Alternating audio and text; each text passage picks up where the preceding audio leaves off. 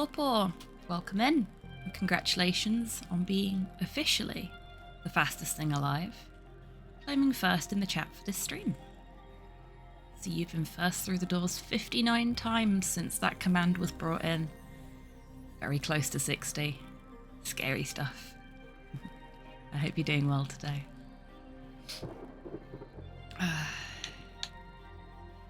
I've got the snuffles this morning. Well, afternoon now, I suppose.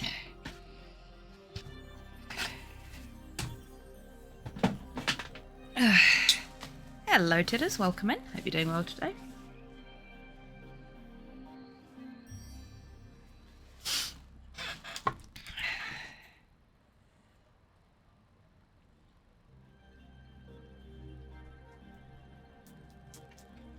Yeah, they do that every single time. The new captions, when I start using them, seem to pick up my accent better, so maybe they'll actually understand that I'm saying torpor. Oh, look, there we go. It actually understood it that time. It's a town in New Zealand, is it actually?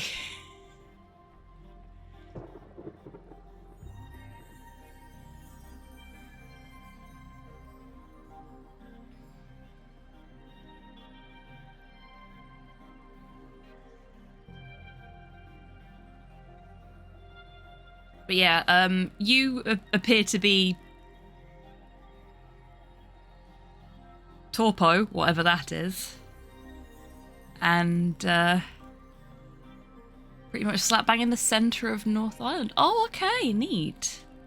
Other side of the world, quite literally. Hot damn. And Tidders usually comes through as Tedders, but it's actually picking Tidders up properly as well today, so that's weird.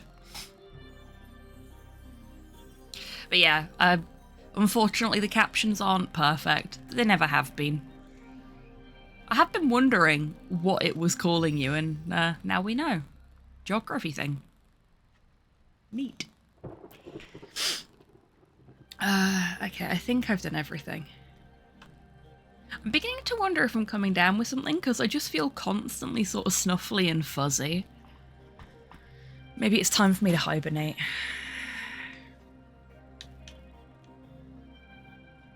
I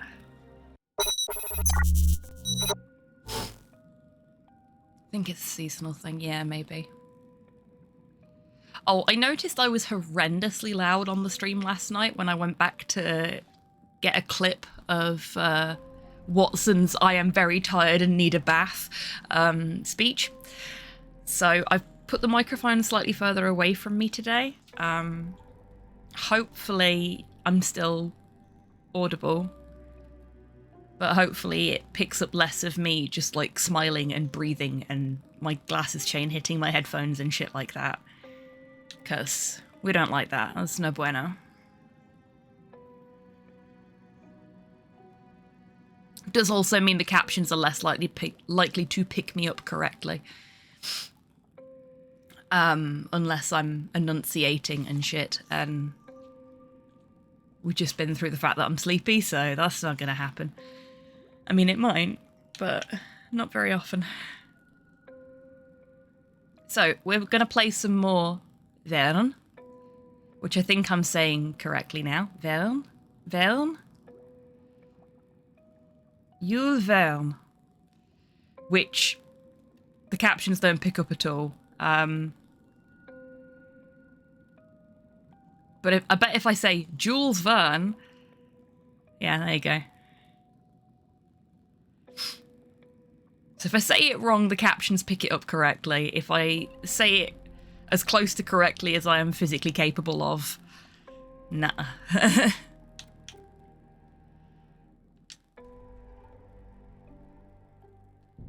don't know how much of this is left, to be fair. Chapter 5, In the Depths of Imagination. South Atlantic Ocean, April 2nd, 1888. Alright, alright. Oh, wrong button.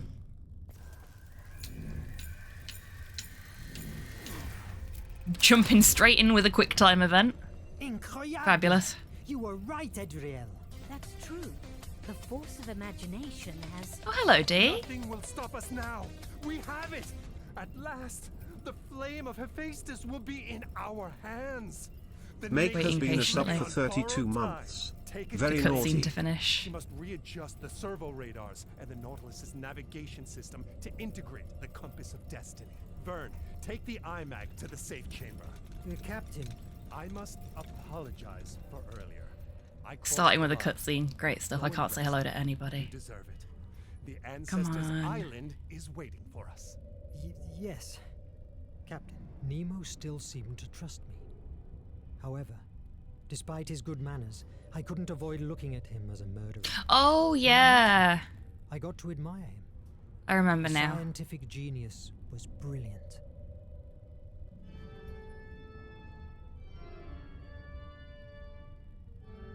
Perfect.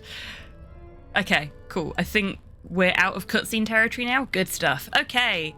DMAC, thank you very much for being subscribed for 32 fucking months. Holy shit. I hope you're doing well today, mate.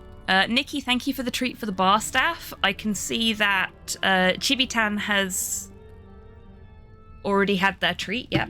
I will have my treat. And if D wants to have a treat as well, seeing as he's in chat, he is welcome to do so. My treat is on theme with the music, I think. A little witch gummy. Thank you very much. And thank you for the treat for Porthos, who is not here again. What the fuck, dog? Oh, there you are.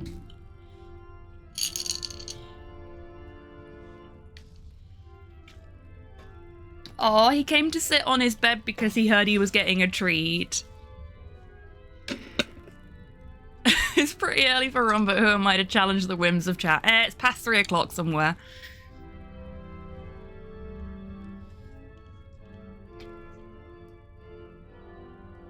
Say hi to the boy. Say please. Good boy. There you go.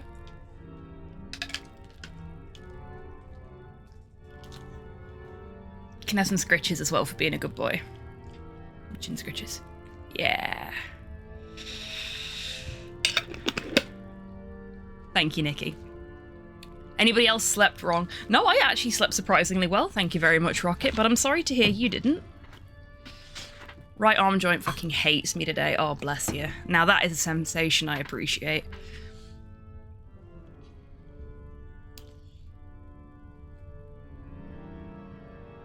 It's booze o'clock somewhere in the world. Exactly, Tidders. Exactly.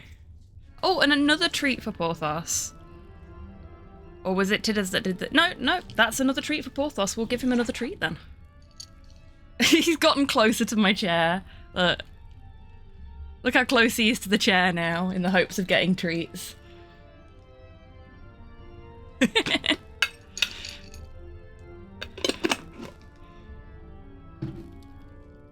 So close to the chair.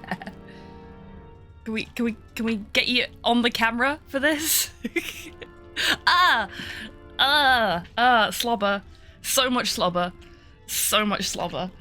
Look at that. I don't know if you'll be able to see that on camera actually, but oh, that's gross. Little mate, you are disgusting sometimes. You bed. Butt. Just get some dog butt on camera. Very classy. This is a classy establishment. There's no more treats, sweetheart. You settle down for me. Oh, that's a no.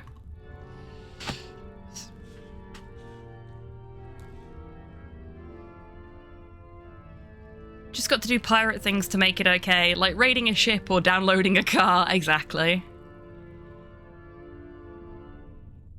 Just equip the 0-day banner in Rocket League, so that counts, I think. Yeah, that counts, that counts. You are officially a Rocket League pirate now.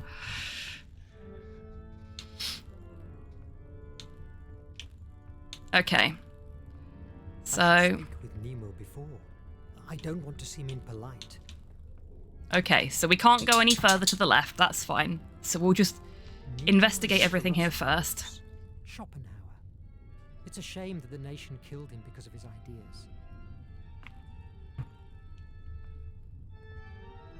ideas. For anyone that wasn't here last week when we played this, or that doesn't remember, Captain Nemo is planning on committing a genocide.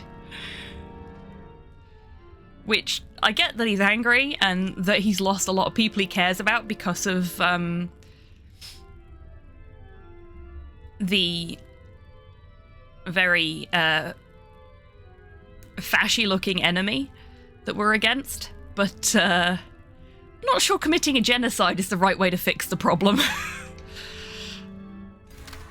I mean, who isn't in this day and age?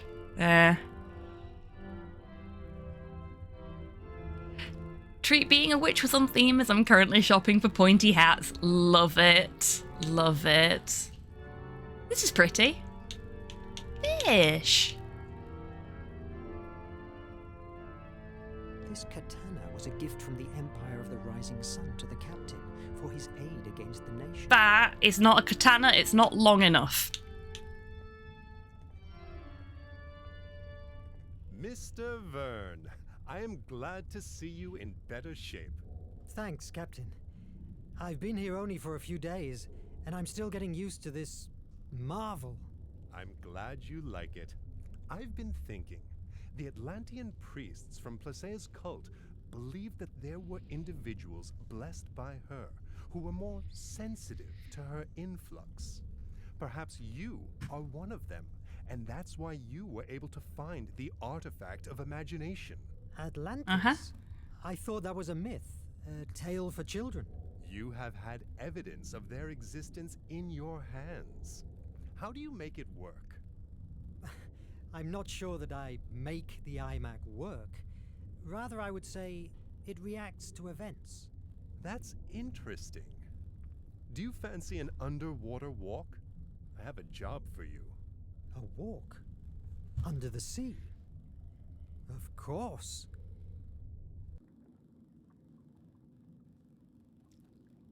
Where are you taking me, Captain? I can see ruins in the distance.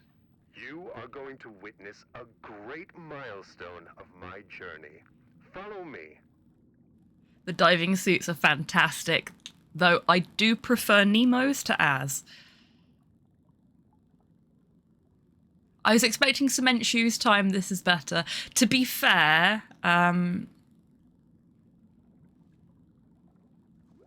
this is a flashback, so no need for cement shoes yet. Unlike other locations, you can't run under the sea. So in space, no one can hear you scream, and under the sea, no one can run. Lead soles keep me on the ground. This is such a pretty game. Slow me down. But these views are so captivating. Cedric has asked us to find some specific algae for his research. Crab. I don't know if I could even recognize them with this helmet. Crab. Say hello to the crab, everybody. Aww. It doesn't like it when I look at it.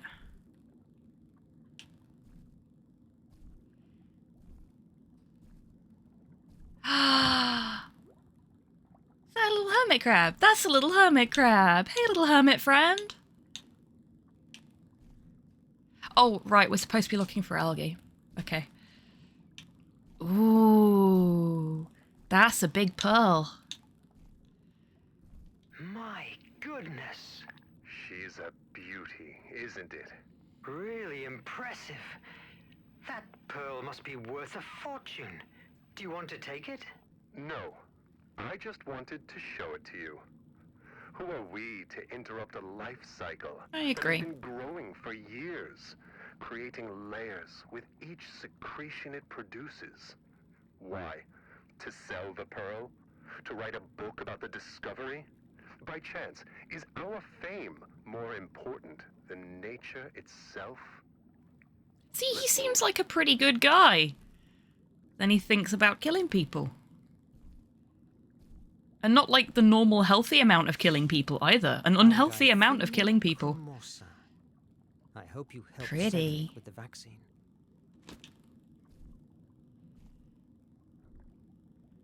Another crab. Oh, I'm sorry, I didn't mean to scare you.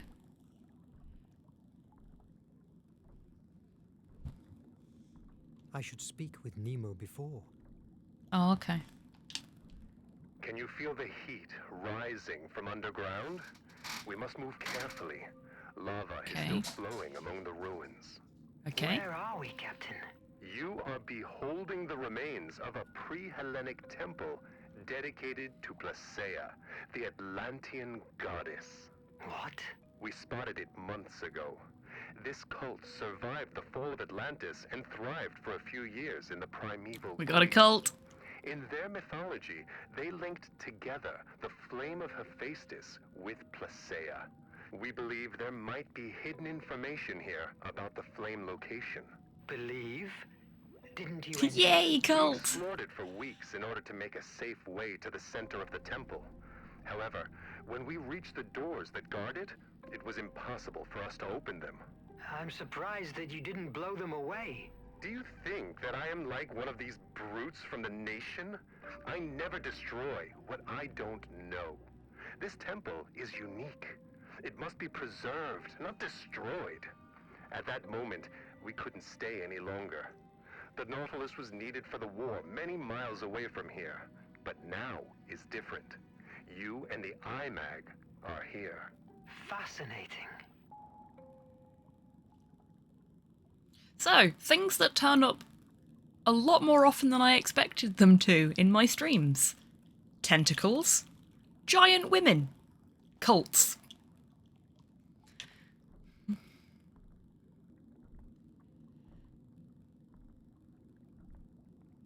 Oh, wait, I needed to fuck about with the thing, didn't I, after I spoke to him? Sounds like all the makings of a great weekend. I'm glad you think so, Tids.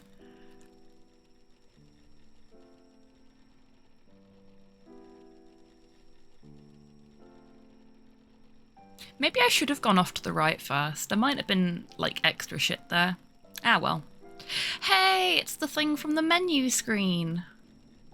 Speaking of tentacles. Terrifying. True. In some cultures, the octopus and its tentacles are linked with the spiral of creation and creativity. Fascinating.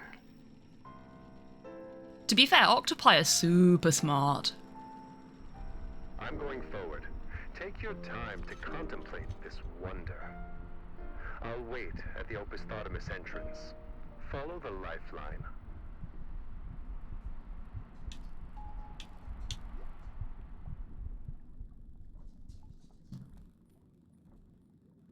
Like, they fashion tools out of things around them to help them acquire food and stuff like that. They are very clever creatures. Oh, there might have been some more algae that way. I wonder if I can go back and get it. The wire has been cut by the nibbling of some sea. Oh, hello, Porthos. If I had the tools, it would be easy to repair.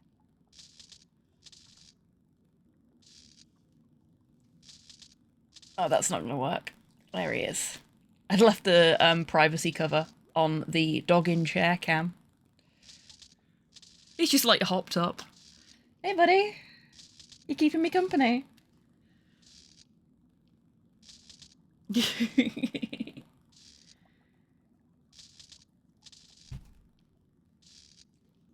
Yes, that's right. Swerve. Yes. They're good scritches. Enjoying some undercollar scritches. Yeah. Oh, the chair's spinning. Hey, cutie pie. Hi. Oh, you wanted to be closer to the treat jar. I see. I see.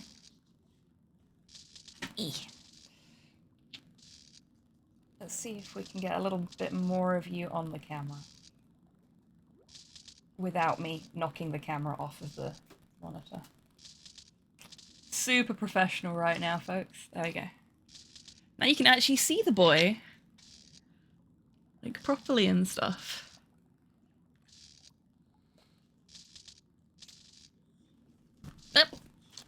Excuse me, sir. What do you think you're doing? You folks seeing this? You want to be close to me? Oh. Right. Hold on. There you go. Oh shit, I've not medicated today. Thanks for the reminder, Porthos. And for anyone else that hasn't medicated today, Go take your fucking meds.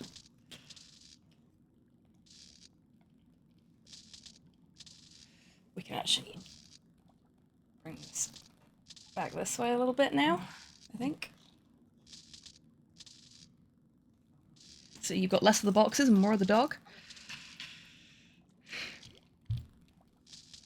Excuse me, I need to get to my meds. They're just at the foot of the chair. Yes, I know you want to give me a kiss, but I'm not going to let you because your face smells like arse. Yes, you can sniff my hair. No, nobody else can sniff my hair. Just the dog.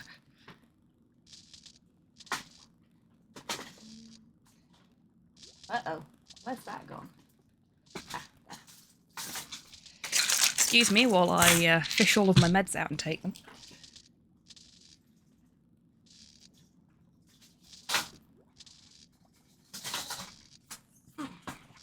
Yeah. Thank you for not stealth kissing me whilst I was leaning forward. You're a good boy. You are. You're a good boy. A good but very stinky boy. No, this isn't food, sweetheart. Trust me, you do not want to take hormones.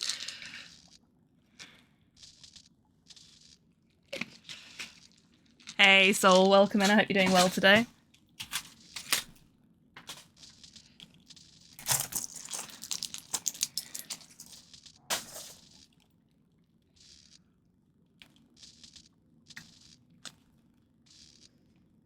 Aww.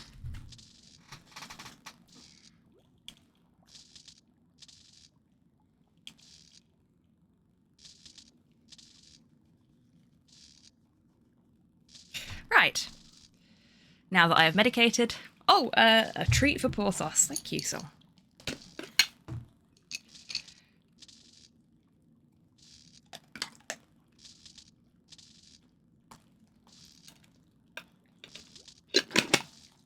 Trying to be quiet whilst he was crunching so that hopefully the microphone would pick it up a little bit. Hopefully it did.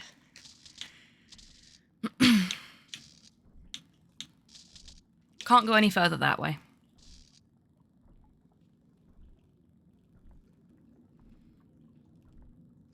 What's up, sweetheart? What are you staring at the floor for?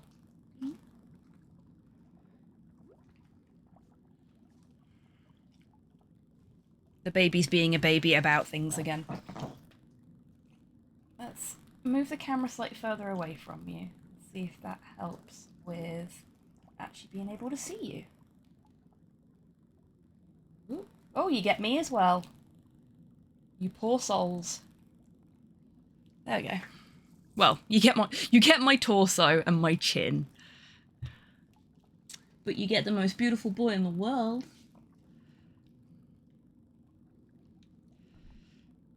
Hello there. Frost experiments have turned acceptable results. Oh, I'm so glad to hear that. Trying to mix gold paint with the stuff was a mistake. Or, as Bob Ross says, a happy accident.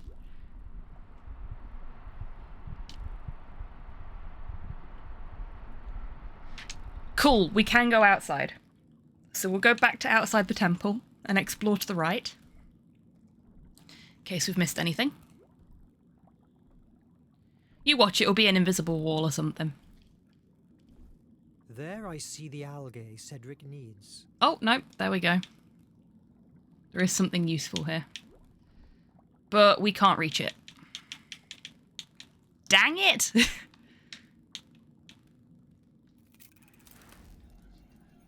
Oh, yes we can.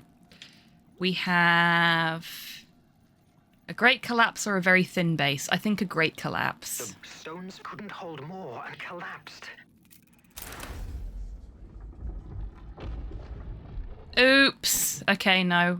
That was probably not the right thing to do. I can just hear his poor unfortunate soul being sung in there. Hey, Waffle, welcome in.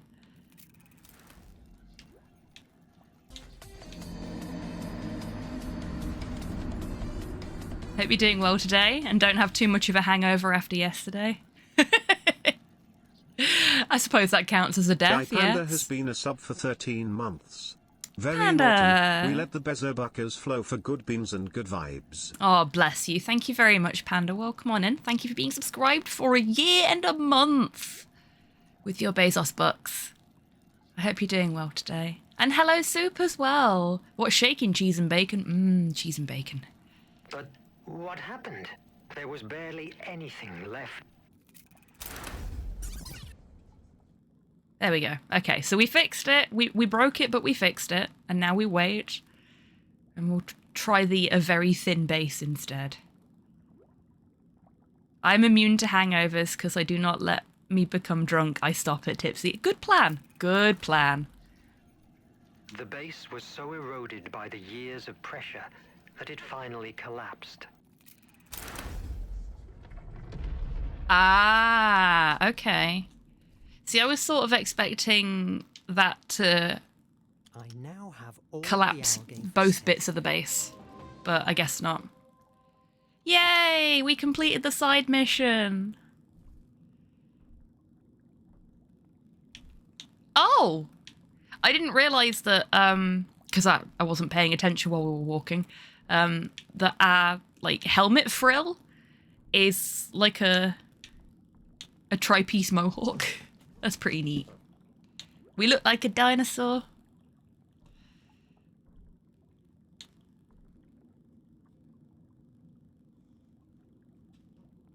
And watching even longer, indeed. Oh, he's getting comfy. You comfy? That's a good lad. Yeah.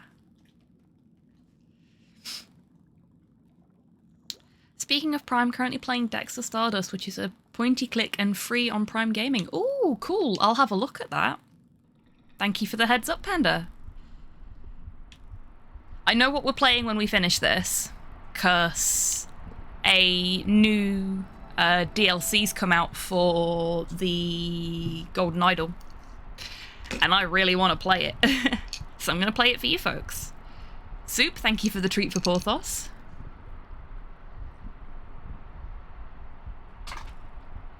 Are you fucking kidding me? Let's try that again. So he took the treat off of me and then sort of like booped it out of his mouth with his tongue and dropped it, and I think it's ended up in my meds box.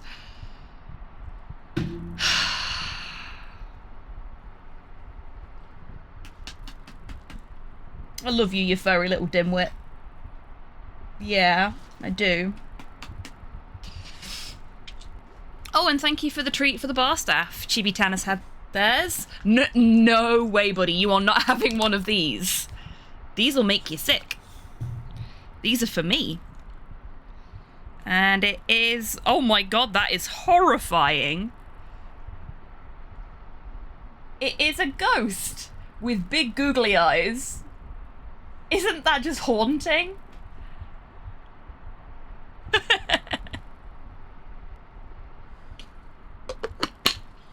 Thank you, Soup.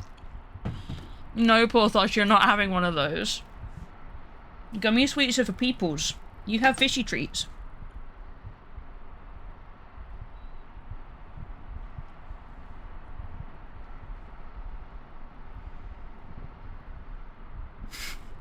He gave you a free snack for when you next need to med. How thoughtful. I suppose we can look at it like that. I have taken Paris. I can now tax those fuckers. Good. Do it, Rocket. Porthos had 2 brain cells to rub together, but traded 1 for even better puppy eyes. He did. Our boy is a himbo, and we love him for that. Isn't that right, sweetheart? You're thick as 2 short planks, and we wouldn't have you any other way. All he cares about is food. Like, the second I stopped petting him, then he just looked at my hand as if to say, so I get snacks now, yeah? You wanna get down? Go on then. Bye-bye.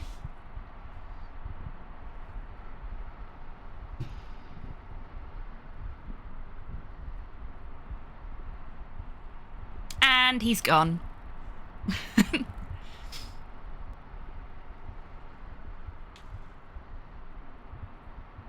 I can relate. Yeah, me too. Oi! Get your nose out of my meds box. I'll fish the treat out of it for you later. This fucking dog, man. How do I get anything done? Like, I'm gonna have to get Slow to almost physically guard the dog when I'm doing time tick, because I can't have him just in here causing problems while I'm doing my runs.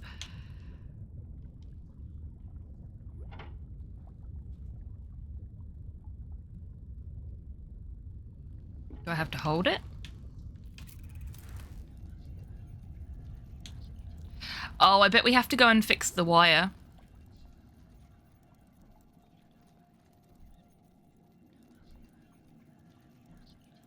Time tick command? Oh, I need to do that, yeah. I haven't done that yet. Good shout, D.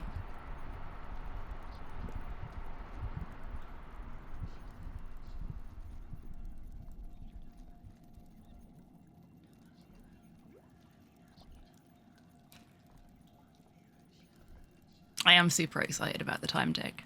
I know I mentioned it last night, and I'm probably going to mention it repeatedly throughout the course of several streams leading up to it. The wire resisted the sea creature's curiosity and kept withstanding.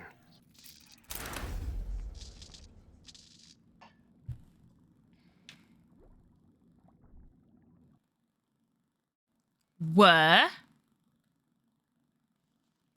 Oh, I see. I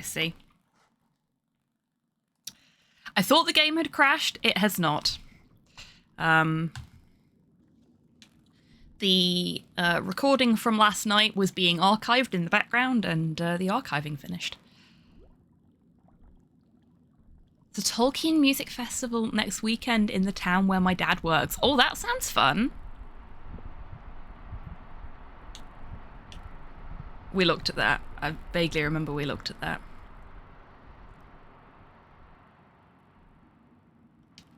This ancient Greek tests my knowledge, but I can read that this is the first part of 3 of the Primordials' story. Neato. Let's have a look. Primordials 1. Exceptional Atlanteans. Among the people of Atlantis, there was a small group that underwent a mutation caused by exposure to the flame of Hephaestus, which gave them extremely long longevity and the ability to influence the emotions of others. Saying long longevity seems a little weird to me, but okay. In turn, that influence fed back. The more individuals were influenced by it, the stronger it became, and that, in turn, allowed them to reach more people.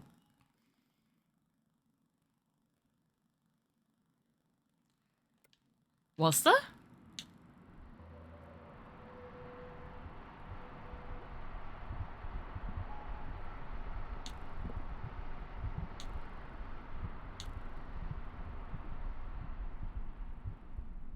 How far back did us? Like, back over here?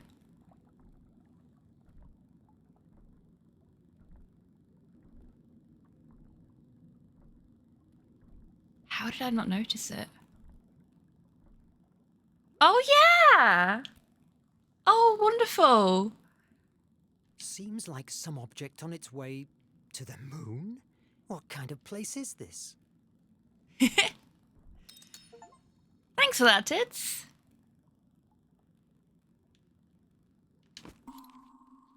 The Journey to the Moon, Space and the Human Beings. Published in 1865, From the Earth to the Moon is a science fiction story, but also a satire on American society. The novel is set in the period after the Civil War, where all the weapons have been put aside in the name of peace, causing many Americans to feel powerless and bored. Oof, shots fired. Accurate shots fired. Therefore, the Baltimore Gun Club is formed, and the club's president, faced with a shortage of things to blow up, suggests a new use for guns and weapons knowledge. Build a giant cannon and fire a rocket to the moon to conquer it and make it America's newest state. The fact that the space exploration is not inspired by any scientific desire, but by the pure need for destruction, is one of the great reflections that Verne leaves us with. As for the scientific aspects of the novel, there are an extraordinary number of overlapping details between the mission described in the book and that of the flight of the Apollo 11 mission, more than 100 years later. A demonstration of the extent to which Verne took care of the scientific aspects of his stories. For example, among many of his predictions, including the launch site, the curvature, etc., Verne estimated the duration of the journey to be 97 hours, 4 days and 1 hour. The first piloted trip that allowed man to set foot on the moon lasted 4 days. Shots fired, I thought the problem was that they weren't.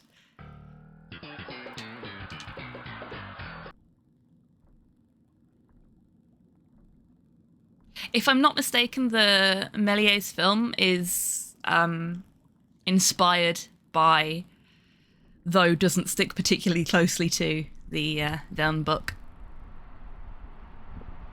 I am a big fan of the Méliès film. Méliès in general, to be honest with you. Just a fantastic creative mind. Did some amazing things that really pushed cinema forwards. And some of those things are still used in cinema today, which is just fucking awesome.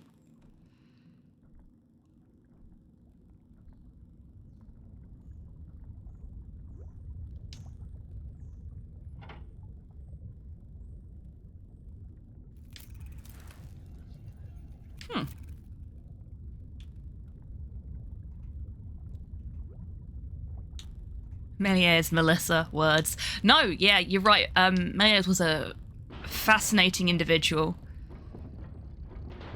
Ah, okay. Will it work now?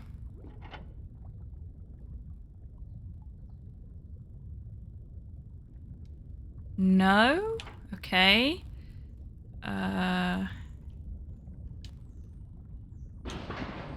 Oh, okay.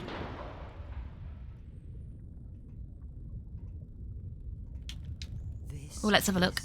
Magnificent. It is pretty neat. Nemo and his crew.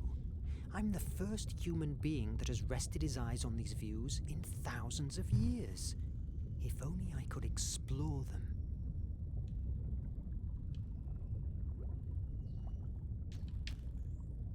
Can we use our powers for our own personal gain here? No, we can't. Damn it.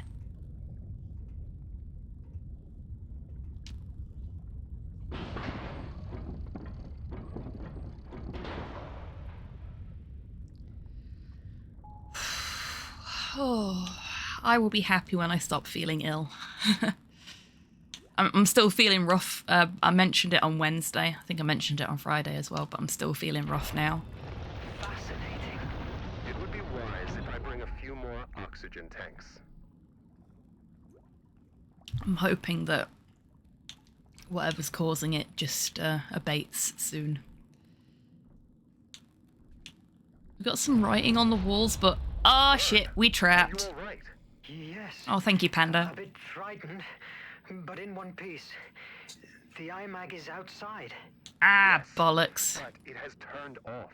There must be a way to activate again this mechanism. Wait a moment. There's an inscription here. 4 victories to open these gates. It must allude to 4 tests. You have enough oxygen.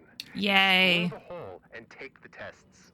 I am sure that they will reveal what we are looking for. But what if I don't make it? And if I run out of oxygen? Mr. Verne, surrender is not an option at the Nautilus. We can't tear down these gates without compromising the whole building structure. Your only way out is solving those Seems like a traps. poor design choice. I've found a new inscription. To open the forge of Hephaestus, you must fire up its 4 flames. It must allude to the 4 doors in front of me. Forge of Hephaestus. Mr. Verne, we are on the right path. Go on. I like the captain's slight Vincent Price twang to his voice. There is a bit of a twang there, isn't I there? feel heavy in this wetsuit, and it begins to be hard to breathe. Uh-oh. You are making a great effort in your first underwater walk. Did I tell you when I faced the Kraken? Don't patronize me. It makes me sick.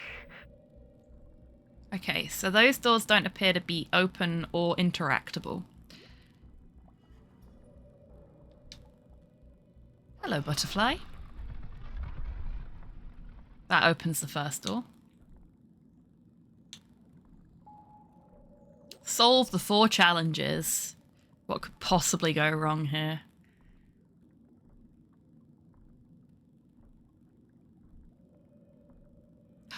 Oh, you know how I was trying to figure out what we could play on Friday? The first door. I've got another game that was gifted to me by Grox What did you see inside? that I need to stream at some point. Wonderful things. So maybe we'll play that. A volcano on an island. Hephaestus's place, I guess. It reminds me of Prometheus's tale. The one who stole fire from the gods to favor mankind. Nevertheless, here is Placia, I see what you mean, Panda. the one that steals the Well, flame. here. This is Placea's myth. We don't know for sure what Atlanteans believe in, but the descriptions that have made it to us associate the flame of Hephaestus with Placea's ability of arousing imagination, being that the origin of Atlanteans' great power. Arouse imagination? You mean like muses do? Exactly. I'm wondering if Nemo's voice actor has English as a secondary language rather than a primary.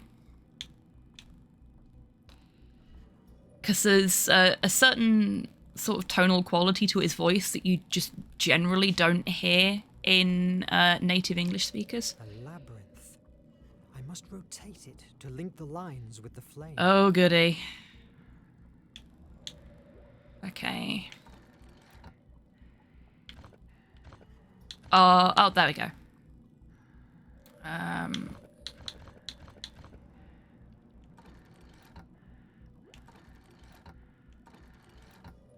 Okay, so the only bit that doesn't rotate is the tiny little bit there. So we want to work from the inside out. Oops, hit the wrong button. That looks like it already matches up. Yes. There we go. Easy peasy. That or the studio just likes classic horror as well as classic literature. The first trial is completed. A liquid has appeared on the walls. It looks like the Nautilus's blue blood.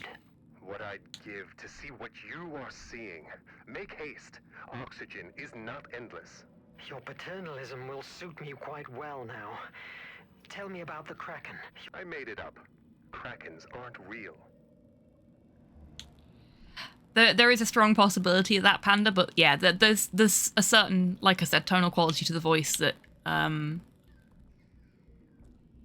you generally don't hear with native English speakers. And I really like it. It's a good tone. He's got a good voice.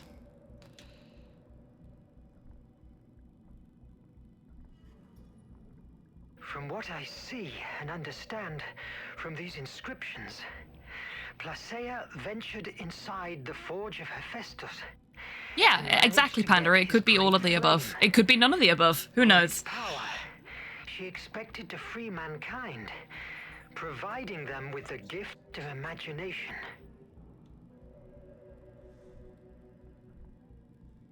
I'll have all the algae for Cedric. Cedric Collingwood, medical officer. Cedric's youthful appearance can be deceiving, as he is a military doctor with a lot of experience in the British Empire Army. He belongs to the 4th generation of a family of doctors. His role during the European campaigns of the war against the nation earned him several medals and a special commendation from the Queen. However, his patriotism and pride in his army changed radically when he was deployed to the front lines of the Indian colonies. There, in the middle of the jungle, he saw with his own eyes that his beloved British army was as savage as the nation was. His attempts to help the local population and his repeated insubordinations led to his dismissal without honour. After that, disowned by family and friends, he spent several years in the jungle, pouring all his efforts into saving as many as possible from the war and the plagues that ravaged the region. It was during this period of madness and violence that Cedric met Captain Nemo. Immediately he was captivated, finding that his passion for science was as strong as his desire to end injustice in the world.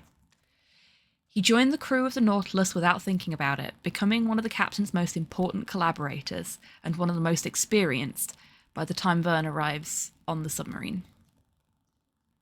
I love apolitical games. Yeah, me too. This is a very apolitical game. However, after being expelled from the army, he had vowed not to cause any more harm. Every time the Nautilus sinks a ship, he spends several days without sleep. He knows that war against an enemy as formidable as the nation requires sacrifices, but he begins to suspect that the captain carries them carries them out with disturbing attachment. There we go. I got there eventually. In addition to his practice, Cedric is working on a research project that could save millions of lives on Hemera, a cure for cholera extracted from specific algae that are only accessible through the technology of the Nautilus. He believes in Nemo and his idea of a fair world, but he has seen too much to do so blindly.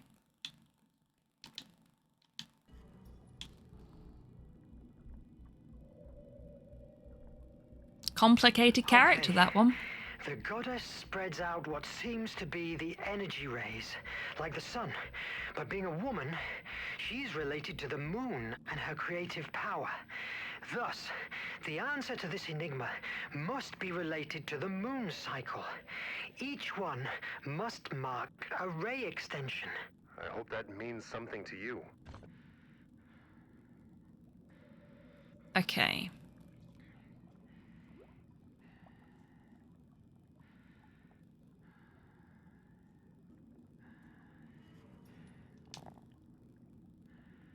I think that did too, then.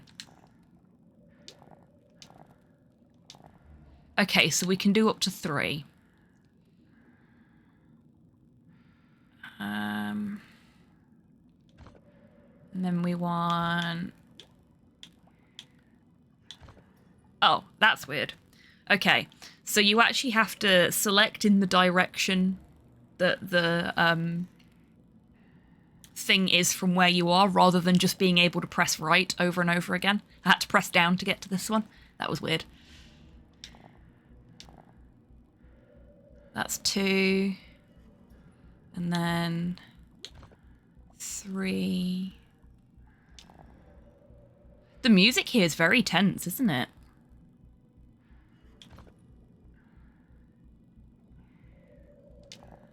That's 1. And that's 2. You can't hear the music.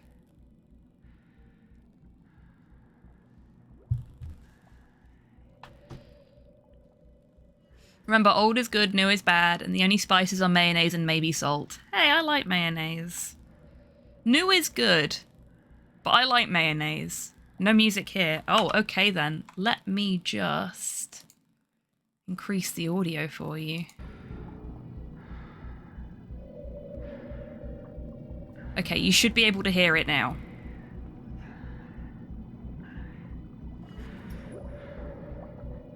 Just gonna wait and see.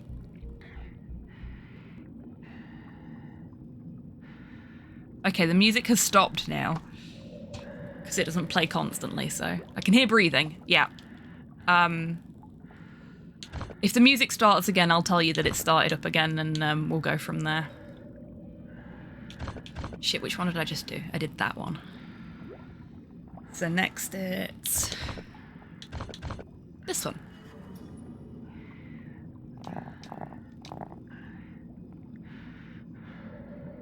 Then it's... this one. And then finally, this one. There you go. Can you hear it?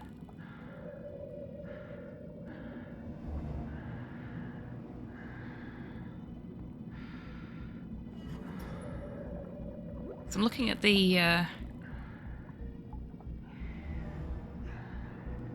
like audio output on OBS, and it certainly looks like it should be audible for you folks.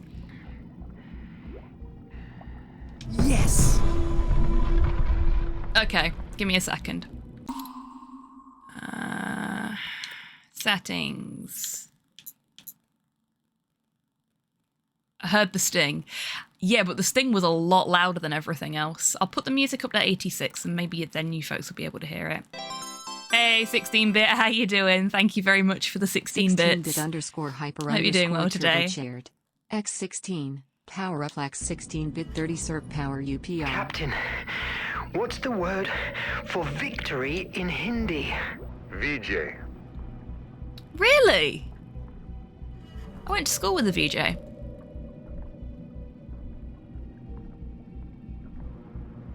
Aw, glad to see you too, Turbo. I don't know what to call you. I don't know whether to call you 16-bit or Turbo or Hyper. What do you prefer? That's what I should be asking right now. Right, can you folks hear the spooky music in the background yet? Whichever, okay.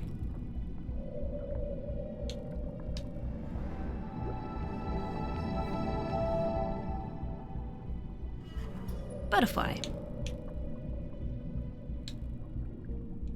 I get 16-bit loads. I heard that bit. But you're not hearing the, like the... Yeah, the ooh twang. That's the one. Nicely described, Panda. The creepy ooh twangs in the background. I think I can hear the humming. Okay. It's like atmospheric music. It's really good, actually. It's just a shame that you folks can't hear it so with clearly. death for us, facing ruthless creatures released by Hephaestus to stop her.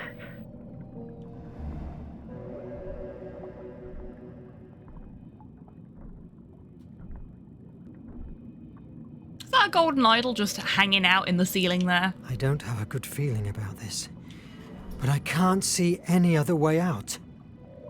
I also have a bad feeling about this, Indiana Verne. Voices are a lot louder now. Right, okay. Let's turn the voices down. We'll turn the sounds down as well, because they were okay before. Maybe 90?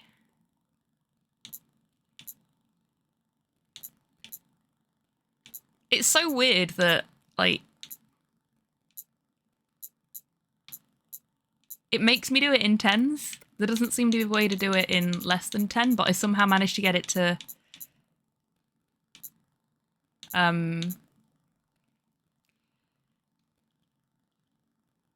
96 before. I would say I have a way with words, but really I have a way with onomatopoeia, and it's fucking fantastic, Panda. What are we playing? We are playing Verne. Oh, what's the full title? Is it Journey into Fantasy? I constantly forget. The Shape of Fantasy, there we go. It's called Verne, The Shape of Fantasy. It is a point-and-click adventure game. It's definitely an adventure game, though we are not pointing and clicking, we are using a controller. In which you play Jules Verne, or Jules Verne, if you're saying it properly, but the captions don't seem to like it when I do that. And we're basically sort of going through elements of his most famous works, and we're learning bits about him and his characters. It's fun. The door! It's closing! Vite! Vite! But I can't run!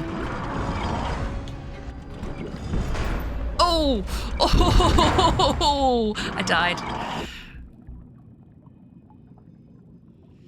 Not to be confused with Film, The Shape of Water, which is the queer allegorical monster fucking centric sequel. Oh my god. Yeah, I died.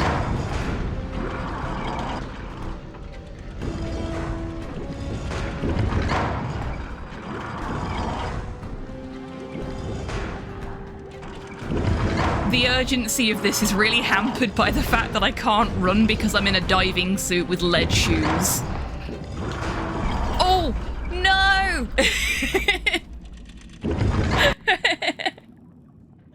Oh, dear. Okay. Third time's the charm, right?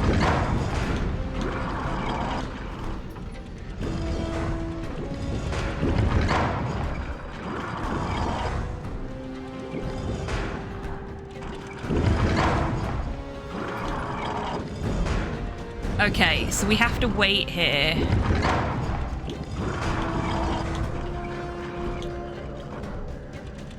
Yeah, there we go. By a whisker. Don't give up now. VJ. VJ. VJ. This is the point when we find out that Captain Nemo has lied to us and VJ doesn't mean victory and we're actually saying something really offensive.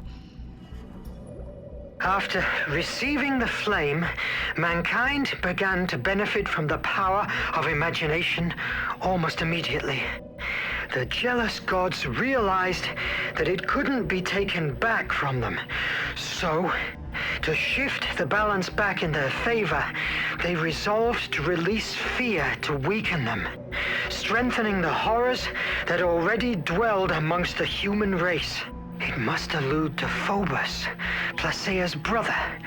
Creative and destructive imagination, hope and fear. The last mural depicts a huge flame devouring a city.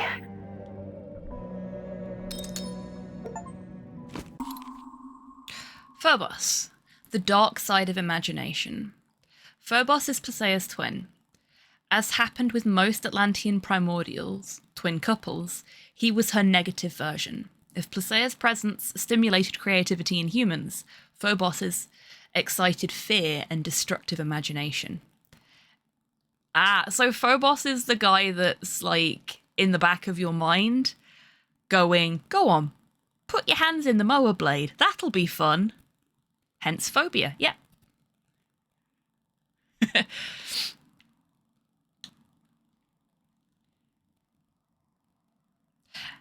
At the beginning, in Atlantis, both siblings lived in balance. Creativity is necessary, but so is fear, since it drives us away from dangers.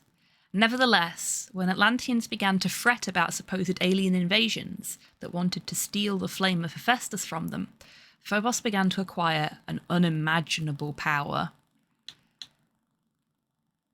Ah yes, the power of xenophobia. Atlantis transformed from being a centre of cultural and knowledge exchange to an impregnable castle due to Phobos' influence. Even his sister was subdued by him and was forced to inspire the creation of new weapons to defend their culture from the barbarians. Fear became horror and tyranny, and in the last term, Phobos' influence on the Atlanteans was responsible for the destruction of their civilization, since it blinded them through fear and forced them to spill all their resources to protect themselves, instead of continuing to build for the greater good. The greater good. Like his sister, Phobos was away from Atlantis when the explosion of the flame of Hephaestus took place. They and other primordials became orphans all of a sudden, pushed to sort their lives without a home to return to. Sort your life out, Phobos. The greater good. Hey, Kian, welcome in. Crusty jugglers. Oh, guess who owns a Japanese peace lily now? Mum bought me a Japanese peace lily. And she handed it to me, and she went, it's a peace lily, that is. And I went, you just give me a Japanese peace lily. She didn't twig straight away until I threatened to smack Slow over the head with it when he made a nasty comment.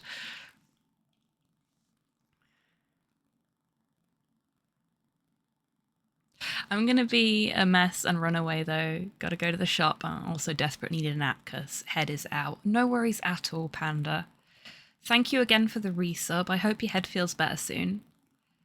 And I hope your trip to the shops goes well. And that doesn't make you a mess. You are a good bean, A good being who has things they need to do, both generally speaking and for their well-being, and that is very important. May the rest of the stream be amazing and full of crusty jugglers and the greater good. Thank you, Panda.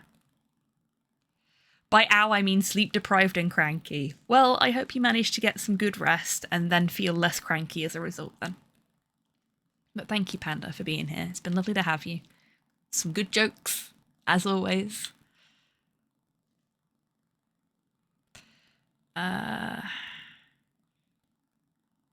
As time went by, primordials and their influence on mankind was identified with the Muses. Although we think of them as auspicious creatures, dreadful Phobos was also one of them. Throughout history, Phobos inspired the worst horrors that humans had ever witnessed. Invasions, genocides, revenges. Now his influence models the destiny of the human race. While his sister, Placia, remains hidden and weak under his unstoppable march.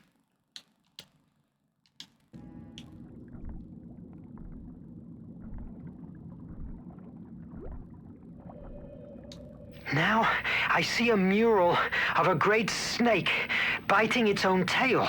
It's It an seems Ouroboros. I have to decode some symbols. Or Nouroboros, as the tail-biting captions have said snake is there. an Ouroboros. It symbolizes the cyclical nature He said that of the quick, world. didn't he? The Ouroboros. eternal return. The wheel of creation and destruction in which mankind lives. Hey up, Nora. Yeah. Hey up, Nora. Boris. Sounds like Phobos made Atlantis go full fascism. Yep. Phobos. The Fash Master. Okay, so... Oh, I see. Okay. So that's... No, that's not north. That's east. That's north. Southeast is this one. And northwest is... Okay. We don't have a symbol for northwest. So what do we know it's not? It's not this. It's not that. It looks like it's probably that. Fashmaster Phobos sounds like the worst DJ you've ever heard. Yo, yo, it's your DJ Fashmaster Phobos, bringing you a war.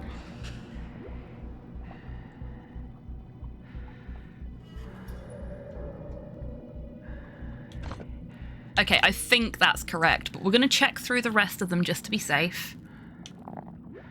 Yeah, that one's used. That one's used. That one's used. That one's used. And we're back round. So, it's this one. No?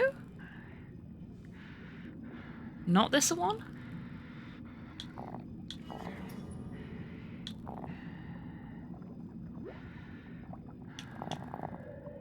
Have I put something in incorrectly? Because that can't be anything else.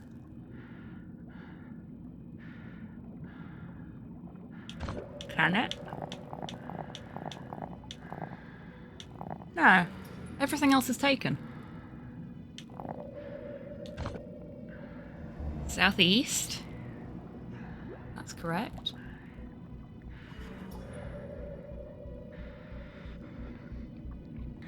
A line code snake. Oh no. Oh no. Okay. Okay. So, if... is it this? It might be this. Which makes southeast that. Northwest that. And north this. No. How are we aligning you then?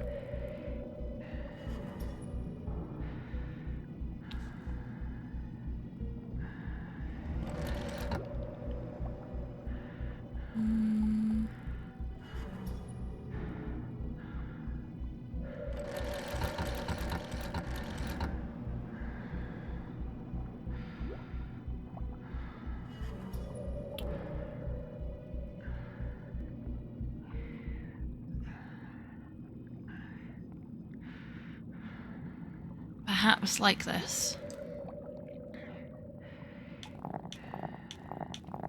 Verne's breathing is really getting to me.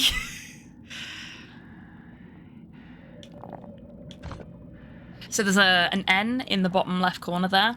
So I'm wondering whether that's where the snake's head needs to be. Oh, it's giving me a hint because I'm taking too long. Good stuff.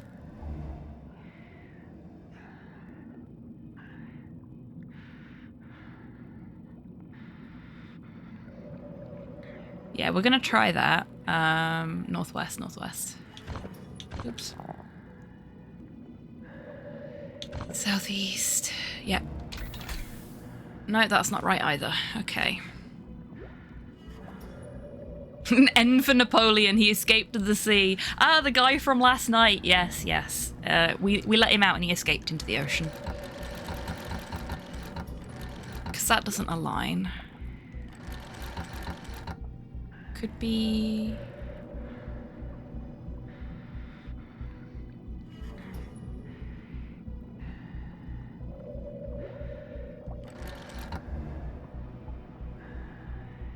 Oh no, it's just the way it...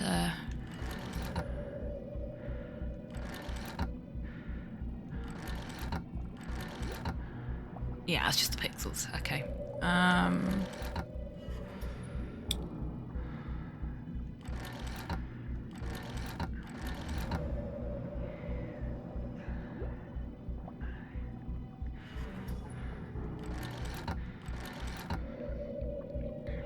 See, nothing quite aligns on the outside, so...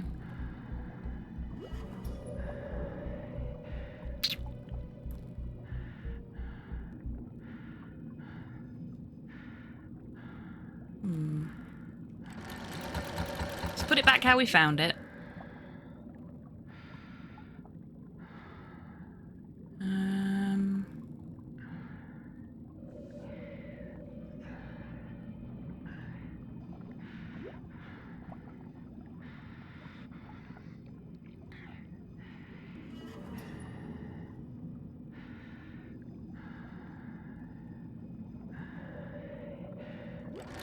If I do that... No, they don't match up.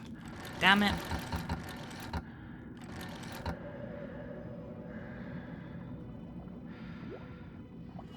They do, though. So maybe that's the one...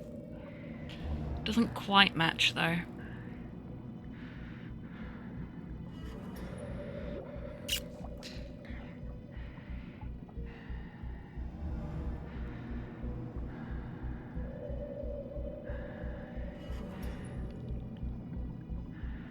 I think we give this a go. If it's right, I'll try and explain what my thinking was.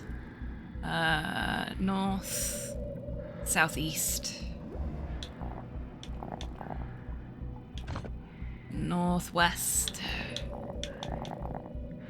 Yes! There we go. Okay, so top right, in the square stone bit, had the same symbol as the bit of the snake that I'd matched up with it. The other symbols didn't seem to match, but the one on the opposite side did. So, yeah. It was just a case of figuring out which of the symbols on the outside of the snake needed to be aligned with the snake.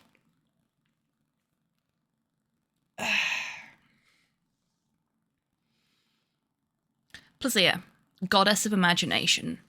Actually, she's not a goddess. She's a primordial. This is how the Atlanteans knew those among them who, affected by a mutation, influenced emotions and ideas. Plaisir's presence inflamed the curiosity and creativity of those around her. In the golden age of Atlantis, her influence reached almost the entire planet. The spectacular Atlantean technological development would not have taken place had it not been for her. In those years of splendour, Plaisir lived as a celebrity, like the other primordials.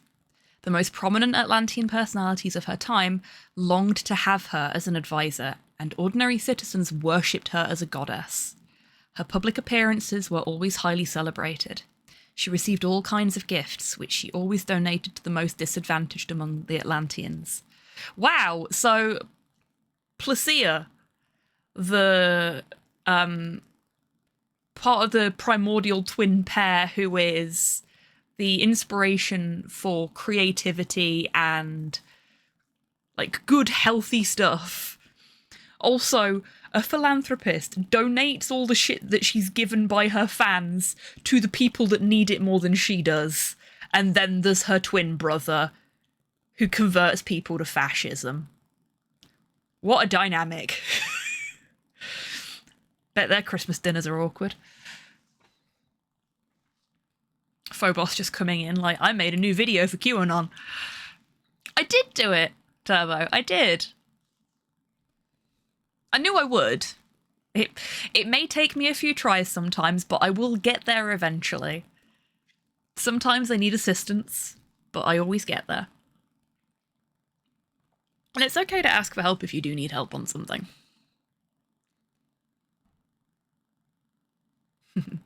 Thank you, Turbo.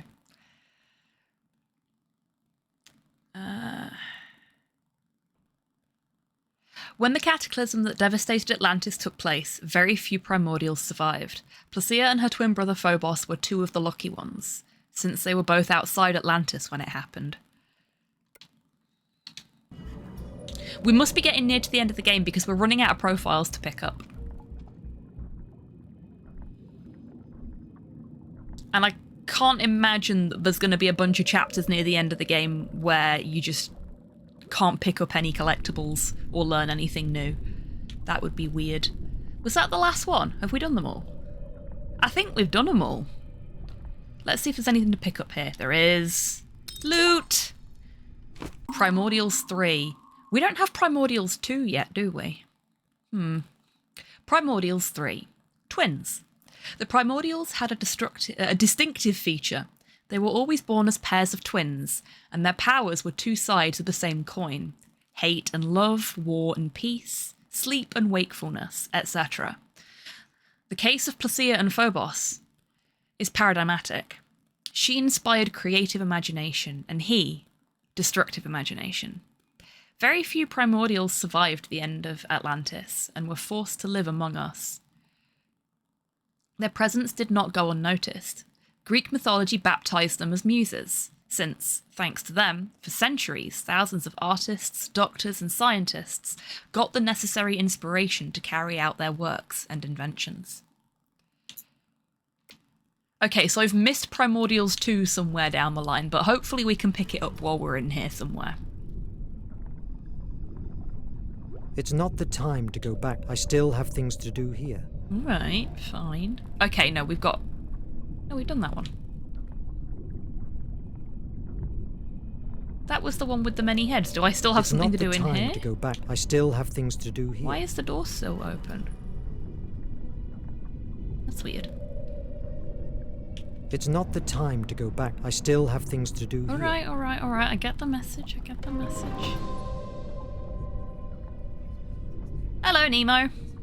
Captain, you must see this.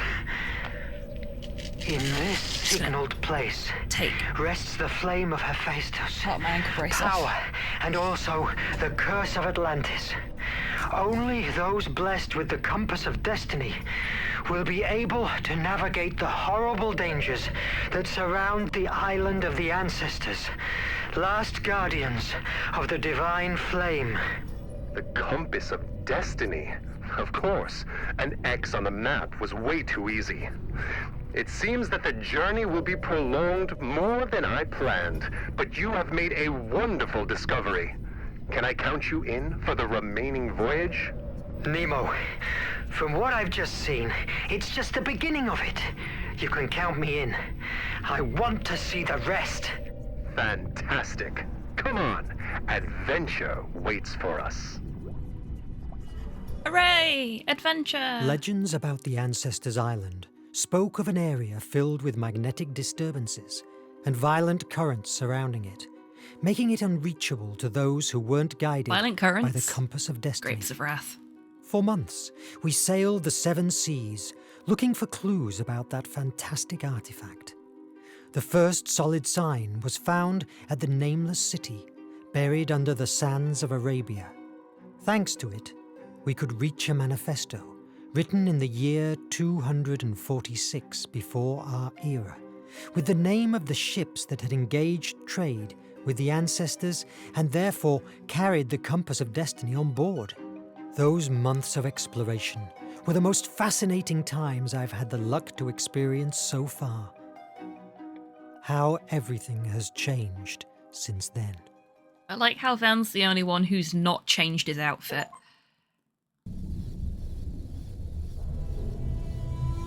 Cartographer's been on the strong stuff, it seems. That's a very liberal interpretation of geography. To be fair, this is an alternate universe. Whatever it takes. Maybe I can win some time by sabotaging the Nautilus. It's already ruined. Nobody will be suspicious of me. I hope. I guess I've missed out on my opportunity to pick up the missing piece of the Primordials paper then.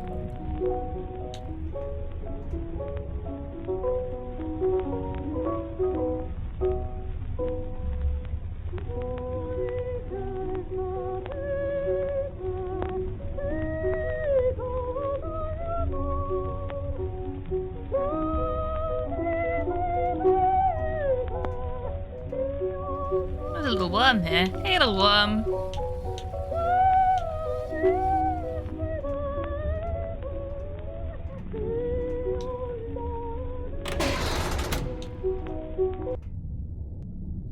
The best approach is going for the most damaged system. If I find Maddie, maybe I can get a clue. She knows everything going on inside this prison. Oh dear. Sabotage!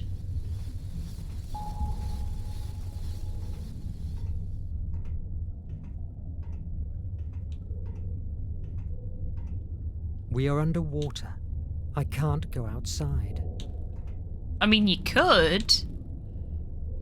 Okay, so that's where we are. I'm guessing that Maddie's probably either going to be in the workshop or in the bridge. Maybe in the mess room. Let's try the mess room first, purely because we're in this side of the Nautilus. And we've not been here before. That's a map.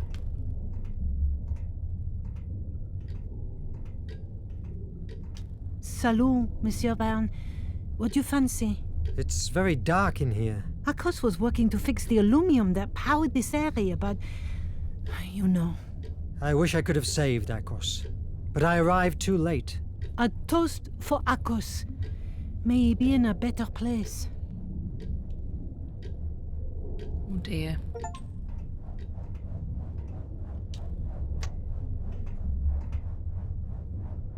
Yes! Yay! We're good at darts! That's locked. Resist the tyranny of the nation. Join the Nautilus. Can't go in the kitchen, apparently.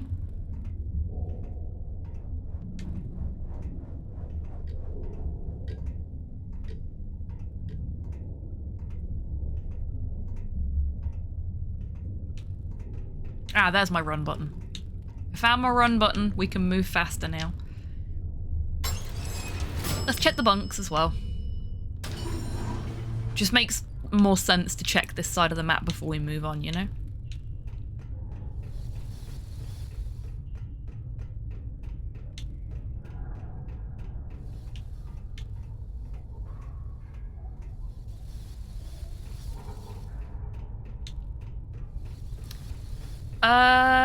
I don't think so, Kian.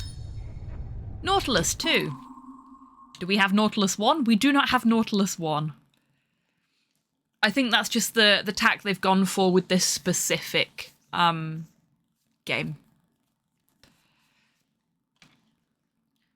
About the energy of the Nautilus. There is a powerful agent, obedient, rapid, easy, which conforms to every use and reigns supreme on board my vessel. Everything is done by means of it. It lights, warms it, and is the soul of my mechanical apparatus. This agent is electricity. My electricity is not everybody's. Your readers may know what seawater is composed of. 1,000 grams are found 96.5% of water and about 2 2.3% of a chloride of sodium.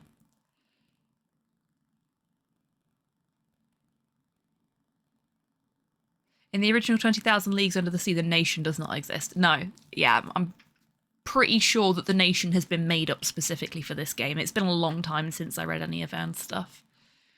I should fix that. I should get the audiobooks and make them my bedtime listening.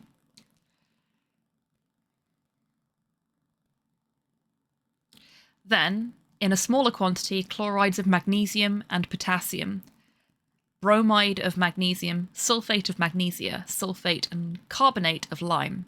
You see, then, that chloride of sodium forms a large part of it. So it is this sodium that I extract from the seawater, and of which I compose my ingredients. I owe all the ocean. I owe all to the ocean. There we go. It produces electricity, and electricity gives heat, light, motion, and, in a word, life to the Nautilus.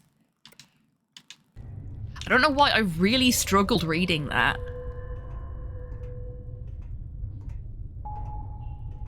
My brain was just like, none of these words are where I expect them to be.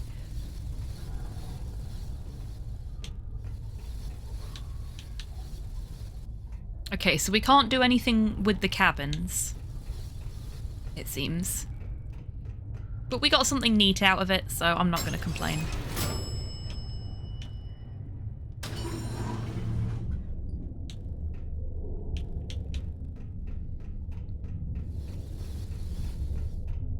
I'm going to check for any more documents that I might have missed.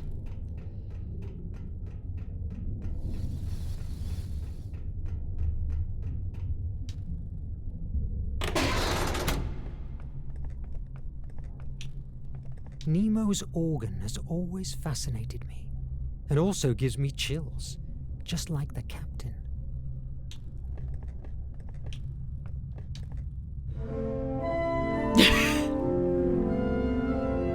I knew someone was going to react. Does it now?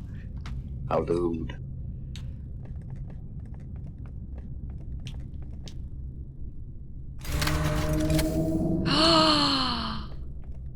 Hello, sea friend. You're beautiful. Hi.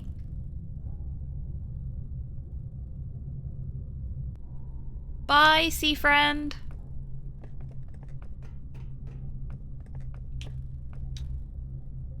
Whale. It was a very fancy whale.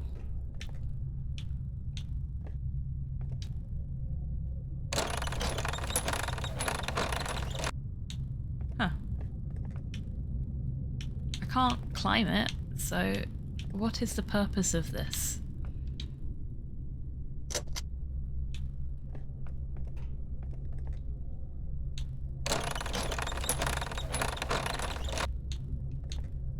A unique here we go. collection about travels and exploration. Oh, okay. That did nothing. I'm just on a hunt for collectibles now instead of actually engaging with the plot, which is pretty standard for me. Nautilus 1! Hooray! About the Nautilus. From Captain Nemo to Monsieur Pascal Grisset, Editor-in-Chief of the Herald of the Resistance. Subject, Notes on the Nautilus for feature article. First of all, I must apologise for being late in sending these notes. War doesn't respect any social engagements, and these last few months have been no different. I'm enclosing with this letter the material you requested me to prepare a report on the Nautilus, in the hope that, as you indicated, it will serve to raise morale among our comrades and serve as an example of how science and knowledge are our allies in the fight against the nation. You will forgive me if some of the information is too brief or too shallow, but there is information about my vessel that cannot become public knowledge, for the sake of my crew. I also hope you understand that, due to security reasons, this will be our last communication. Yours sincerely, N. So that bit that we got before was like page 1 of the notes for an article about the Nautilus as need.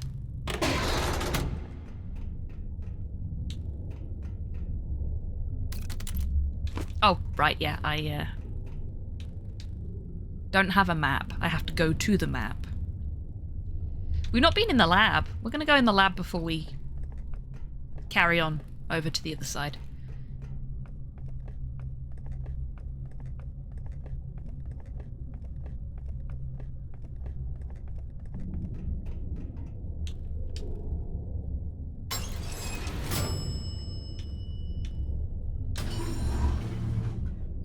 Having a good old explore today.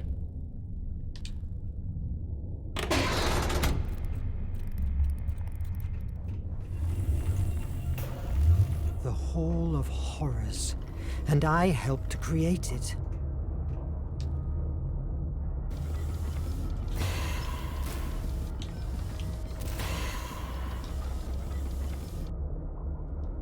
I have no idea what this thing does, so I'm just going to switch it on and leave it to do its thing. That couldn't possibly cause problems, right? Okay, so there's nothing we can do here. That's a shame.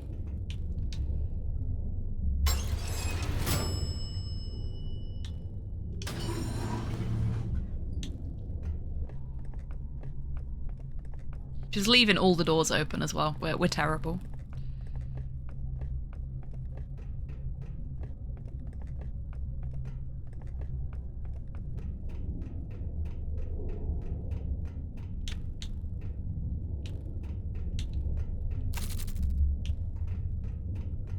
My mag is in the safety chamber. Okay.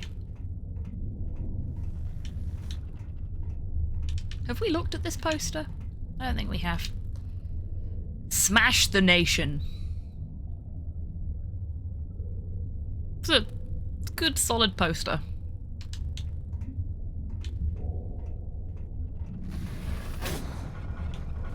These pipes will not fix themselves.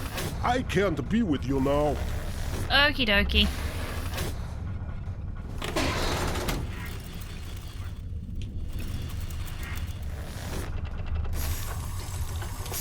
I'm still amazed that we can breathe under the sea, thanks to these machines. Oh, I shut the door. No. All doors must be open. I still can't decode Nemo's technology to send messages under the ocean.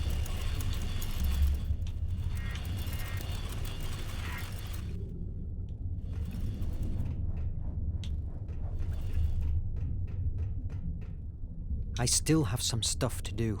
Okay, so we can't go to the bridge. There's the map for anyone that's interested in, like, the sort of general layout of things in this universe.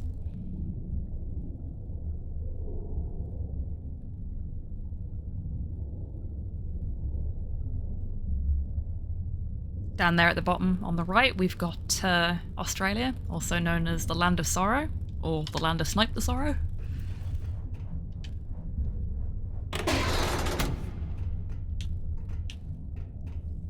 Can't go in there.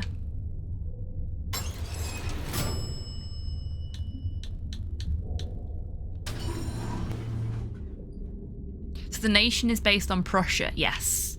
So Prussia are a Holy Roman Empire kind of setup they've got going on. It's not the time for a sea trek. We're not allowed to go diving. What does that do?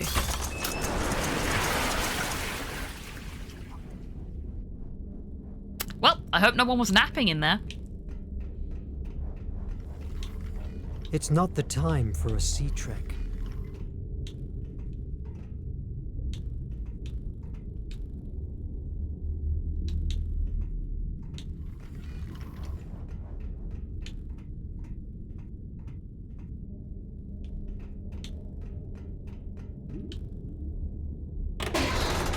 Oh, look at all the diving suits. Very cool.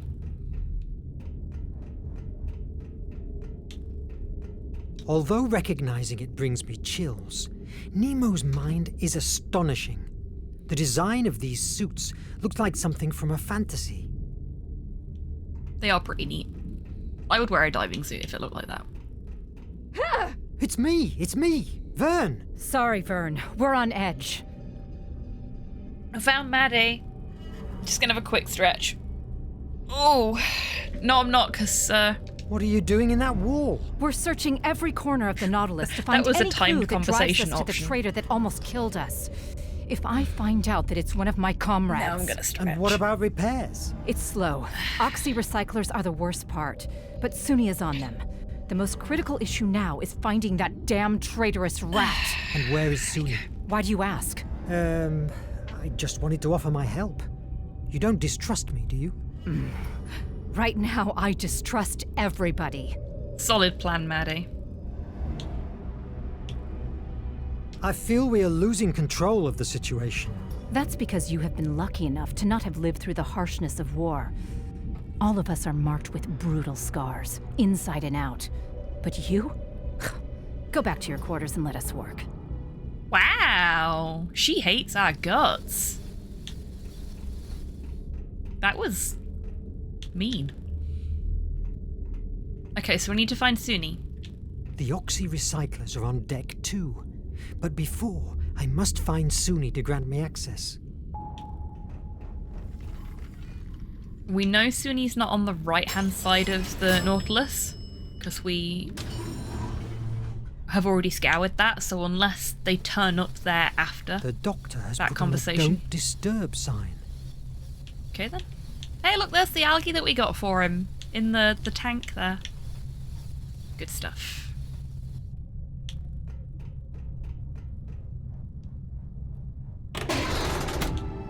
Oh, we've not Yeah. been in here. The riches he amasses are spectacular. We found his treasure room. Nautilus 3. About air recycling and nutrition at the Nautilus. I could manufacture the air necessary for my consumption, but it is useless because I go up to the surface of the water when I please. However, if electricity does not furnish me with air to breathe, it works at least the powerful pumps that are stored in spacious reservoirs and which enable me to prolong, at need, as long as I will, my stay in the depths of the sea.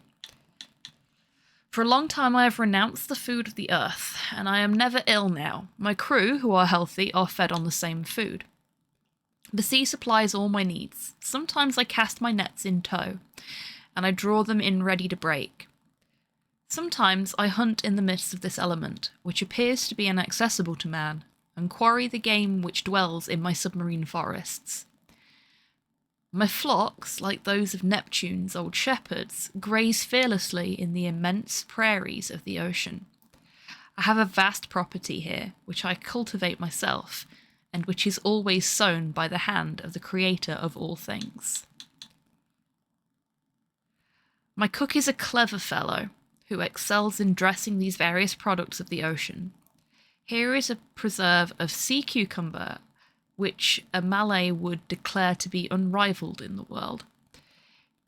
Here is a cream of which the milk has been furnished by the cetacea,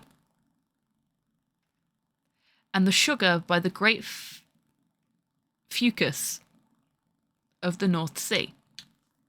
And lastly, some preserve of anemones, which is equal to that of the most delicious fruits. Note, recheck Monsieur Croisset's credentials before sending. Hang on a minute, is that the Ark of the Covenant? Cetacea of Wales. Ah, thank you, Tidders. It is, isn't it? He's just got the Ark of the Covenant sat in his treasure room. That seems dangerous. Ultimately, Yo, Nemo Indy, is a where you man, at? and his heart beats when faced with the power of wealth.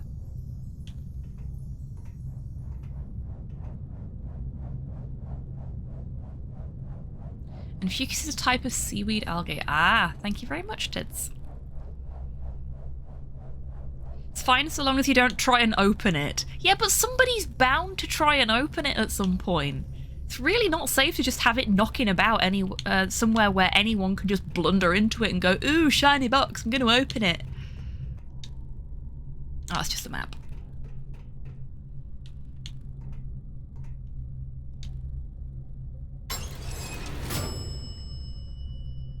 Supplies and treasure. Did we view all of this? We did, didn't we? Yeah, because the dock's there.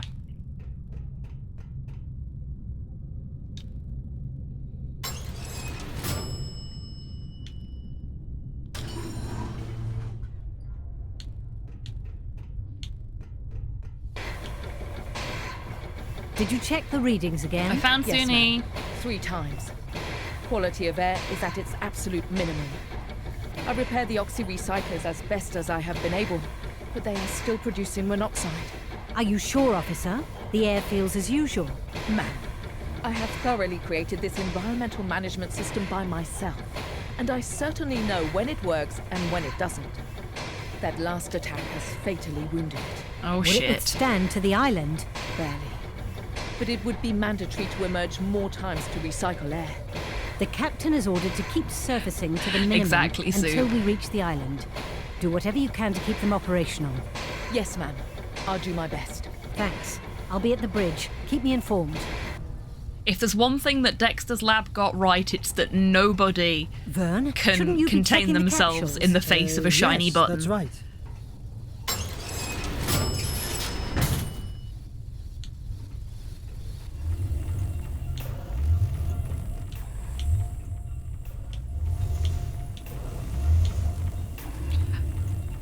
Also, have you lifted that particular turn of phrase from a book? Because it seems very familiar. Hi, Petrov. How are the reparations going? Tovarich Verne. Bad and worst. You should help dear. Sonny with the air. Yes. Yes. I'll talk to her. Tell the little one that later I'll help her with whatever she needs. Okay, Petrov, that only sounds a little ominous.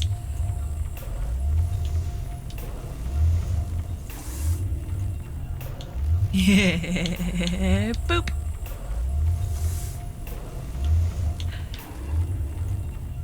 Boop. I'm a grown-up, honest.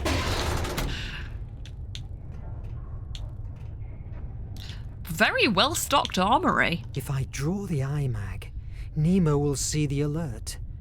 It isn't worth the risk. Right, okay. So we can't grab the iMag. Interesting that it's being kept in the armory rather than the treasure room.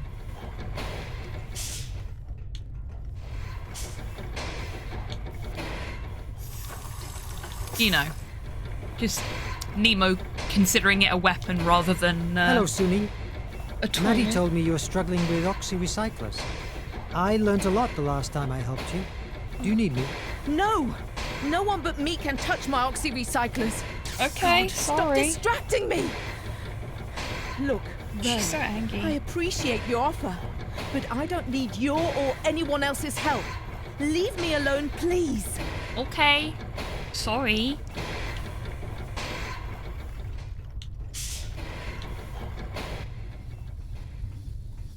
God, they're losing their minds. If I manage to sabotage the oxy-recyclers, I will slow them down. Nadine! She's the only one that can grant me access. Okay, so... I hope she didn't get infected by meet this Nadine collective already? madness. No, I think Nadine's in the bridge.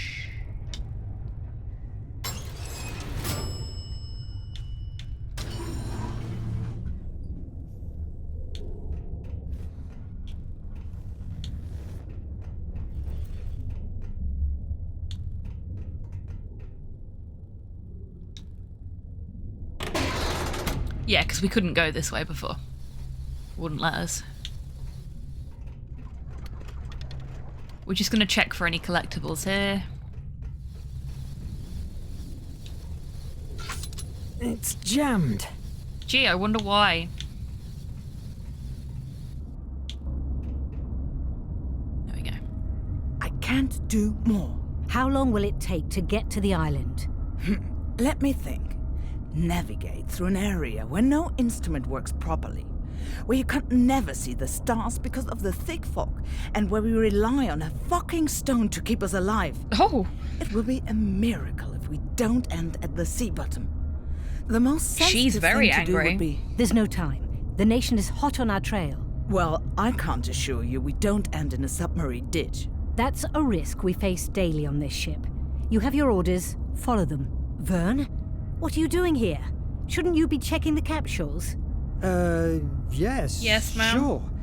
The thing is that She I sounds need German. Nadine I think this is a to grant German-made me game, access so that to would the- make sense. Sea, isn't it? Yes, that's right. Very well, go on. Thanks for watching my back. You're welcome. I can't stand Adriel, walking around like she had a stick stuck up into her ass.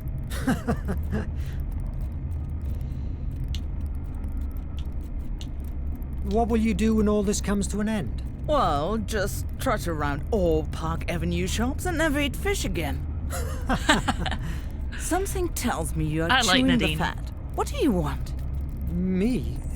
Well, I need access granted to the oxy-recyclers. You have already discovered Project H, haven't you?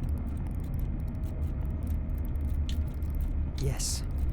Nemo must be stopped, at any cost. If we destroy the oxys, we will win time to think of a solution. Being caught by the nation doesn't bother you? One problem after another. Please, will you help me? You can count on me. Really? Seeing that you are different from the rest of the crew is a relief. That's a I haven't slept surprise. for months because of that dreadful Project H. Ah, right, okay. Everyone else accepted it without a second thought. It's a living Everyone else nightmare. knew? I'm so glad I have finally found an allied. And even more if it's you. Braving Nemo will not be easy. Are you ready? I was born ready. You know I'm a curious bird, right? Well, one day I was nosing around personal files and I discovered that months before I was recruited by the Nautilus, Nemo wrecked the AES constellation, a ship crowded with civilians. Oh, Nemo fuck. attacked innocent people? According to him, the American Empire often uses refugees as human shields. How horrible. I've been witnessing captains drifting for months. Each day he gets more deranged. He always has been a passionate man, but he has turned into a monster. We must stop him for the sake of everyone, including himself. Let's do it. We need an escape route. We will use the exploration submarine. I will lock the tiller to avoid them from chasing us. Give me access to the oxys. I will sabotage them to keep the crew busy while I dump the capsules into the sea. Let's meet at the Ichthyo's deck in 30 minutes. I have unlocked the access to the main oxy next to the kitchen. Hurry up. Main oxy next to the kitchen, okay. Oh, we can't go that way.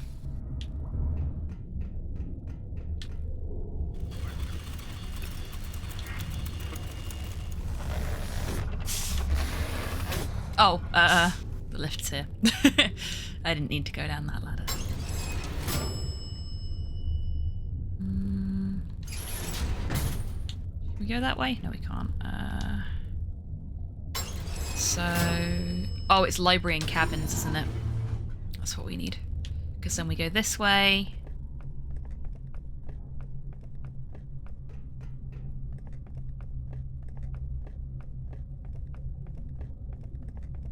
We stop to admire Nemo's organ. organ has always fascinated me. And also gives me chills. Just like the captain.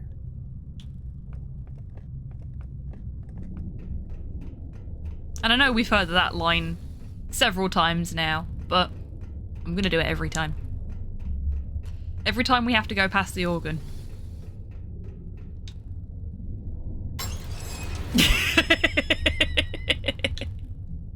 And that's why.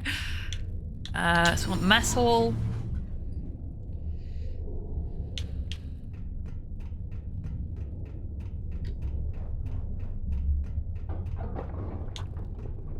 Ah, but we can't get into the kitchen from here, so...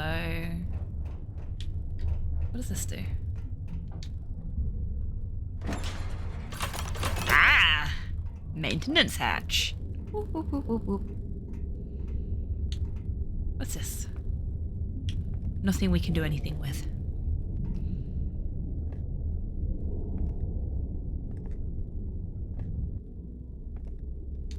If I pull the filter, that will produce a discharge that will nullify the whole recycling system.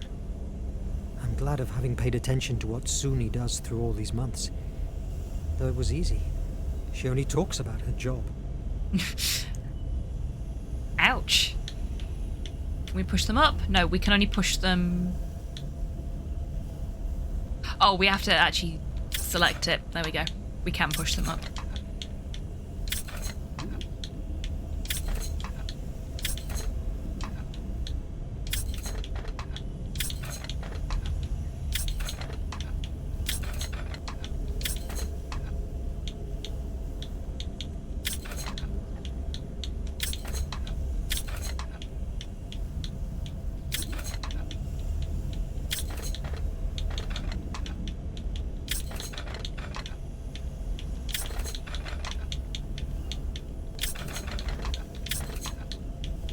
I could have just moved that one to the right and up, which would have taken less time, but oh well. Yes!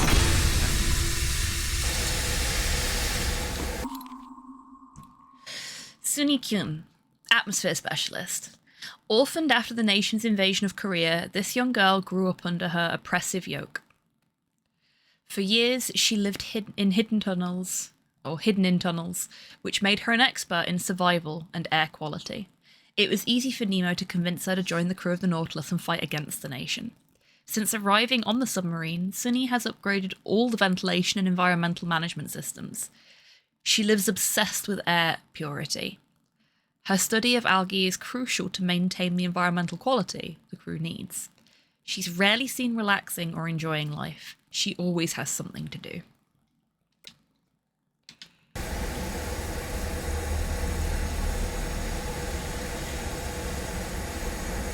Okay, so we've just, like, fucked up the air purification system. Yeah, alright, we're going.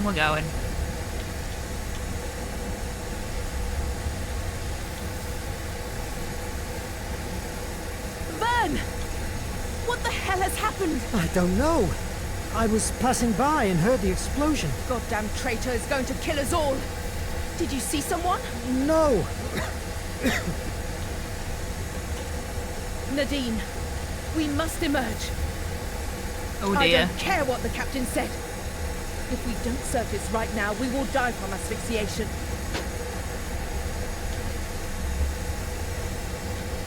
Now that they are all busy, I have my chance of sabotaging the capsules.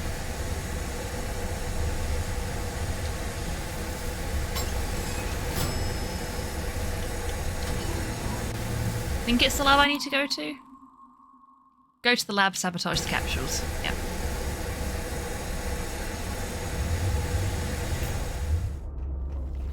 If I can overheat the circuits, they will render the capsules useless and can be safely thrown into the sea.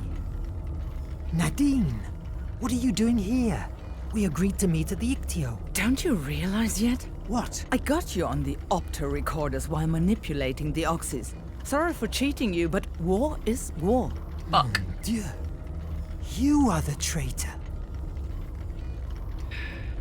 How could you sell us out to the nation? Verne, I'm sick. I can't stand being locked in here anymore. All these years, what have been good for? We achieved nothing. Only betrayal and death. It's time to try something else. Look at France. She's way better under the nation's rule. Economy, security, technology. At the expense of Someone's turning every been drinking human the being flavor into a aid. slave. Spare your speeches. The sooner the nation gets the flame, the sooner the war will end, and also the nonsensical death, like my own family.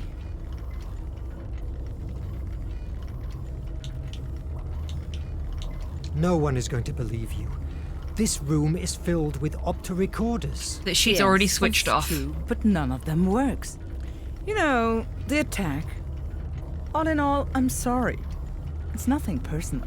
Here, Captain, I have the traitor.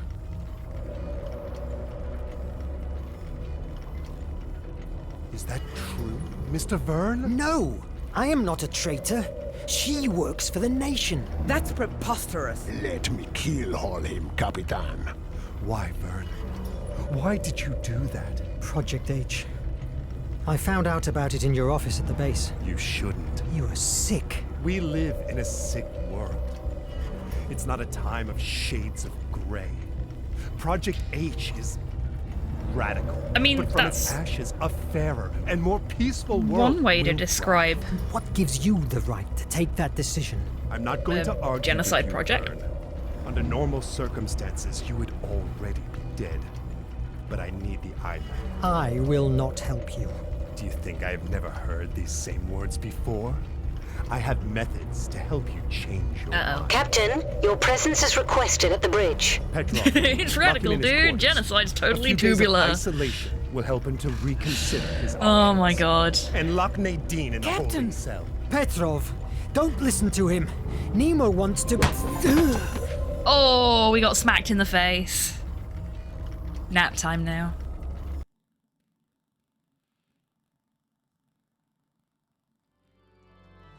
Ooh, that's gonna hurt for a while. Captain, but I could hear him. He's playing angry music. The violence he displayed while playing gave me a hint of how madness was overtaking him. As we were getting closer to the flame, it was more and more obvious. There was barely anything left of the Nemo I used to know and admire. Finally, after navigating through the turbulence area, we reached Ancestors Island. I wasn't prepared at all for what I was about to meet there.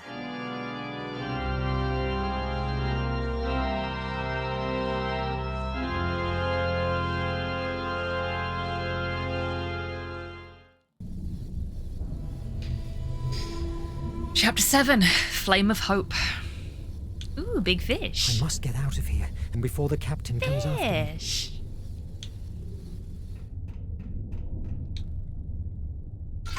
This is a nightmare! I must get out of here! We're under cabin arrest. I must find another way out. Again? The Valkyria has found us. Perfect. It's my way out ticket. How convenient. The is inside the safe room. I must... Wait a minute. Am I having a deja vu? New story mission, Into the Truth.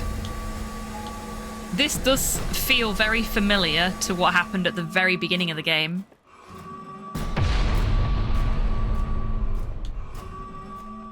Just having a little wobble in front of Nemo's organ. Oh, this didn't happen last time.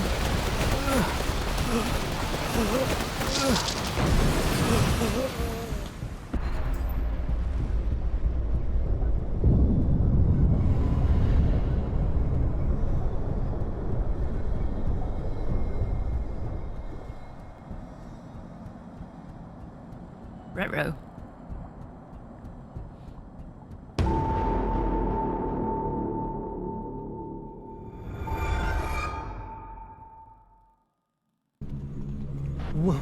What happened? Why am I not dead?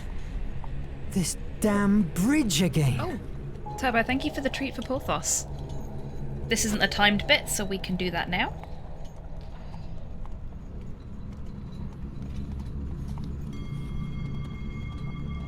He is very asleep at the moment. Let's see if opening the treat jar near him wakes him up.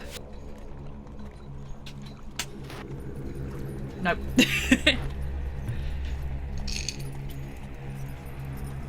Okay, I am going to leave the treat on the side for when he wakes up.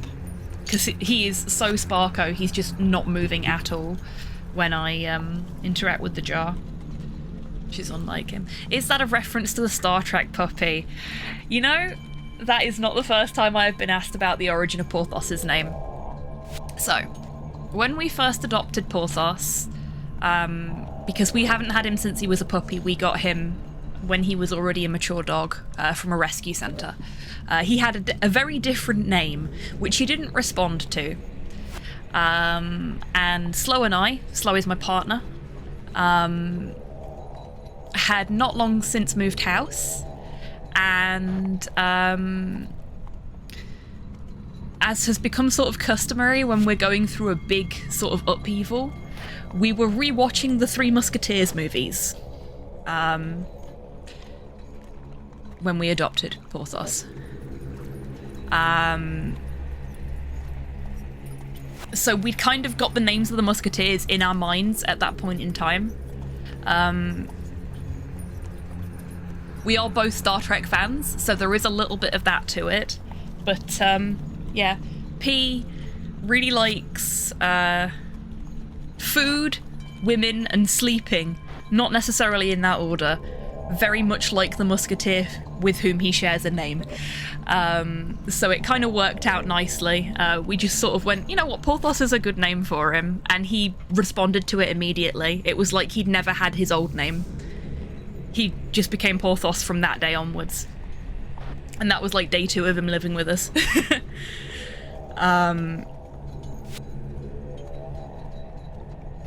I would have guessed Dogtanian. Hello, Frankenstein, welcome in.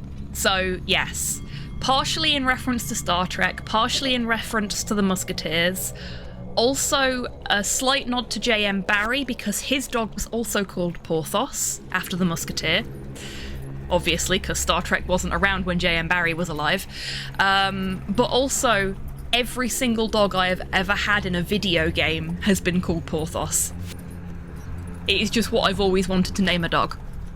So it worked out on multiple levels, us naming him Porthos, and he took to it so well. A lot of reference for one doggo. Yeah, we like to go hard on our references here. But yeah, he took to it so well, so it worked out really well. And he fits in so well in this family.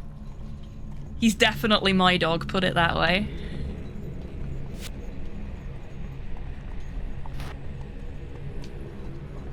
Jules, your mother and I are deeply disappointed with you. Your preposterous pretension of becoming a writer and your incessant failures are transforming the good name of Verne Alot into a joke among respectable people.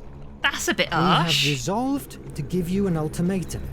If, by the end of the year, you don't have an honorable job, we will feel that we only have 4 sons, not 5. Pierre and Sophie. This letter, I have read it before, but me? A writer? Mon Dieu! I really hope that was made up for this game and that his parents weren't actually that horrible. Because, can you imagine being the parents of someone who became one of the most famous authors of all time? Going, you don't want to be a writer, and if you decide you still want to be a writer, then we're disowning you. The sky. Why has it that colour? Oh, that's really pretty. And yeah, I'm glad we adopted him. He'd been at the rehoming centre for a couple of months when we met him for the first time. Because he's a staffy and because he's an older dog, people weren't adopting him. But I took one look at him and I fell in love with him. He was the only dog at the shelter that wasn't barking at us. And, wait. I went over to him and I went, hi! And he sat down and he did tippy taps and he wagged his tail and he made no noise whatsoever. He was just really happy to see people. And we took him for a little walk and he jumped up on Slow's leg and was getting fuss. And we told him to sit. And, you know, he sat and he was such a sweet little guy. And he's still a sweet little guy, but now he's old and smells like farts. But he gets spoiled rotten, and some days I'll sleep on the couch just so that he can have some cuddle time with me if I've been particularly busy, and yeah. We've tried to give him a good life, because he didn't have a good life before he came here. And he's got some issues, bless him, but don't we all? What the hell is going on? Have I finally turned insane? This light. Oh, my head is killing me. But I must continue. I can't allow neither Nemo nor the Raven to take over the flame. I must stop them. But what can I do? I know. I will look for the ancestors. They will know what to do. Maybe. Just checking I've not missed anything like this.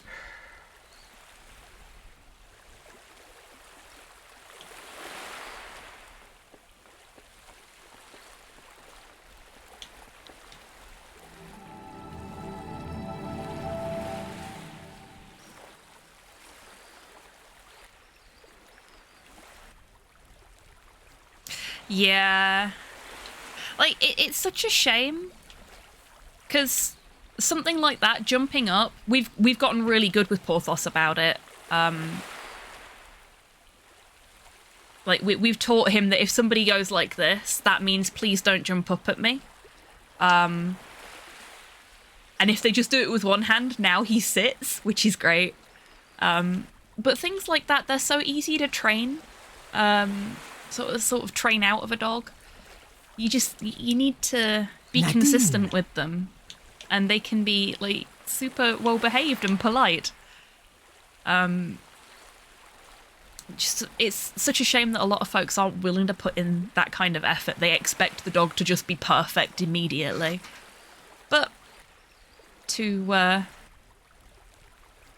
steal a quote from Welcome to Night Vale, no pet is perfect. They become perfect when you accept them for what they are. Then we came along. Oh, is that Luna? Luna is so cute. What a beautiful pupper. Is she dead? Yeah, she's dead. Oh, yeah, she's such a cutie. Please give Luna pets from me. Is she a sheep? Nadine, Navigation Officer. She has an enormous natural talent for navigation and has improved all the navigation systems of the Nautilus since her arrival. Nadine is in charge of piloting the submarine, preparing navigation charts, and managing all external communications. She rarely goes down to the work areas of the Corps. She was born in the nation, but as a child she was forced to escape and take refuge in the American Empire due to the persecution her parents suffered for their political and religious ideas. She joined one of Captain Nemo's rebel cells in charge of stealing and sabotaging the nation's technology. After successfully passing his demanding tests, she became one of the Nautilus's family. When the first pilot died in an attack, Nemo did not hesitate to give her the job.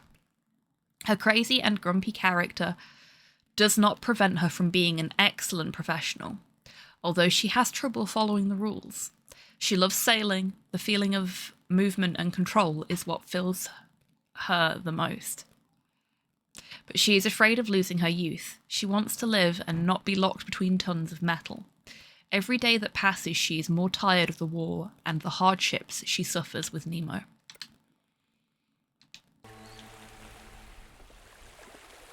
German Shepherd Husky. She gets very fluffy sometimes, I bet, especially with the husky in her.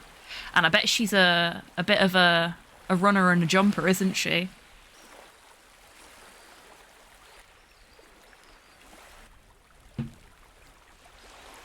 Yeah, that's quite a heady mix of doggos you've got there.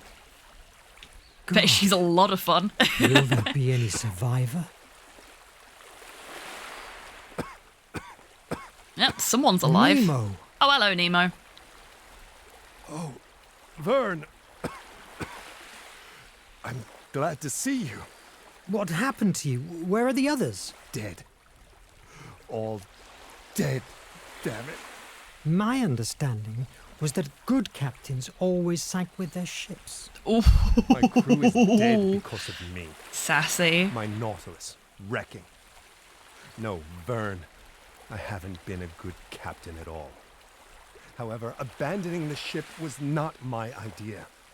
An explosion put me down and currents dragged me here. A part of me wants to help you. Sounds but a lot the other like wants both to us. leave you here, alone with your grief. Tell me, what would you do in my place? That Project H monstrosity would deserve you. Project H. I knew it was infamous, but something inside me kept me moving forward. It was a dreadful solution, yes, but it was perfect. Almost divine. A complete purification. By all gods, Verne, you must believe me. Only a soul sickened by fear and anger would brew something as heinous as Project H. When I saw my wife and my daughter dying by the hands of the nation, I could do nothing to save them. They fade in my arms. I took revenge, yes. With my own hands, I cut the throat of the captain that gave the execution order. But I had never been able to get rid of the horror of my own helplessness. And there it is. And now, my Nautilus, my crew, it's all destroyed. You have opened Pandora's box, Captain. You have brought the flame to the nation's fingertips. You have sentenced mankind. I deserve all your disdains. But let me ask you for a last favor. The iMac. Me and the Nautilus have enough strength to bow out in a blaze of glory. Help me to board back, and I will make sure that the Valkyrie will never take the flame away. By yourself? Are you insane? Well, Maybe. yes, we already established that. After all, I am Captain Nemo. Let me help you save the world. Oh, fuck.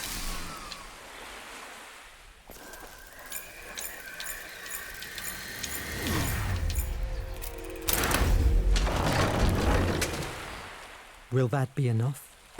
Once the cutscene's done, I'll Perfect. get back to No, chatting. I can, by myself.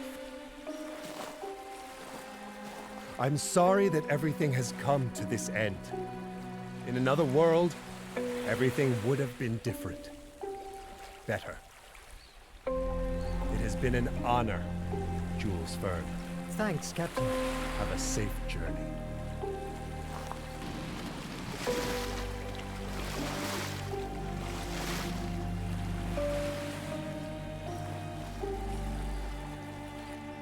Loves jumping and being noisy, very boisterous, but she's friendly, sometimes aggressively friendly.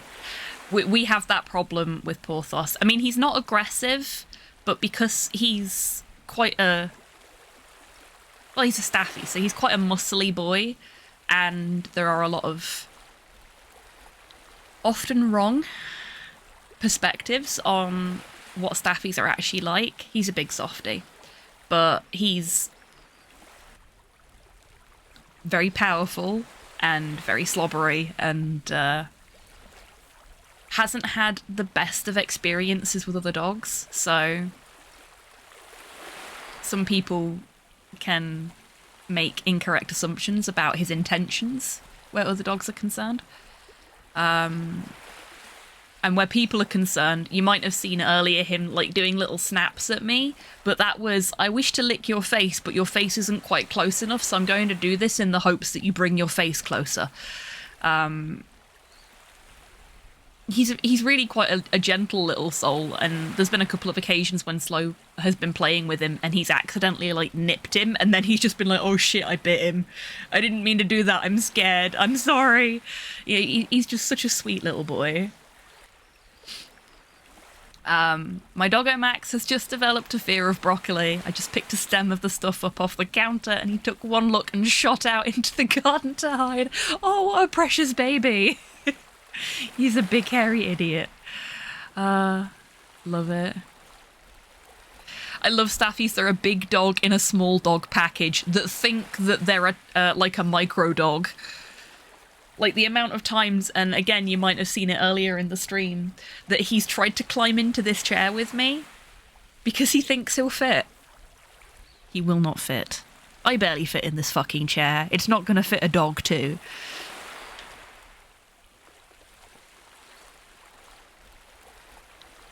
All the staffies I have known have been utterly cherished family dogs because they are wonderful dogs. There's a reason that they used to be called nanny dogs, because they are great family pets.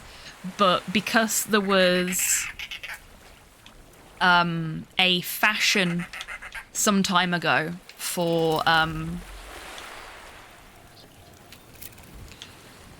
breeding them for use in fighting and then training them up as fighting dogs, people assume that they're like really aggressive and vicious. But they're not. There are no bad dogs, only bad dog owners. All dogs believe that they are lap dogs. It's not your fault you don't have a big... It's not their fault you don't have a big enough lap. Yeah, exactly. Is it this? No.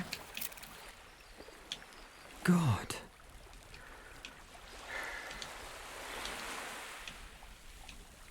Oh, is that the doctor? I'm trying to figure out whose outfit that was. Or was it Suni? It might have been Suni. Okay, so... there must be something we can interact with. Oh, there's another corpse in the water there. Didn't notice that before. No. We can't climb up there because it's too high. Can we interact with this? Ah, here we go. The box resisted the wreck and kept withstanding. And now we can push it over there. Yep. Okay.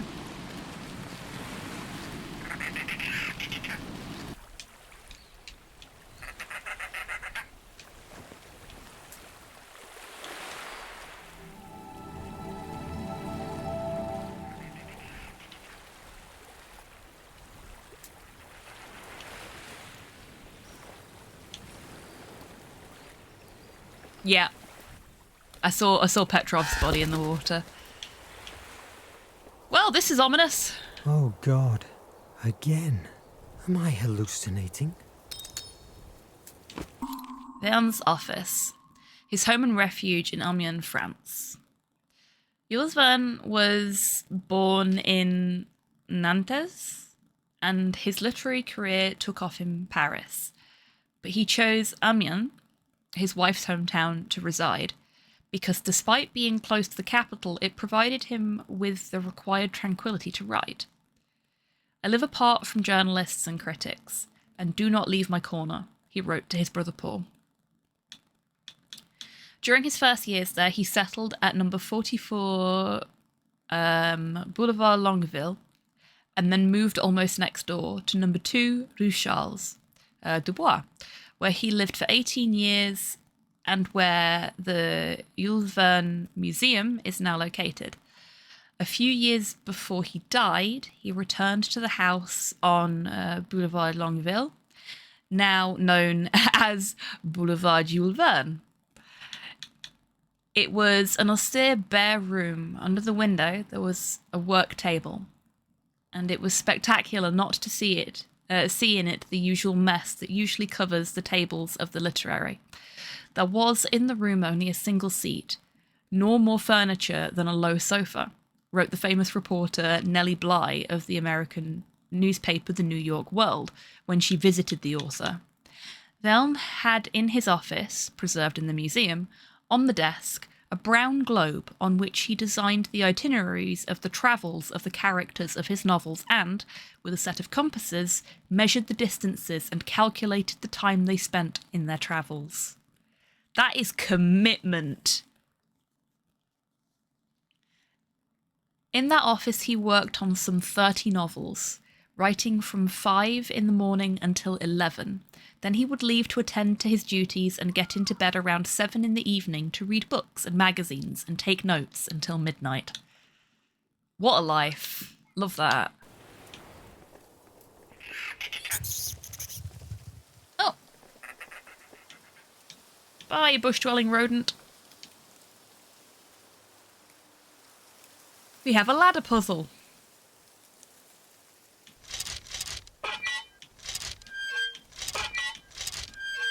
Oh.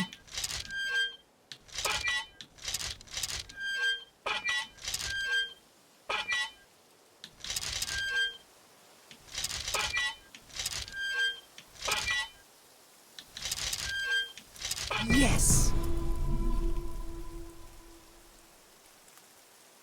It's why 20,000 Leagues Under the Sea refers to the distance travelled throughout the seas, not the depth. Plotted out the entire trip. That is very cool.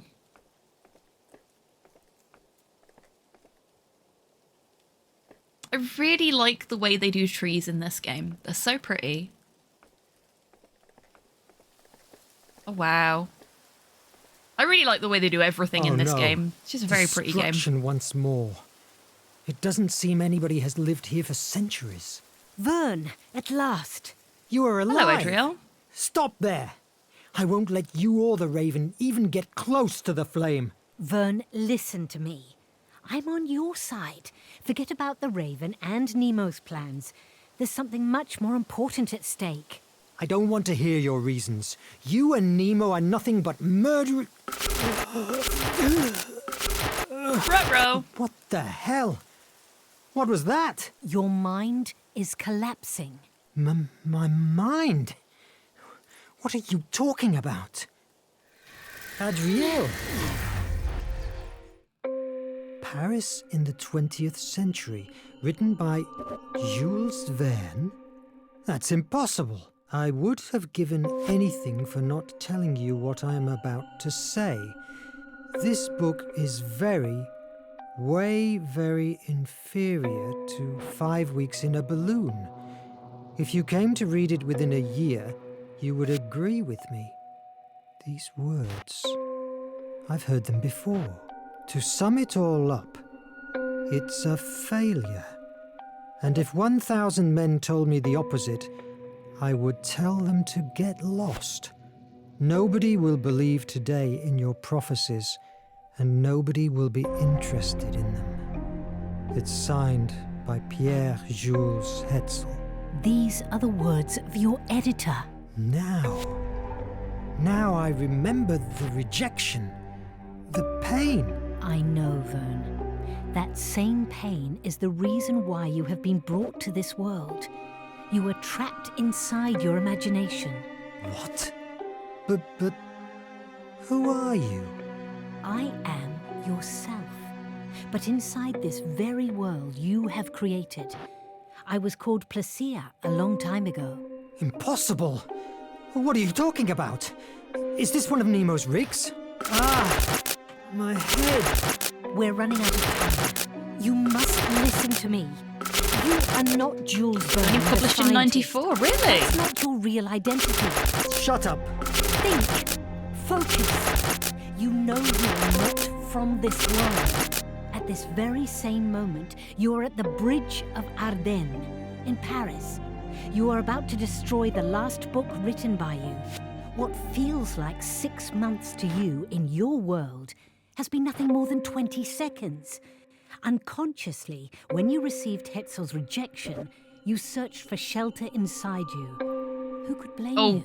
You yes, thank you, Rocket. Magnificent imagination that you have created. We've got flickering images going on, so epilepsy warnings are a good shout there. Thank you. Fear or phobos. Sorry, I was paying so much attention to what was being said. You to hide in Hemera, and you gave him full powers over your mind.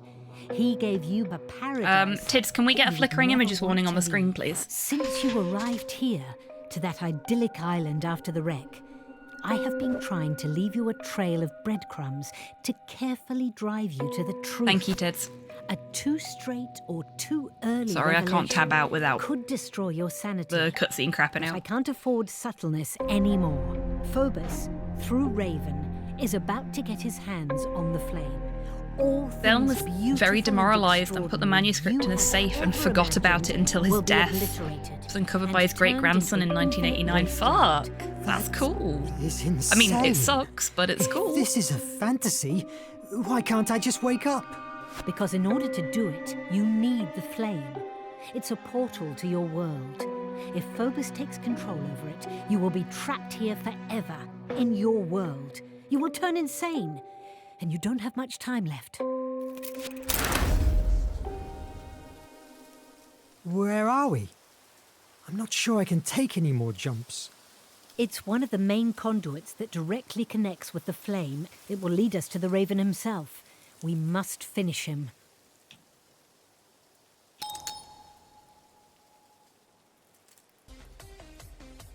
Hey, Destroyer. Welcome on in. I hope you're doing well today, and you enjoy your time in the Lurkers Lounge. Thank you so much for being subscribed for 41 months as well. Fucking hell, that's a long time. 41 months. Very naughty. Hello. Hope you're all doing all right. Leaving a lurk less than 3.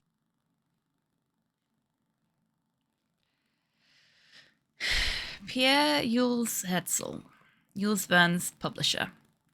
Pierre Jules Hetzel was the only editor of Jules Verne,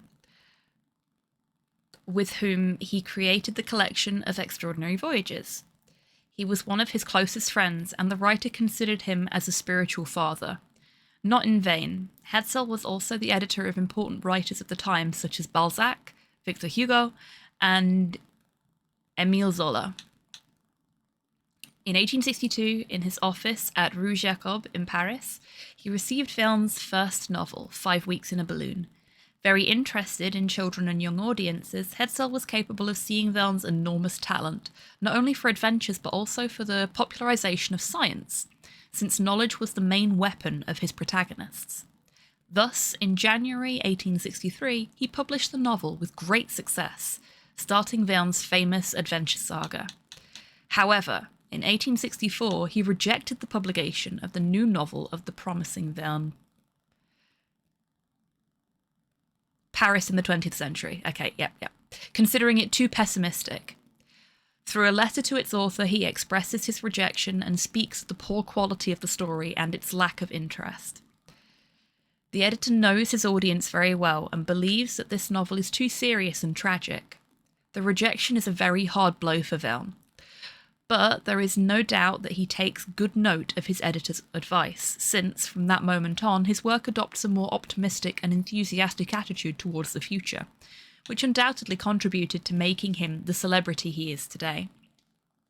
Paris in the 20th Century was considered lost. However, in 1989, it was found by Jean Verne, the writer's great-grandson, in Verne's son's safe.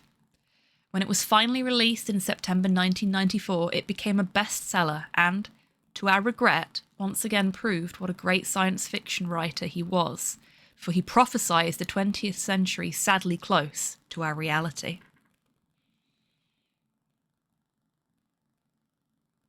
The book does describe 1960 Paris eerily close to what would become reality, both in the 60s and beyond. Proliferation of cars, subway systems, maglevs, electrical grids, fax machines, social media, electric chair, feminism, malls, electronic music, and armed drones, to name a few.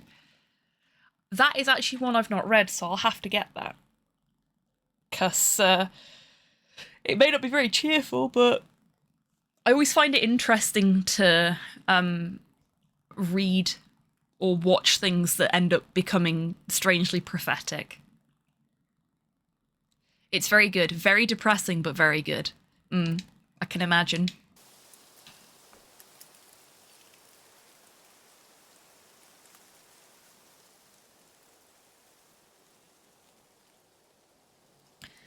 Connect the pieces to open the door. Okay, and that's the highest. What do we do? Ah, we rotate. We can't move them. Oops. So, we just spin them.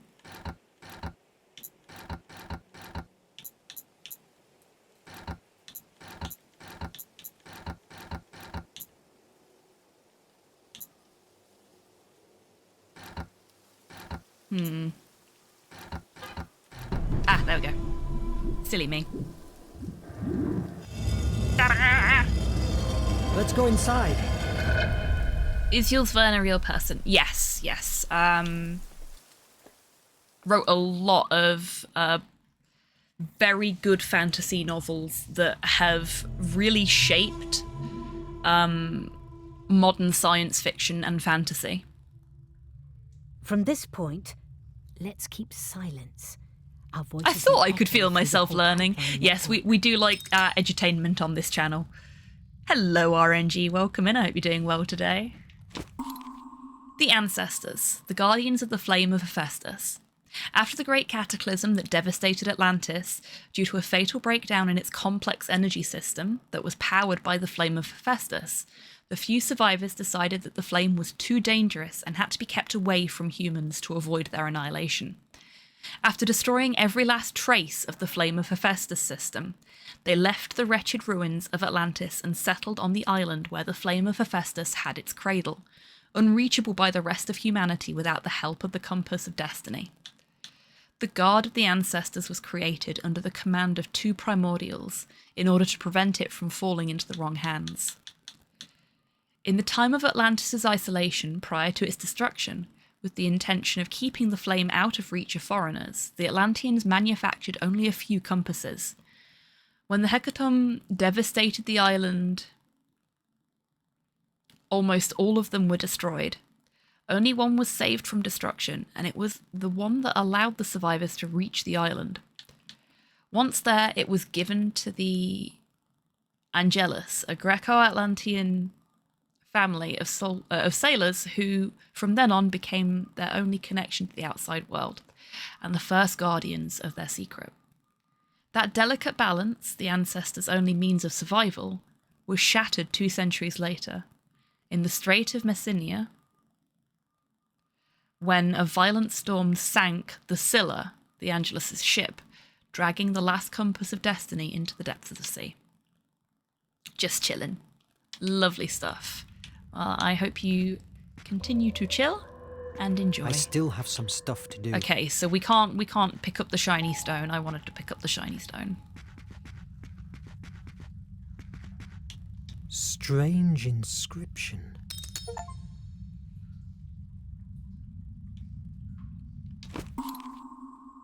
Ancestors 1. To whoever discovers this. My name is Allura. My people are the ancestors, descendants of the last Atlanteans. I want to put on record, albeit in this way, the horror we live in. We have had no contact with the outside world for 100 years. Our predecessors surrounded the island with some kind of magic which turns the sea into a death trap for any vessel leaving or approaching. The only compass that could guide them safely was taken from us by a storm. We are locked in. Very few fish come close to the shore. The wells have dried up, and there is hardly any food. Famine, war, and disease are raging.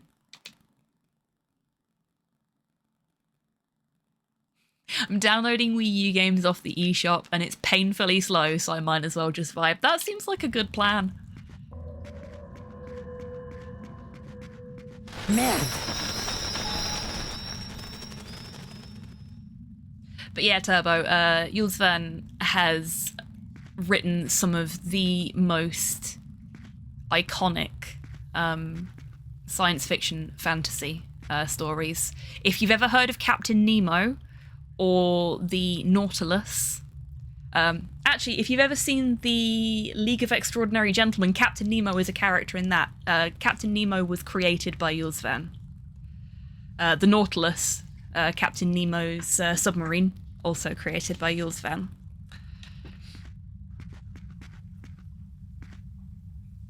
There's something I can't get out of my mind.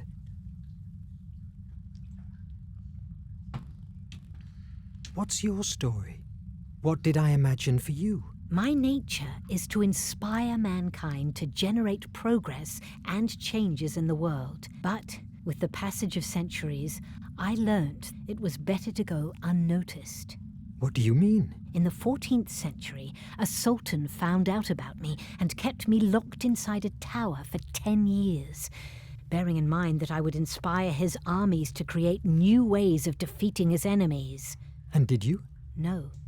It took a great effort for me, but I averted it for 10 years. Each night I used to tell him a story so interesting that it kept him up all night. So the next morning he wasn't in the mood for work. After 10 years, I put an end to the war. So, you made him dream to forget. That's what we dream for, don't we? What were you doing with Nemo and his crew of fanatics? Did he know your true nature? No. I am what you would call a muse. Years ago, I met young Nemo. I saw his potential and started telling him about Atlantis and everything the sea could offer. So, if you are a muse, did you inspire him to create Project H? No, my brother is also a muse. Anyone who's afraid or is consumed by anger is likely to be influenced by him. I inspired him to create the Nautilus. When I found out that he made it real, I joined him, since it was my chance of releasing the flame. Release the flame? What for? To weaken Phobos, after so many disappointments and fear. My sibling has achieved a great deal of power over Hemera. He also wants it to subdue us all, yourself included. And why didn't you take the flame by yourself in the first place? Without the compass and Nemo's technology, for years the No flame worries has been at all, out of Turbo. reach You take for care. everyone. Thank you so much for being here. It's been lovely to have you. How did you allow Nemo to carry on? I'm with just the going to let them crimes talk he and has read chat. I've struggled for years to keep 20,000 away leagues from under the sea. Phobos' Yeah, influence, exactly. but It's also a reference as my earlier brother gained to From the power, Earth to the I Moon, was an eerily losing the prophetic sci-fi captain. novel also by All Verne. these Yeah. years, I have Which has also repressed so inspired many multiple tears. bits of media. I must learn to live with those Most ghosts. notably, Let's Georges keep Méliès' silent. We're getting closer.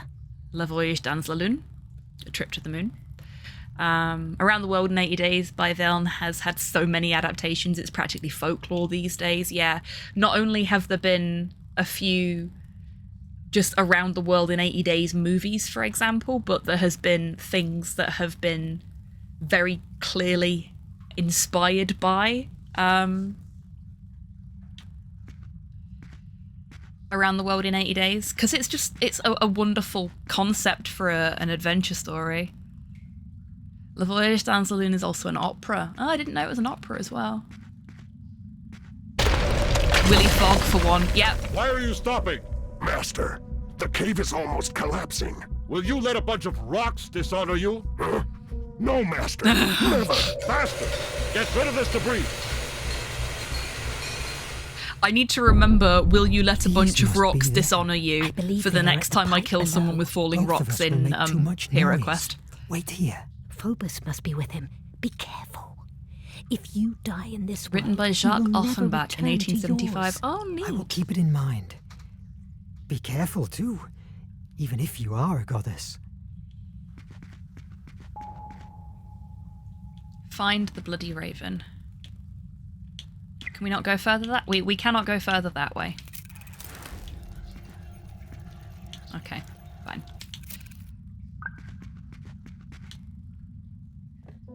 I guess we're now at the point where we can't, there's very little more for us to collect.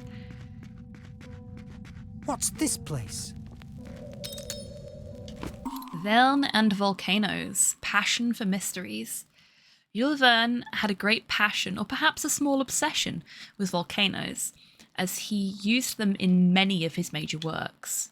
For the writer, they were an open door to mystery and adventure, to the discovery of the very origin of the Earth, guarded by an unstoppable force, capable of provoking terror and admiration in equal measure. His most famous volcano is the one in Journey to the Centre of the Earth, 1864.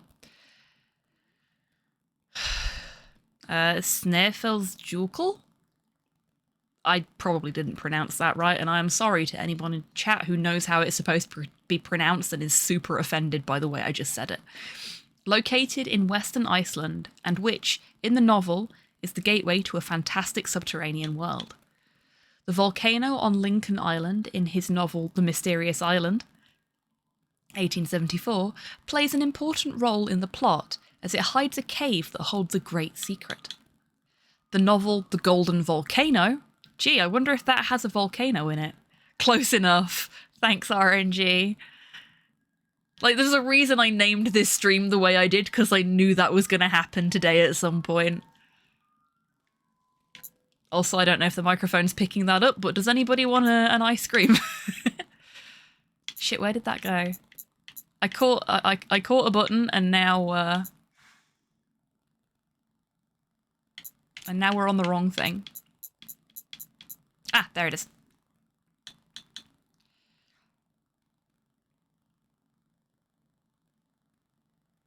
If I recall correctly, the ul on the end is more of a tl.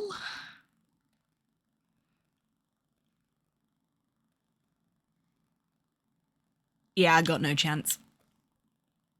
Yeah, grab us a 99, cheers. Oh my god, 99s are so fucking expensive now. It's disgusting. They're like £3. You remember when a 99 were 99? I fucking do. £3 for a 99. It's disgusting. Can't even call it a 99 anymore when it's that much, can you? I know, right?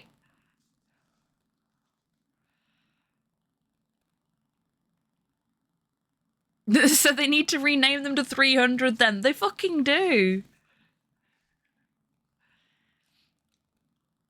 Hello there. Hello all, here to say hello and bounce. Don't feel super great, Bill. Oh, I'm so sorry to hear that, Pudlord.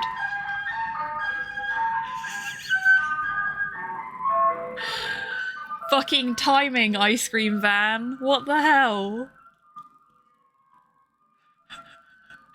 Yeah, they literally started up their music right outside my window. Barney is coming for you. Fucking jump scared by Mr. Whippy over here. I'm so sorry. You know what Chibi Tan says? This channel can sometimes feature content that may startle or surprise or terrify, including Ice Cream Van playing Yankee Doodle.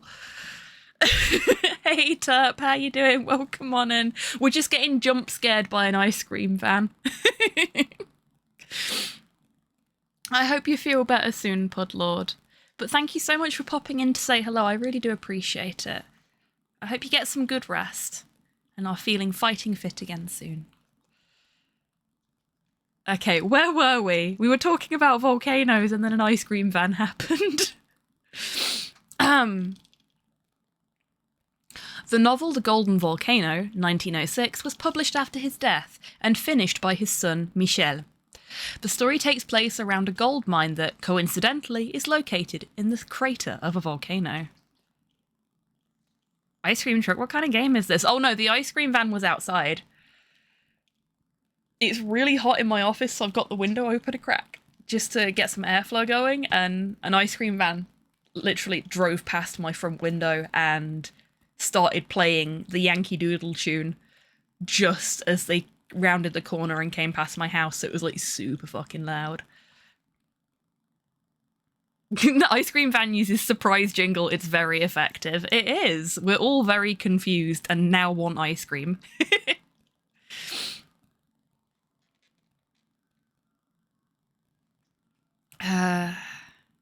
In 20,000 Leagues Under the Seas, we find several references to volcanoes, such as Nemo's secret base, built inside a submerged volcano crater.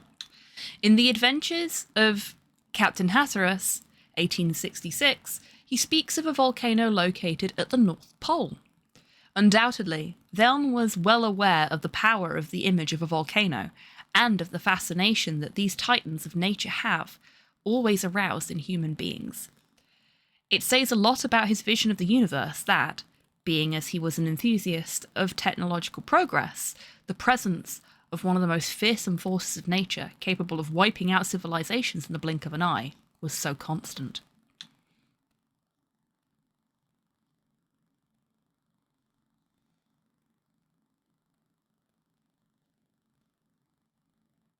It's worth noting, by the way, the volcano mentioned above, which I'm not going to try and pronounce again because I've already injured RNG enough today, is a real volcano. 3 guesses where, and the first 2 don't count. Is is it in Western Iceland? I didn't have to scroll back up to look at where it was because I'd forgotten already, honest. Look, I have a bad memory, okay? And I failed geography. Don't at me. Yes, I didn't realise it was mentioned, yes.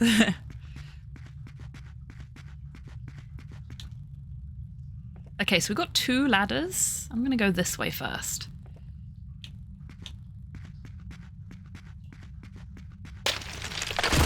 Merde.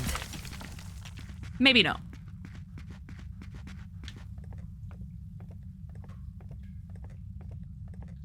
Let's go this way first.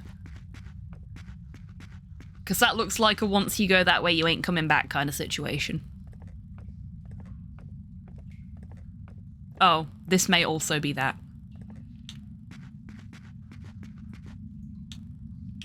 And there's nothing here.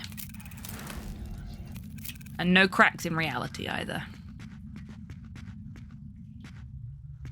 Oh no, we should be able to come back up here. Oh.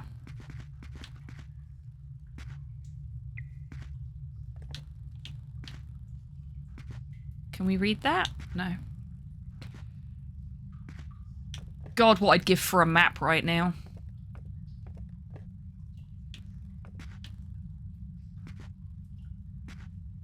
Inside a dormant volcano in the middle of the ocean. Wonderful. Always getting excited about volcanoes again. Okay, I think that probably means we're supposed to go this way.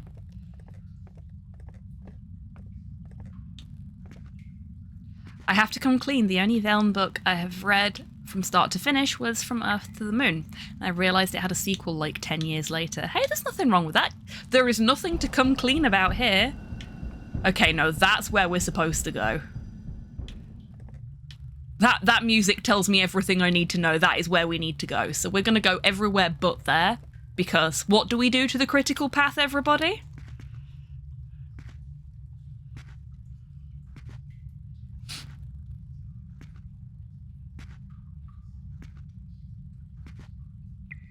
But yeah, there is no shame, there is no guilt here, Terp.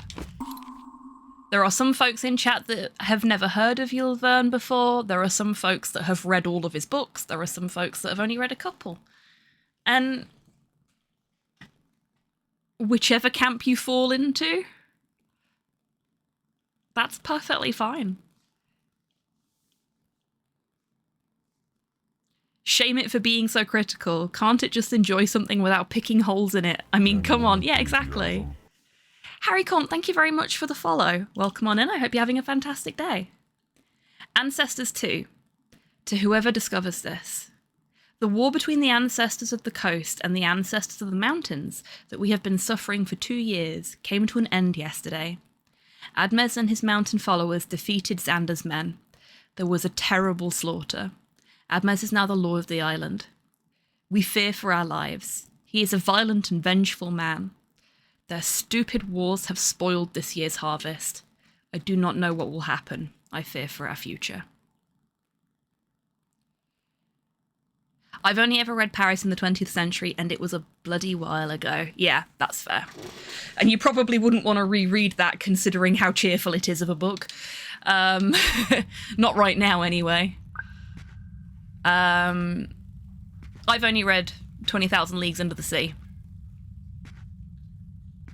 I know enough about his works, with the exception of Paris in the 20th century. I knew fuck all about that until Tids started explaining stuff. I know a lot about his works from just sort of osmosis, essentially, but yeah, I've not read many of them myself, and I do need to change that. Because it's been a long time. Cass was essentially a bunch of wealthy, mathematically talented alcoholics who build a big cannon. Yep.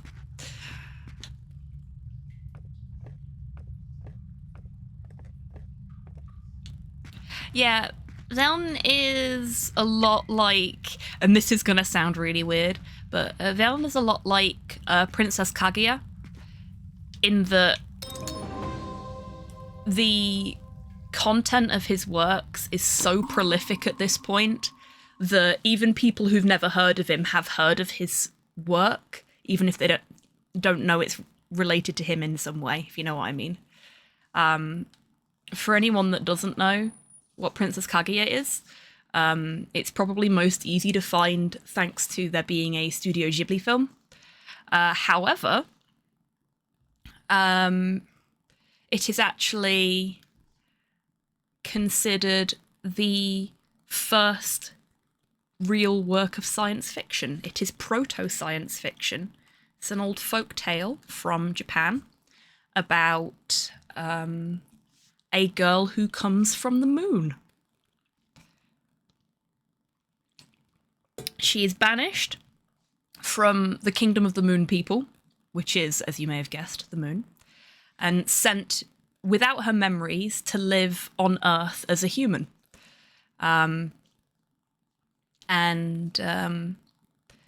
She's found by a childless couple in a bamboo plant. Some folks will know this story as the tale of the bamboo cutter. Some folks may recognise it as being eerily similar to Thumbelina, because where did we get the idea for that from? But the story of Kaguya Hime is so prolific in science fiction, and the ideas that have come from it are so prolific in science fiction that everybody kind of knows about Kaguya Hime, even if they've never heard of her as a character, and they've never heard the actual original folktale that she comes from. It's kind of neat the way stuff like that works. Serendipitous.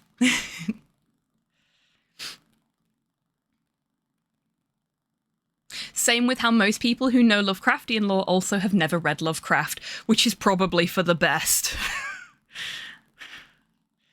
Howard had some interesting opinions, and by interesting opinions, I mean issues. Ancestors 3, to whoever discovers this.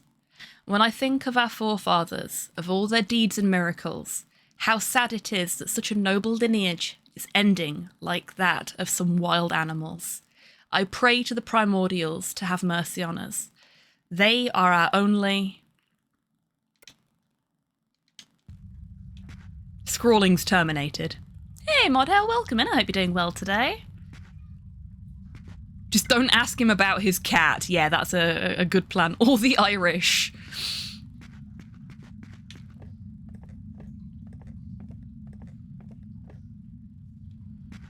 Or penguins.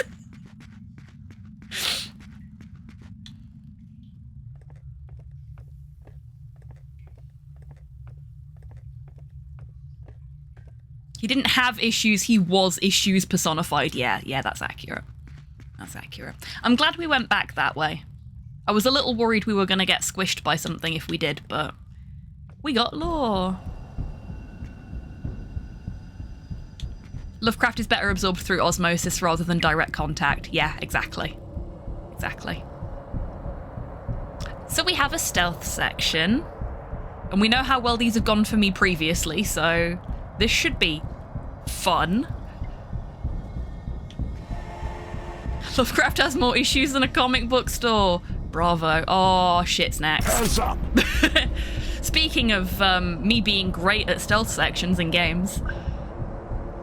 Okay, so it's checkpointed me over here, so I guess we have to go this way. Sneaky tan. Not very. I wish I was sneaky tan.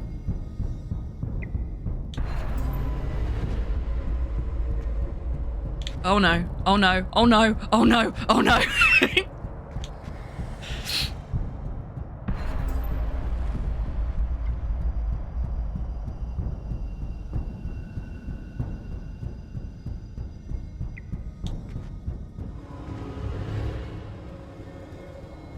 Please don't look this way.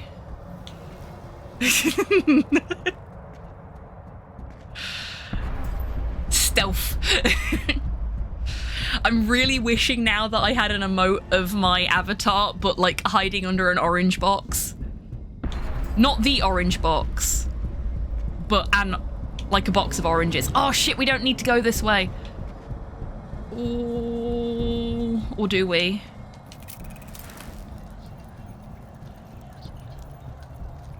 Do we need to do a cracks in reality thing here? Let's have a look. No, okay. So now I've got to try and get back over there. Fuck.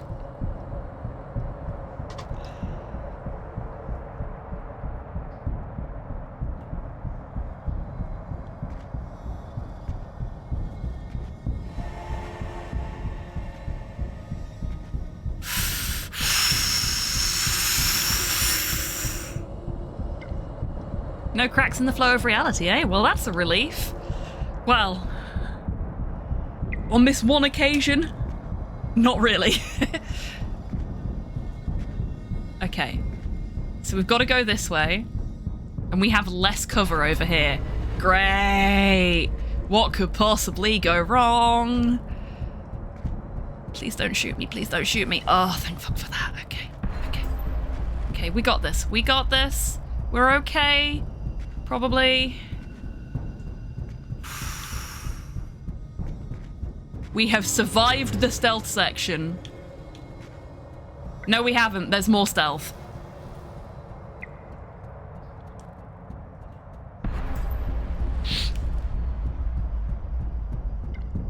Ah, fuck. This guy's got a flamethrower. Stealth. Yeah, just throwing ourselves off of a thing there. That's super stealthy. We are the stealthiest. That's not a hidey box. Oh, fuck. Shit. Filthy terrorist. Damn it.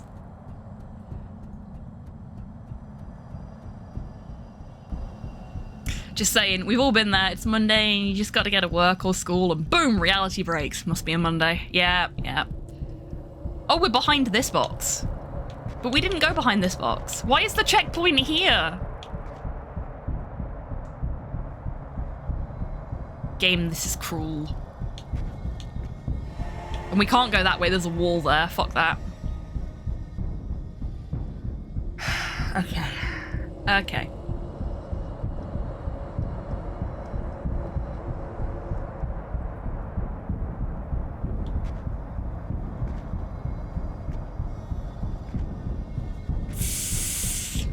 What a polite little poof from that Flammenwerfer.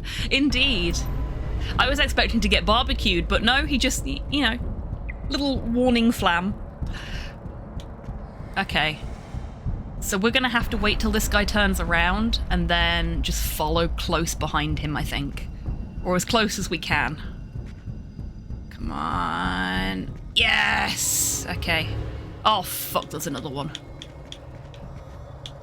Yee. Let's keep an eye on him for a minute and see what he does. Freeze! Fuck. Okay. Yeah, there's not enough time to get behind that box, I don't think. Oh, it's put me back here again! That's so mean!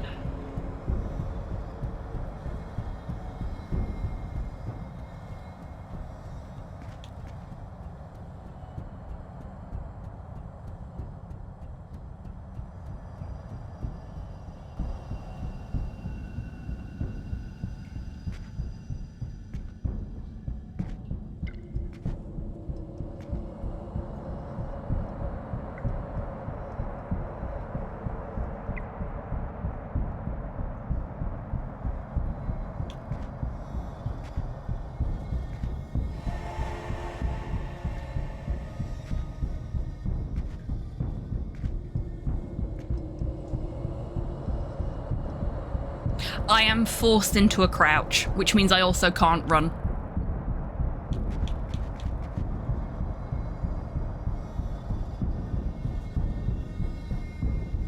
I think what I've got to do is wait for Goldie Boy there to be gone and for this guy to turn around and then really quickly... No, stop right there. I can't even get to the ladder.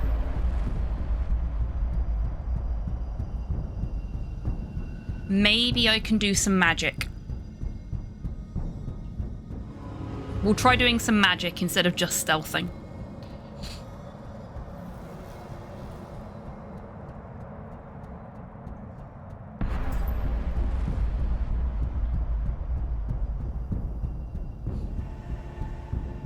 Because it doesn't seem like there's any way we can get past that guy. He moves too quickly.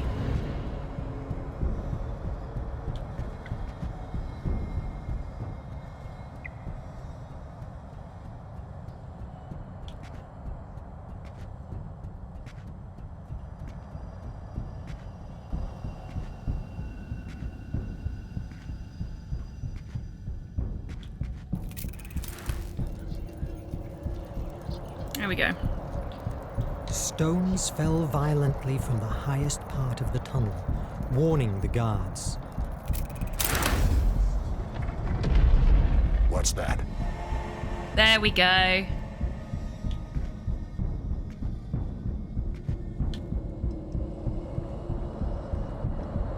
Oh god, more stealth. Fuck.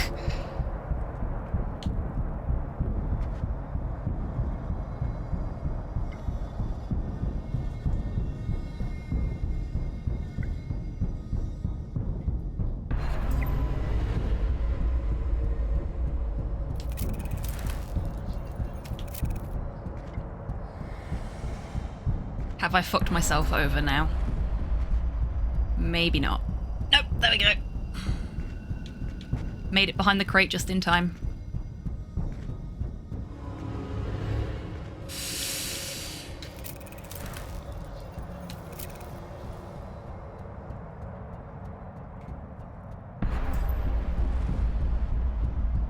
Okay. We're going to wait here for a moment so that I can sort of get to grips with how these two are moving with each other.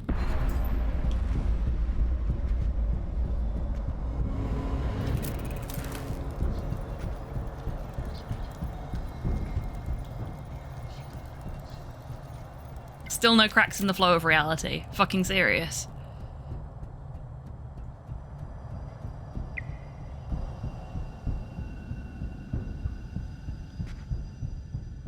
Everything's over, damn raven. Verne! Monsieur Verne, at last. Brothers, lower your guns. If you are trying to look kind to me, I don't think it will work. I would never Doesn't use think it will, flattery but with it you. might. It would be an insult to your wit. I want to share with you my vision of a better new world. I'm not interested in your delusions of grandeur. You're blinded by the present, Verne. Forget about now. Think about the future. You and I. We are special, superior, united under the power I really like of the Raven's artifact. character design. We can rebuild the world. No more nation, no more empires, no more wars. It's the same you dream with, isn't it? I doubt that the world you dream of resembles mine. You are a monster. You disappoint me. With or without you, I will find the way to make the IMAG work. We will have fun in the torture chamber. Take him!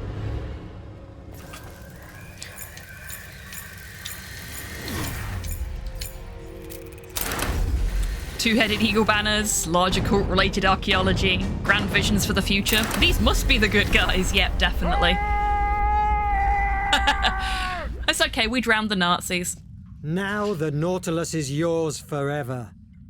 Enjoy it. Blub. Get fucked, Vash. Yep. That is a great little profile picture for him, though. I like that. Yippee! Hang on a minute. I thought so.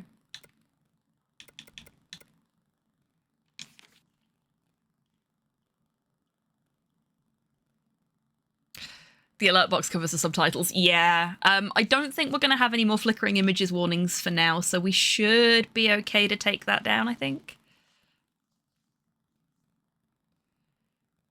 We turned him into a good fascist. Indeed we did. Bloody Raven. Commander Hetzel. Why did I go to the other page there? Because I went, hang on a minute, that surname seems familiar. Pierre Jules Hetzel. Jules Verne turned his publisher / editor in his mind palace into the bad guy.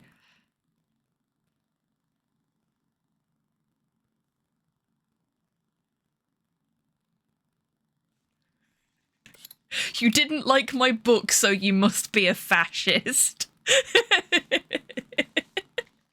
Bit harsh. Little bit harsh.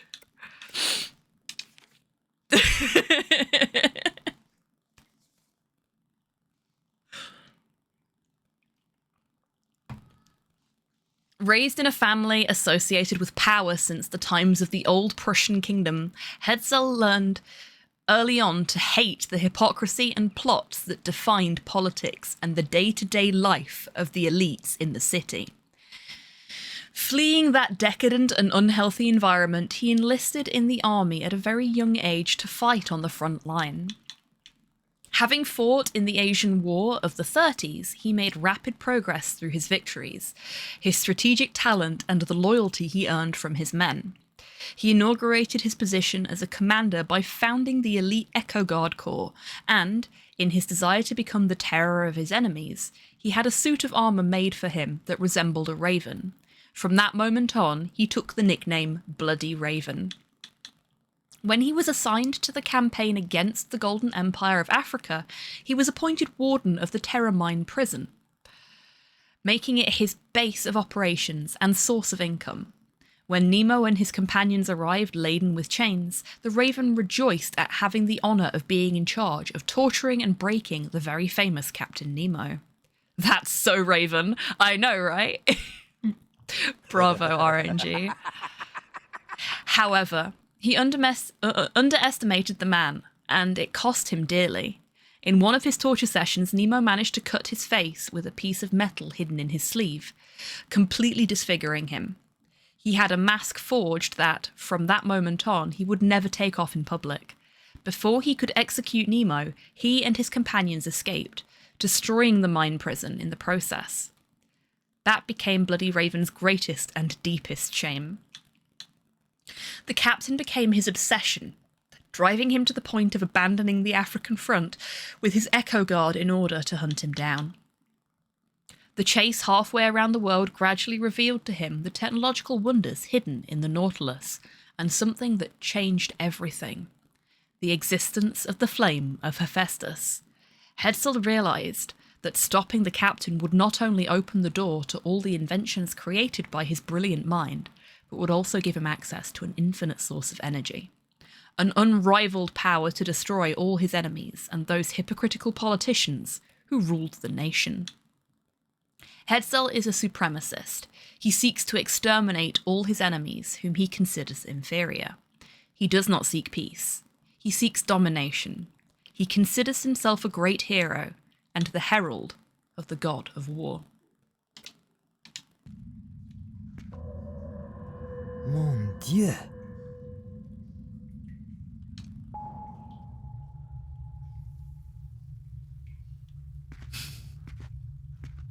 Kratos? Jules, did you find him? Boy. Are you all right? Yes. The Raven is not our worry anymore. And Phobos? Not a sign. Can I use the iMac to open this? I'm afraid that this time it won't be that easy. Luckily, we have this. Concentrated blue blood from the Nautilus.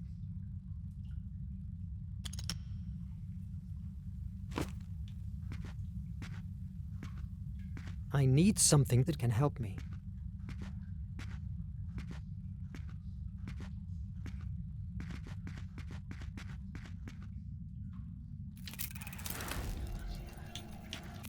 Okay, we can't go past this beam, it won't let us.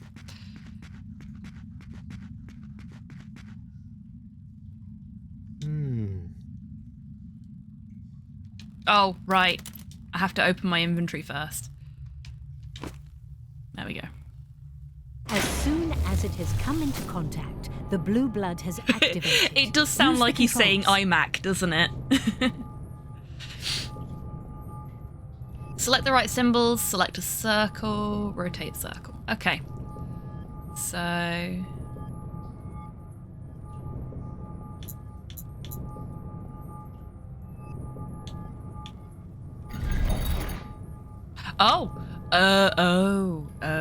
Okay.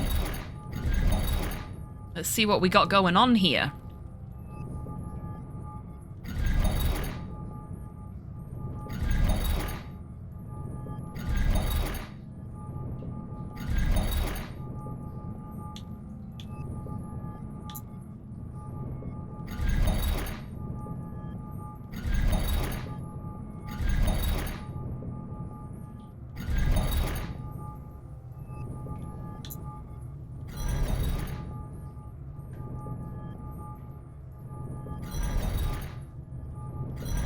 Where is 3 triangles pointing upwards there? Okay. So we want that one there. The blue blood is only supplying a small portion of energy. You will have to solve it as fast as you can. Okay. You have to do this in...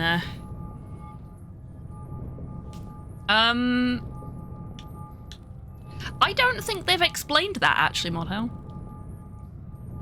1% to ask submarine, I know, right?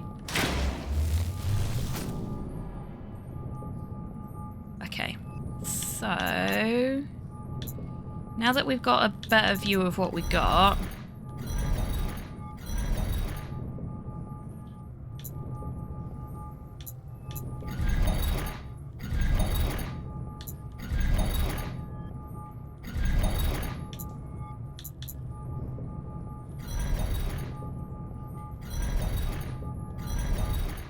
No. Let's reset again. Oh shit, no, I opened it. Let's go inside. Completely by accident, I managed to get it open. Absolutely marvelous. I thought to myself, that reset really quickly that time. Do you get less chances to solve it every time? And then the door opened and I went, oh, I opened it. I didn't even have chance to register that I'd got everything in the right place. The flame of Hephaestus, the energy of Atlantis. In the year 6500 BC, a group of Atlantean explorers landed on a remote island. There they found an extinct volcano and, inside it, something that would change the destiny of their people forever. An immense floating ball of light. They christened it the Flame of Hephaestus. Atlantis experts believe that the flame was an accumulation of gases contained in the structure of the volcano, which, when traversed by a flow of electrons, produced discharges of electricity that generated light and a very powerful energy. The Atlanteans exploited this discovery immediately. In barely more than 10 years, the flame was feeding the whole of Atlantis through a network of conduits, and Golden Age began. Her technology was unparalleled, and trade flourished in an unimaginable way. Her prosperity attracted people from all over the world. However, among the Atlanteans, there were those who believed that the foreigners could steal the flame from them, and they became more and more hostile towards them. Fear dominated them. They transformed their city into an impregnable castle, and subjected to slavery those they considered unworthy of being Atlantean citizens. They squandered almost all their wealth on erecting an underwater barrier around the island of the Flame of Hephaestus, designed to alter the climate and currents to make it unreachable. Over time, they relegated the maintenance of the huge network that distributed the flame to the most miserable slaves. With this state of affairs, a small accident could trigger a tragedy, and that's what happened when a soldier crashed a slave into a fragile pipe. A leak caused a spark, and then each and every flame-powered machine exploded at the same time. In the blink of an eye, Atlantis was wiped off the map. The few survivors abandoned her ruins and exiled themselves on the island of the Flame of Hephaestus to keep it out of the reach of mankind. At that moment, the Ancestors' Guard was born. Now I want to watch the Atlantis animation again. Yeah, that's fair. It's a really good little film. Like, that is technically the second sort of dark age of Disney. And it's a real shame, because They made some great fucking films in that time frame. Atlantis, Treasure Planet, really good little films. Unleash the Flame. Okay, there's literally nothing else we can do in here. Atlantis is magnificent. It really is. It's a great film. I had the sticker album for it. Oh, that's cool.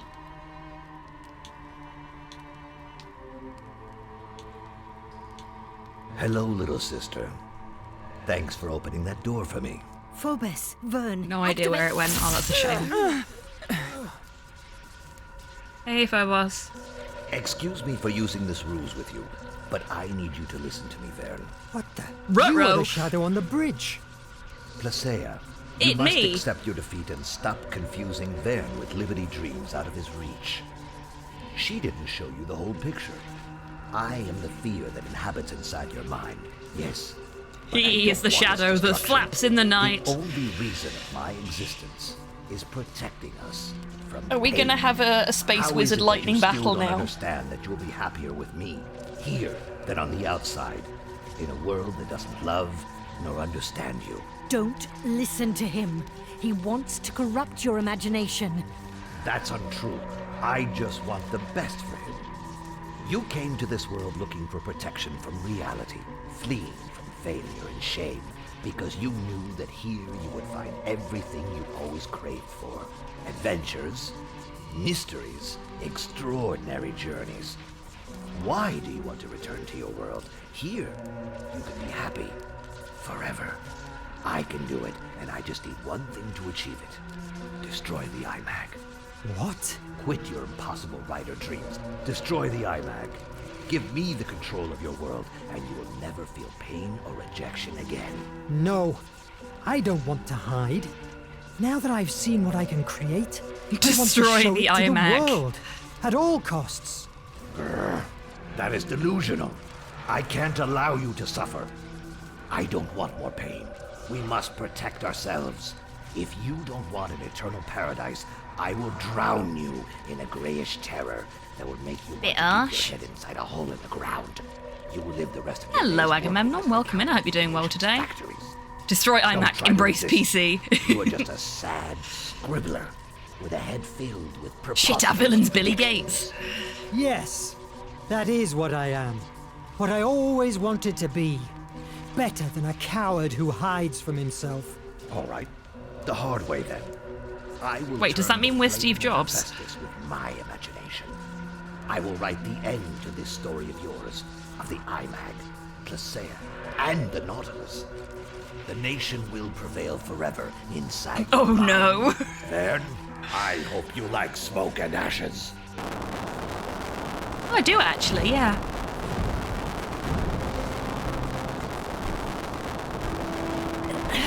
His control has faded. We're free.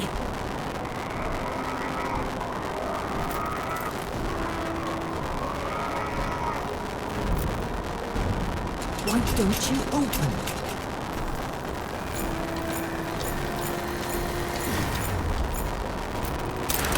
Hello, Gibraltar. Welcome in. seem Hope you're doing well preposterous today. to Hobby you. no. Don't Hobby no read what? my books. I'm glad that despite your criticism, you recalled my theories regarding Atlantean mythology.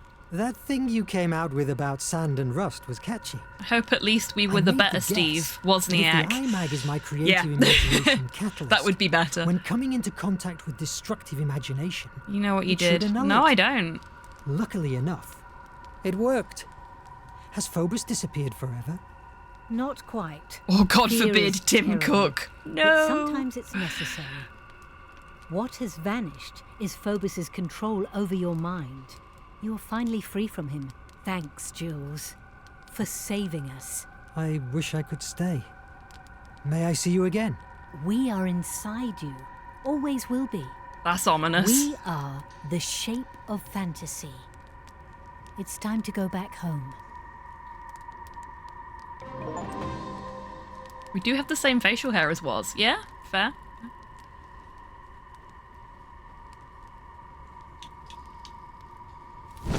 Hiding from reality only nurtures fear. and our only chance to defeat She it said the is our hope, thing! the She did. ability to imagine a better world. I had to take note of all these events before they were lost and deformed by the treacherous currents of my memory. And here I am, back into my world, the real world. Can I make an observation, folks? Right at the beginning of this, I was like, I hope this isn't a dream sequence. After Jules Verne was hit harshly by the rejection in 1860 of his dark novel, Paris in the 20th Century, the author recovered and during the following years wrote a series of stories full of imagination and optimism that forever changed literature and have served as inspiration to all humanity.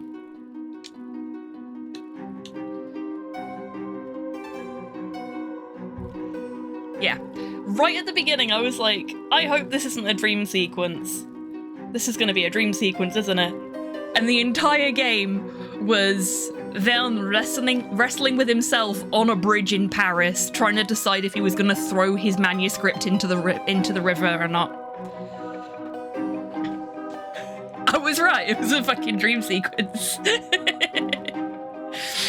But it was an enjoyable dream sequence, I'll give it that much. Oh, this is nice. I mean, it's a little janky in the bringing in the pictures, but it's nice to have the pictures there. Well, that's Verne done.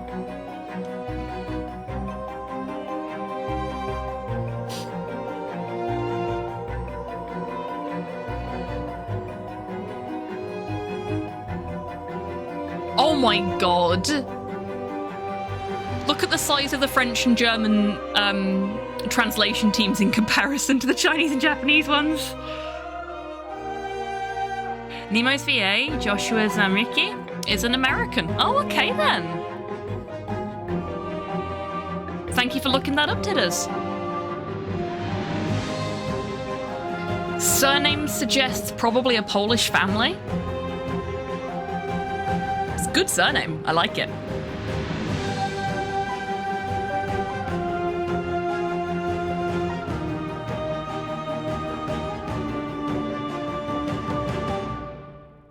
Gametopia.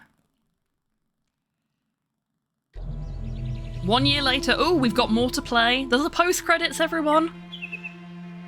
This is the Marvel Cinematic Universe version of Jules Verne. This letter. It must be important. Verne, we need your help at Hemera.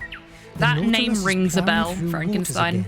And Cedric has finally found a vaccine that we must deliver to the whole world. Signed, E. Oh my god! But how?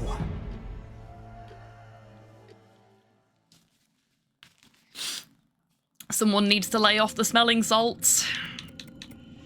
Okay, so that's film done.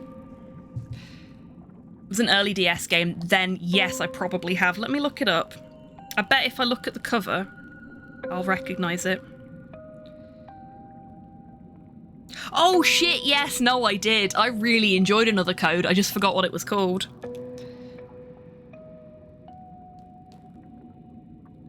It'd be nice if that actually got, E is the lady at the end of the game, who was wearing the cloak. It just got announced for the Switch! Oh, wicked! I was just about to say, it'd be really nice if they re-released that, considering they re-released Ghost Trick. That's awesome! Okay, so when that comes out, we'll be playing that on stream. Yes, I also played the sequel. One of the small joys of owning a Nintendo Wii is that I got to play the sequel to Another Code. I still want them to re-release Hotel Dusk as well, because Hotel Dusk was so good! Thought it would be up your alley. Oh, it very much was. Like, a lot of my early point and clicking that wasn't ScumVM related was Nintendo DS titles. Because there were so many good point and click adventure games on the DS. Like a weird amount of really good point and click puzzle games for the DS.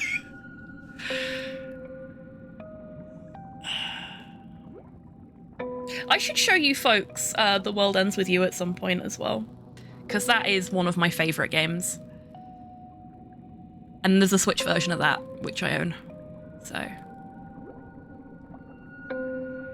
we should do that sometime. Like, now I've got the fancy capture card and I can have everything hooked up all at once. I have no excuse to not. Okay, so that's Verne done. That was a really fun game. I really enjoyed that. I'm gonna take a little break, get some more water, because I've drank all of my water during that. And then we will do some perception speedrun practice. Thank you, RNG. And they've still not re-released SMT4, yeah.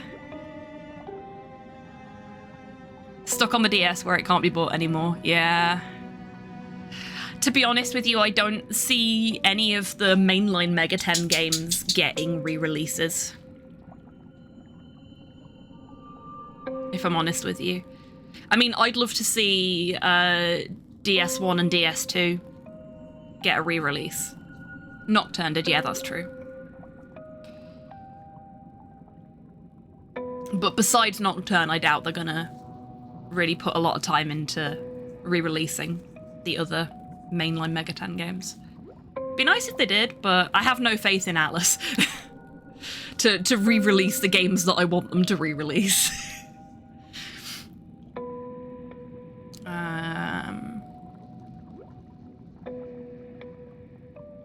Yes, I know it did, but, well, there are reasons for that. iOS one was apparently the best one, which says a lot if you ask me. Lost media due to console device obsolescence is a horror. It really is. That's why I love stuff like ScumVM and basically any kind of emulators that allow you to emulate games that weren't originally for the PC on the PC. Because at least then, you know, there's a way of preserving them even if it's not great. You know? We've lost so much in terms of the history of video games already. DOSBox has saved so many titles. It really has. It really fucking has. And GOG have been a big part of the preservation of video games as well. Points to the native Jak and Daxter port on PC. Is it bad or good? Is the future decompiling games? Yep. Right, I am going to take that break. Now is a great time for everyone else to take a little break too. Grab yourself a drink, grab yourself a snack, have a little stretch. If you have pets that need to be let outside, now's a good time to do that too. Get some fresh air. You know, whatever you need to do in terms of meat mecha maintenance. Let's get some of that in, and then we'll be back in 5 minutes to do some perception practice ready for Time Tick next month. Okay? Right. BRB, folks.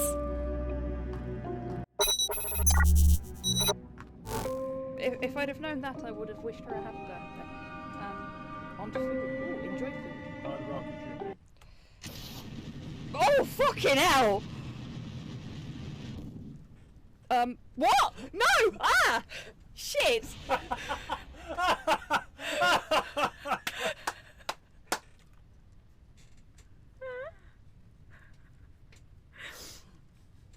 I believe in you, says Zero.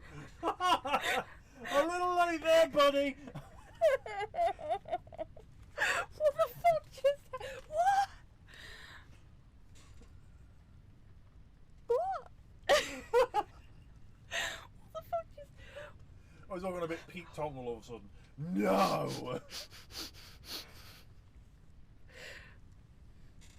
Like, it just sort of rubber banded and then we were out of fuel?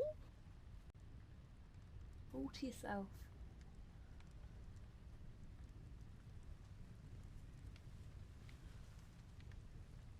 My challenge is to do 15 totems, and I did 0 that last game, so Sorry.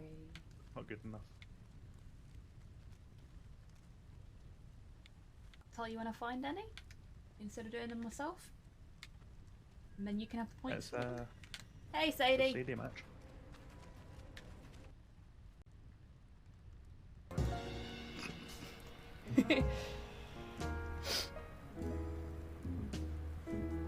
I could just sit and watch the idle animations all day.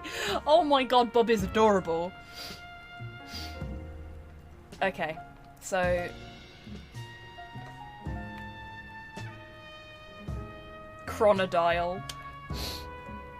Chronodile. That's amazing. The Bar of the Thirsty Horseman. Can I go in there? Nope, don't have the key for it. Hey, look! Horsey. Wait.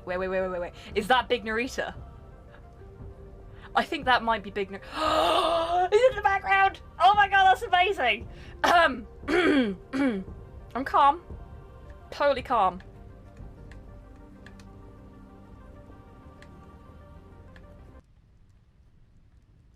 We can get some water.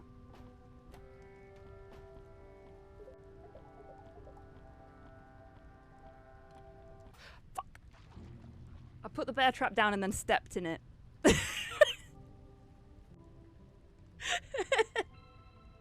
I am a failure. Oh, that was embarrassing.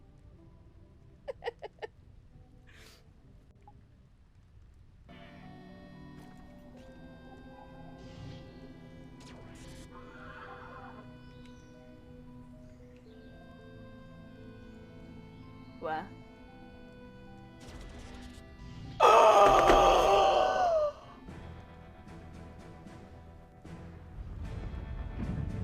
That was fucking amazing! Yes! We mech now. Oh my god, that's awesome!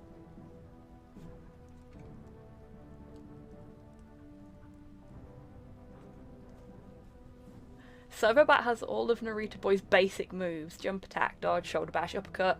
Servobot also has an extra attack called down stab. Yes! That allows you to attack from above. Yes. Fucking love this game. Just gonna...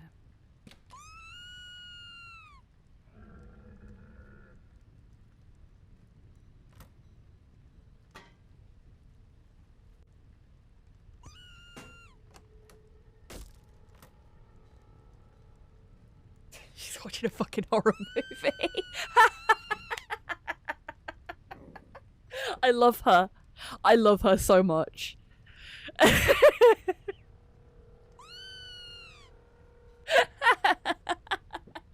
like, oh no, my friend, I must save you. Oh, that was fucking great.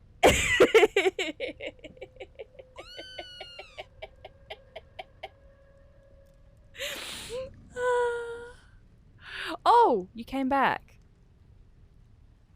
I thought you were being fucking murdered.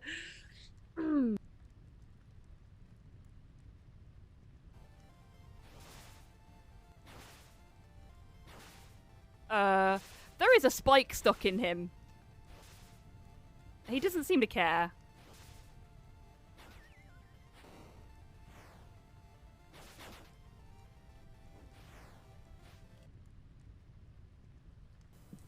Morcar as the heroes face him, finally. Oopsie whoopsie, I did a fucky wucky. I'm gonna help you defeat the real evil, okay? Yeah, I can just imagine that. Perfect. Oh yes, please, I'd be so grateful. Yes, great master. For the overlord. A heavy, hollow thud, thud, thud lumbered over the horizon. As the mass loomed into view, its speakers clacked into life as it let out its war cry. What's this? Causing irreparable damage is the best part of parenting. Sorry, I'm not analysing the blood splatter. Was it a face? Possibly. Okay, so we've got... Hey, no spoilers, you fucking reprobates.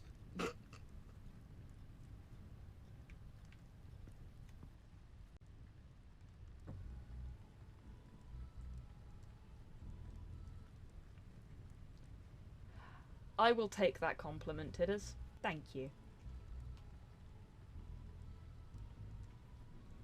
Would like some more muscles, though. Look at me, taking fucking compliments without arguing the toss. If only Slow was here to hear this.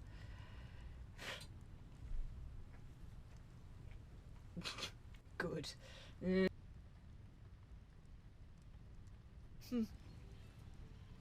Oh, hello. Who are you? No, come back! Oh, don't come back! Oh god. Oh god. Oh god. Oh god. My sword was mighty, but I needed to find a weak spot.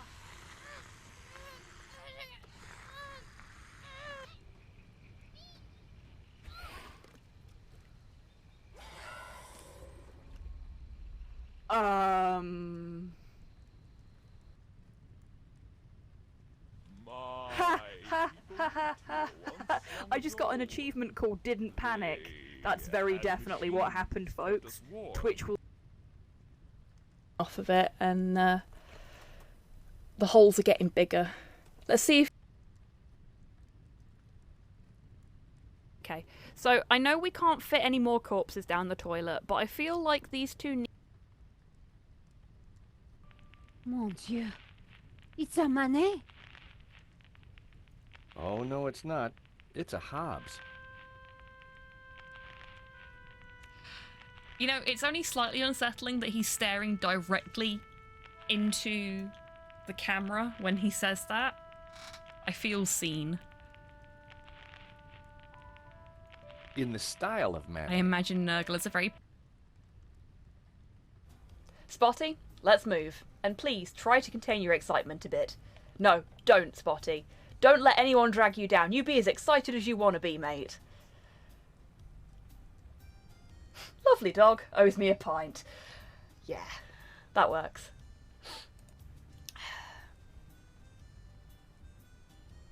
I'll try. I promise. I'm just very happy to go on an adventure with you.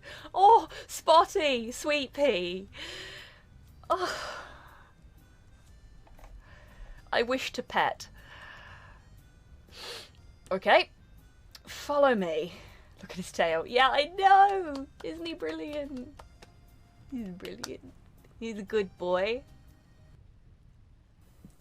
Morcar as the heroes face him. Finally. Oopsie whoopsie. I did a fucky wucky. I'm gonna help you defeat the real evil, okay? Yeah. I can just imagine that. Perfect.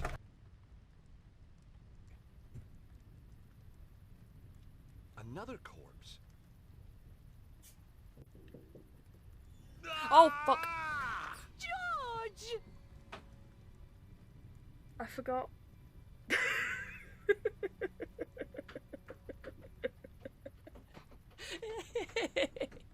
I forgot there were 3. Hey, Slow. Excellent! I was trying... Apparently we can play Nemo's organ. And fairly well. On the step on me, mummy jokes, but I don't funk. I'm gonna take a photograph of you first. Oh shit, no, I don't want to take a photograph from inside you. That seems a bit rude. Not on a first date. Giving the poor bugger a spectral colonoscopy. It requires a certain amount of discussion and consent. This is just... Yeah. So that Lilim isn't here, huh?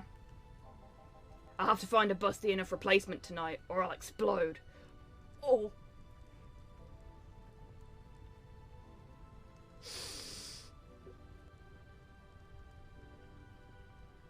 Oh. This is rubbish. This is an abomination. This is me. Oh, hello. Who are you? No, come back! Oh, don't come back! Oh god. Oh god. Oh god. Oh god. My sword was mighty, but I needed to find a weak spot.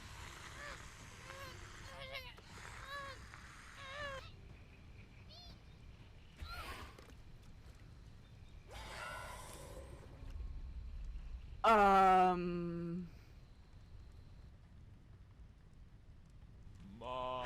ha ha ha ha! I just got an achievement. I am back, everybody. I haven't finished setting up, but that's okay. We can do that now. I hope you all had a nice break and are feeling refreshed.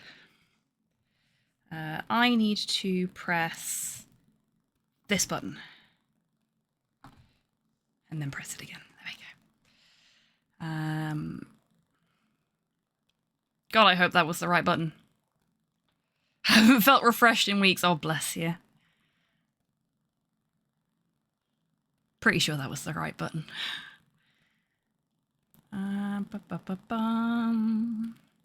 Steam. Steam is the thing I'm looking for. I also need Live Split. Where the fuck has Live Split gone?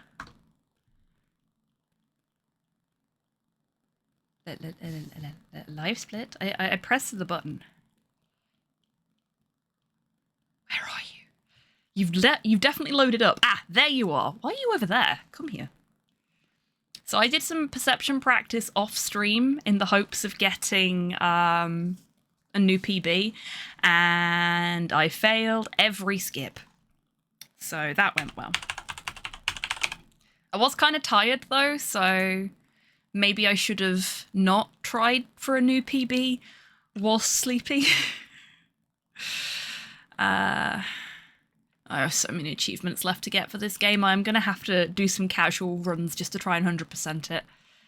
I feel like if I'm speedrunning something, I should try and 100% it as well. I'm never going to be able to 100% DuckTales because the one achievement I have left to get, if I'm not mistaken, is just really fucking difficult, and I suck at it because I've tried.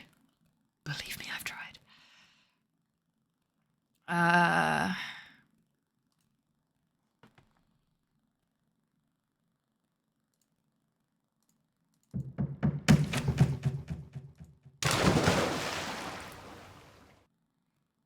Hobby, I have a question, okay? Rocket, I may have an answer.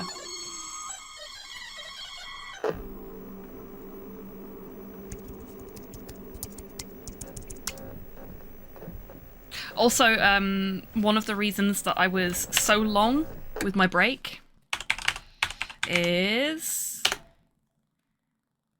if it works.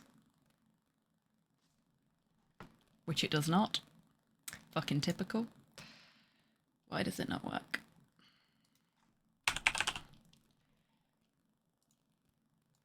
It's enabled.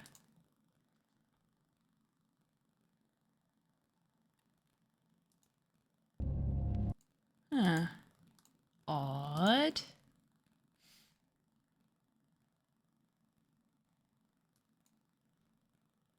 Do I have to save first? Is that the problem now?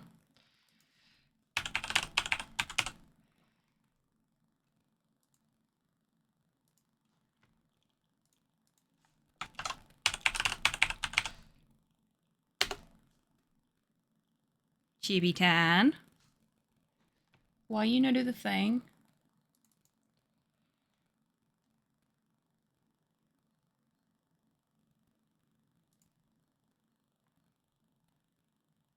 No, seriously, why you not do the thing? Cancel.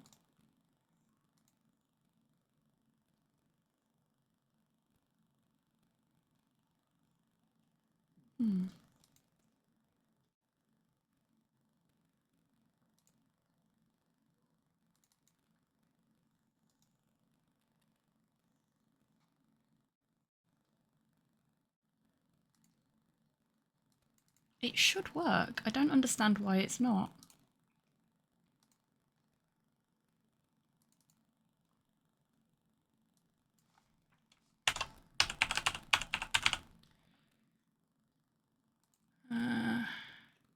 Anywhere. Try that.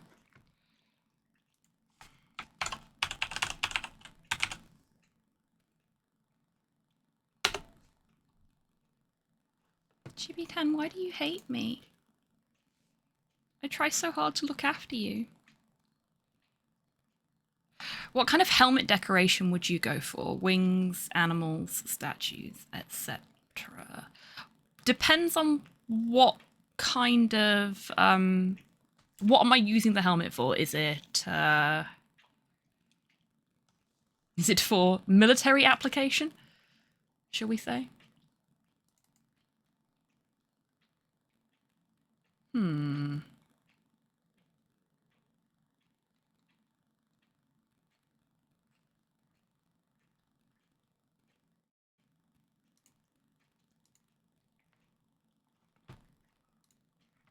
Is it ignoring me? Is that the problem? It shouldn't be. A medieval Renaissance type helmet. No. It's really odd. I don't get why it's not working.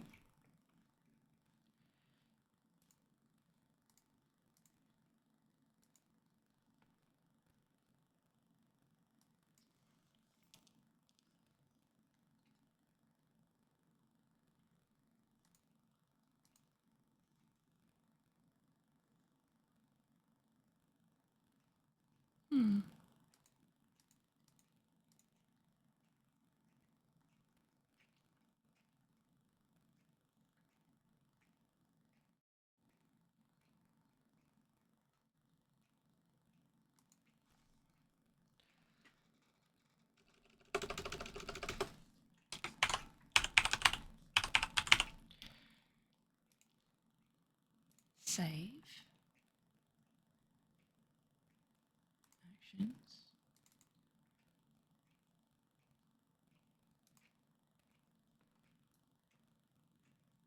Check commands.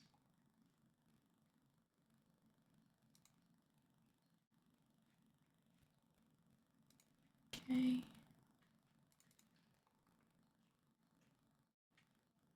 It should just do it. I don't understand why it's not doing it.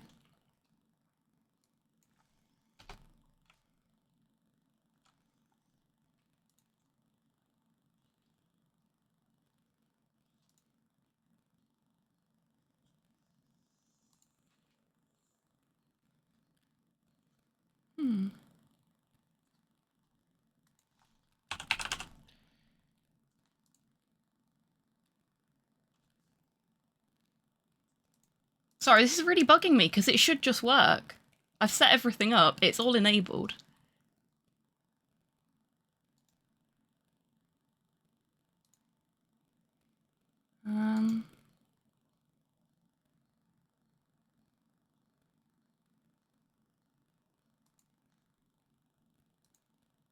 I'm going to try restarting GB10. See if that fixes the problem.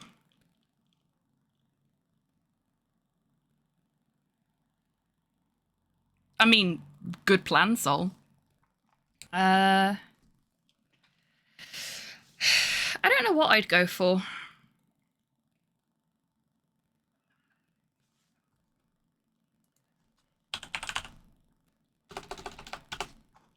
Okay, let's try this one last time.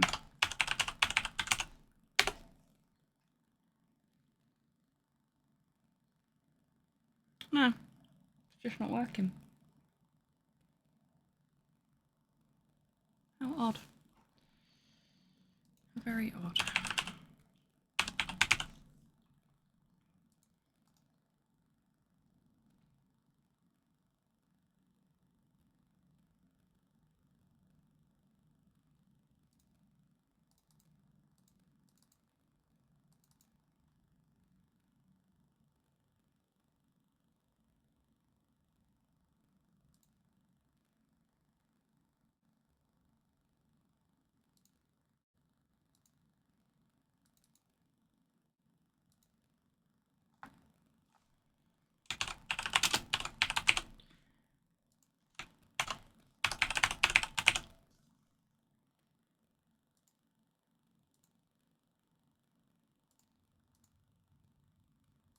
I have one last ditch attempt to make this work.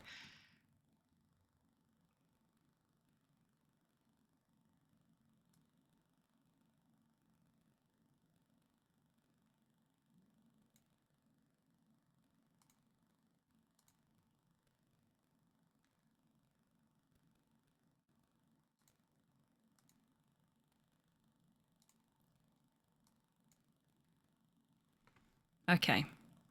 This is the only thing I could think to try and make it work. Let's see if this fixes it.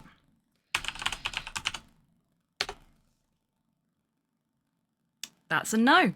That's really annoying. Chibi-tan, you've let me down. I'm very disappointed in you.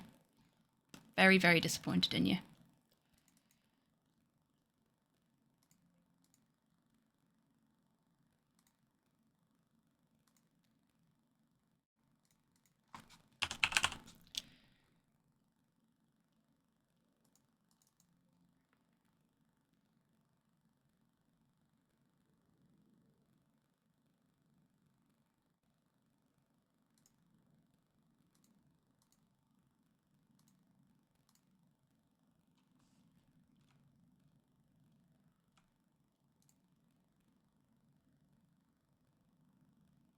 Genuinely don't know why it's not working.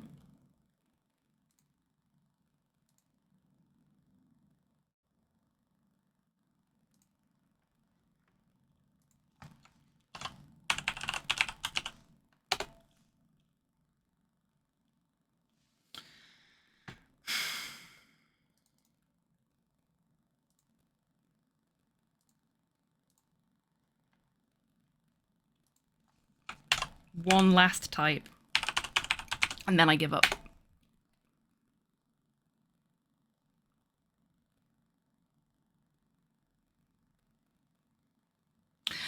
No, because it requires you to, like, make... So it looks like the bit that's not working is the bit that connects the command to the action, because of the way StreamerBot does stuff. I'll just have to figure it out after the stream. I was hoping it'd just be nice and quick and easy, because it normally is, but for some reason it just doesn't want to connect. And I don't know why. Because it's set up exactly like all the ones that work.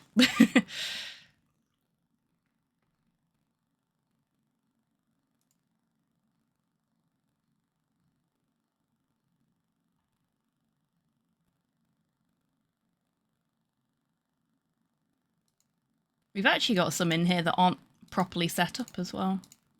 Just noticed. So I should probably fix them at some point.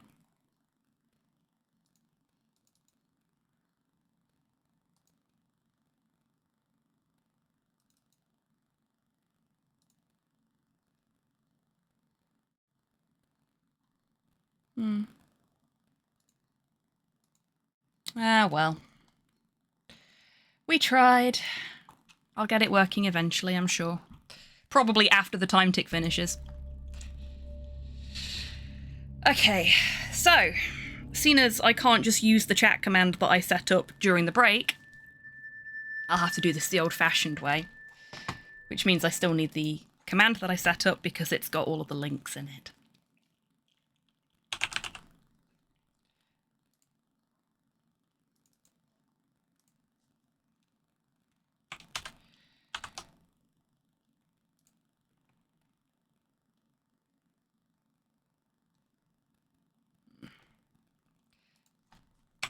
I'm just going to paste the entire...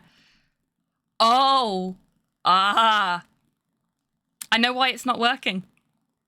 The message is too long.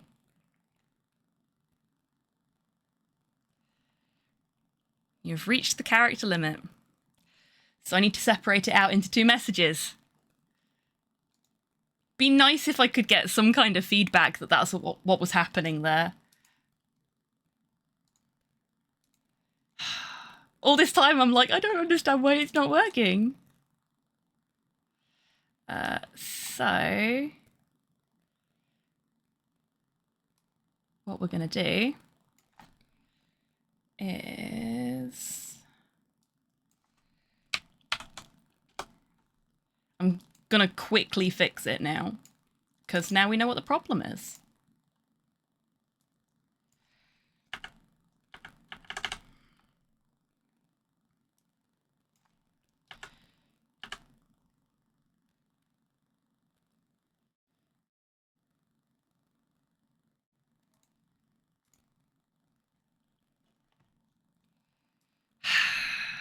I'm a fool, I tell you. See, that was all it was. Too many words. It was cutting off the end of the hyperlink, the second hyperlink. So, now that I've fixed that, oh my god, I feel like such a fucking moron.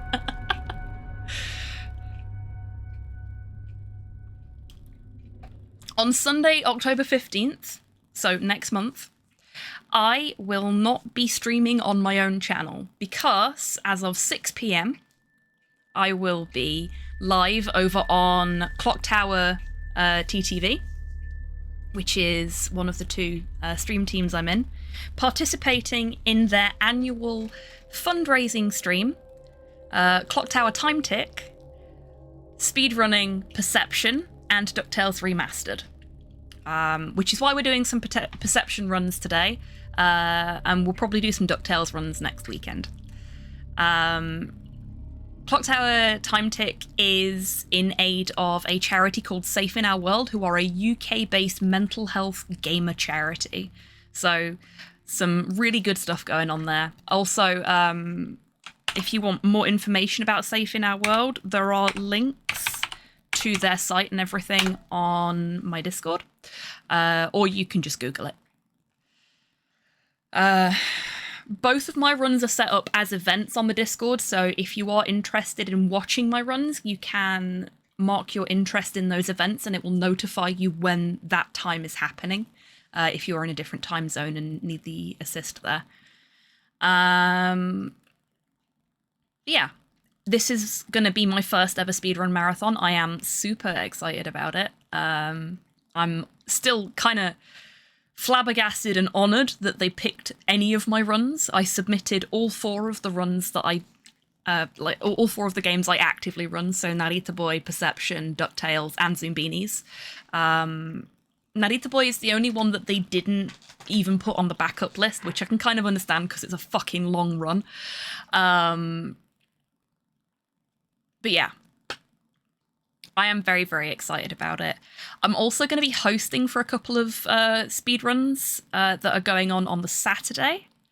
So if you do pop along and like follow the entire event, you might hear my voice on the Saturday as well. What else do I need to tell you about the runs and about the event itself? It starts on Friday the 13th of October and runs through until Monday, the 16th. 16th? 17th? 14th, 15th, 16th. Yeah. Monday the 16th. I'm bad at time. For those in the UK, it starts at 6 p.m. on the Friday. I think it finishes at like 4 a.m. on the Monday. But yeah, there's going to be some absolutely fantastic horror-themed speedruns over the course of the entire 4-day event, and it's all going to a good cause. Where it comes to my runs, the DuckTales Remastered run is going to have a donation incentive, so you can donate towards the charity, to vote for which music will play during the DuckTales run. Similar to what we've done with channel points on the actual channel, but this time it's going to be actual money and going to a good cause rather than fake currency going back into the Twitch ether. So yeah, if you folks want to get in on that, I would actively encourage it. I don't think I've seen this game before. Well, you are in luck, RNG, because as much as I'm going to be speedrunning it today, I am going to be trying to commentate whilst I run it. Because I don't know if DMAC is available to commentate for me when I do my runs for Clock Tower. So I need to practice commentating for myself just in case. So I'm going to do the best I can to sort of explain what's going off and explain what I'm doing and why I'm doing it. I'm still not great at it, especially with this game, because this is the most recent run I've picked up, but I'm going to do my best. If there is anything you want to know about the run as we're going through or about the game itself, please do let me know, because then I can start sort of programming myself to talk about that as I'm going through. But yeah. Clock Tower is an absolutely fantastic group of people. They're all certified good beans, in my opinion. The team itself is absolutely fantastic, but the community, the wider community that has built up around the team is also fantastic. They do have a Discord, and it is open to members and non-members. So if you did want to just get more involved in the sort of horror community, join on in.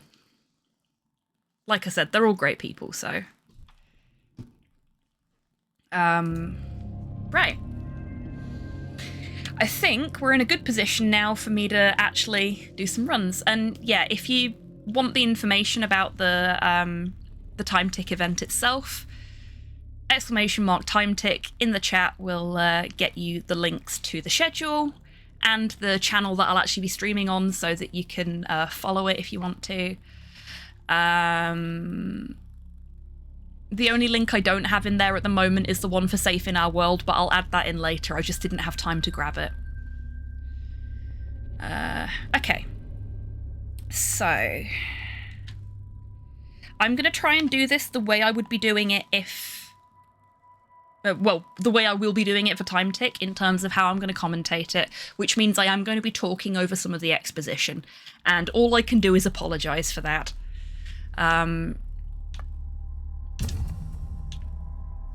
So this is a bit of a weird run, and I've been through this with folks before. Oh, actually, as much as I won't be having music playing whilst I'm doing the time tick runs, do you folks want the jukebox on while we're practicing? Because I'm happy to have the jukebox running in the background, if you would like. I should have checked that sooner. Thankfully, the jukebox takes like 2 seconds to set up.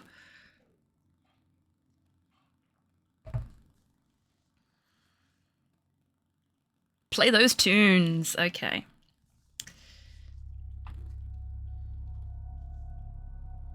I don't mind either way. Jukebox ought to be fun. Okay.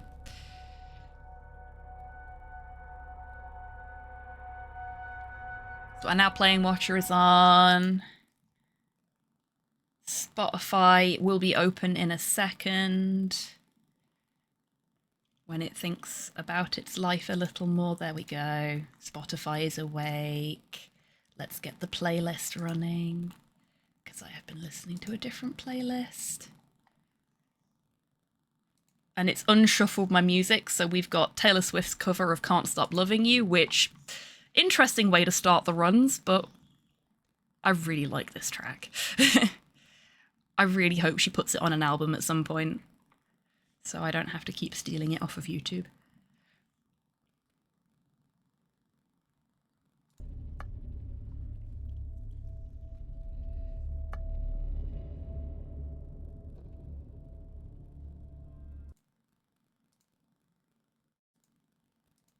Looks like Snip's having a bit of a problem with it, though.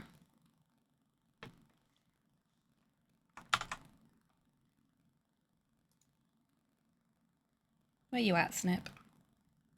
Doesn't normally have a problem with my stuff.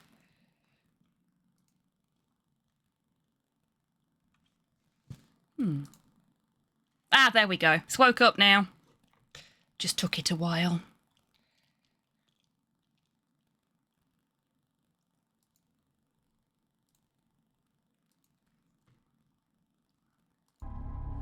Okay. So, you should be able to request songs now, as you would normally. It is only Spotify stuff. I just have my locally saved music in a playlist for you folks now.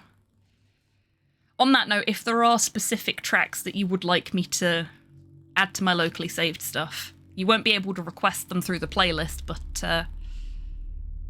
I can have them on hand.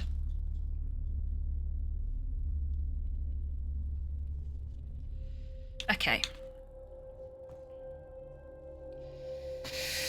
Are we ready? I think we're ready.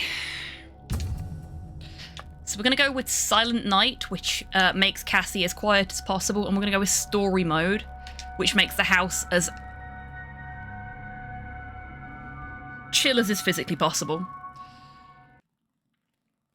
Okay, so you'll notice that the timer hasn't started yet. the timer doesn't start for this run when the game starts. So this is where I'll be doing my sort of introduction. So, welcome to Perception. In Perception, we play Cassie, who is a young woman who is blind and was orphaned when she was a kid. Cassie has been plagued with nightmares about a house in Massachusetts, as long as she can remember, and has discovered where this house actually is, and has decided that she wants to go and find out exactly what has and most importantly, caused you learn to trust these nightmares. yourself. Why is she dreaming You about learned this that house when you she's never hopped on the been to? first flight to Boston to find the mansion from your nightmares. I don't So, know why I've been having these dreams. there for are months a lot now, of and I certainly neat don't know what's things waiting for me at Echo Bluff. about this I game. do know I can't take much more of the torment. Primarily, the way that the game works with her being blind. So, as you can see, if I don't tap, we can't really see much. It's just sort of blackness. Hang on a second, I need to start my timer. And go. And now the run has officially started because we are outside of the house. Hello? So, the way this game works Considering you're is boarding and I'm at the door, we're both past the point of no return. whenever there is not something acting on an object in the environment that makes sound, so like the wind blowing over things, us tapping our cane, something like that, whenever that's not happening, those objects don't exist. It's a really neat method of I know nobody's there, but kind of saving on memory and shit like that. This is all built in Unity. This is the first game by this dev team. It was made by the Deep End Games, who are the same developer who made Romance-Sylvania. So they've got a bit of a track record for making really odd games. And you know what? I fucking love them for it. Now, the speedrun for this game is initially mostly about optimizing your movement as much as possible, which is difficult when Cassie is forced to turn around like that. But if you can aim yourself nicely, and just sort of know where you're going, you can get some pretty decent times. The world record for this is 43 minutes, I think. My best at the moment is 53, I think.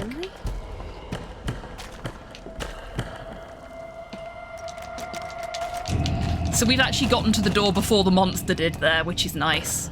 We're moving nice and quick. So yeah, the first couple of chapters, it's all about movement optimization. We can't run at the moment, but we will be picking something up in a moment that will make it easier for us to run. And then when we get into the later chapters, there are 4 chapters to this game. There's actually a little bit of tech for us to do, and hopefully I'll be able to get the tech this time. So this is where we get a little bit more exposition about Cassie. This is where we learn that she was orphaned, and that she's got a bit of a thing for this particular piece of music.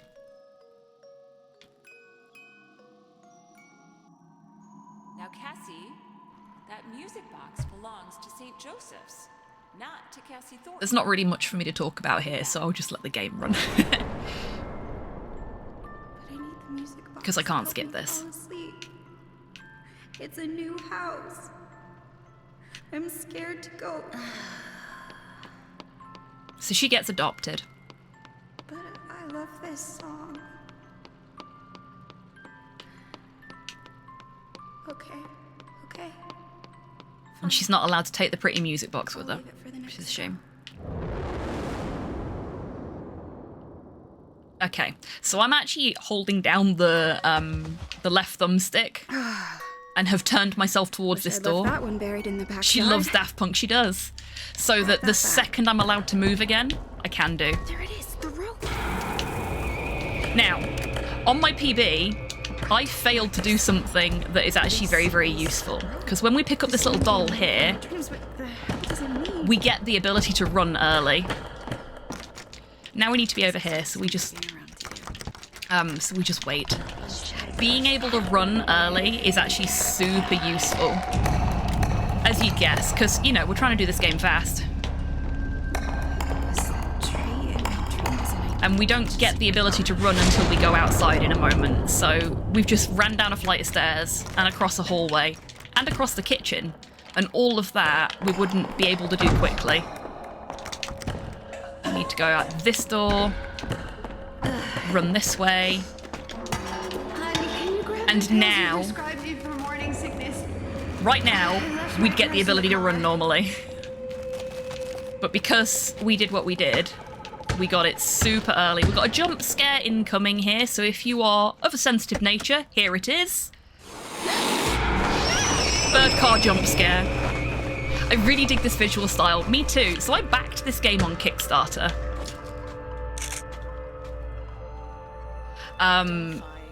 And then forgot I owned it and didn't play it up until a couple of months back. This was a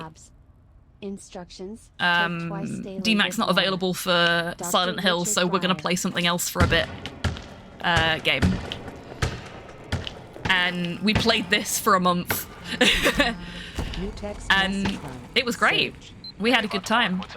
So I don't need to tap here really, because the wind's doing all the work for us. I only really need to tap once we get near the door, because otherwise we won't be able to open it. This shit's messed up. As you can see, Cassie isn't running because she's on the phone to search, but that's okay. I'm having these nightmares for a reason. Message sent.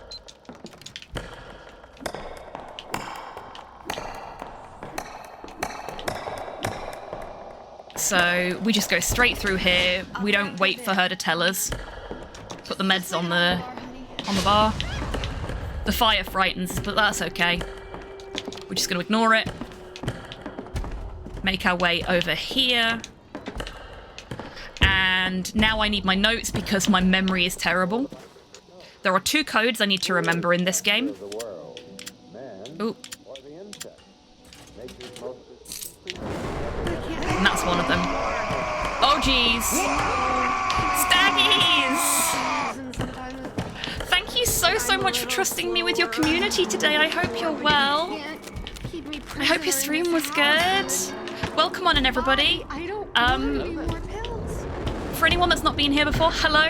My name is Hobbytan. I am a variety streamer based in Scotland. My pronouns are they, them, and I am currently practicing for my first ever speedrun marathon, and oh boy am I hype about it. We are playing a game called Perception. It is a delightful horror game. It is the first horror game released by an indie company called The Deep End Games. And we play a blind lady called Cassie who has been plagued with nightmares of a house in Boston, Massachusetts, and has come to that house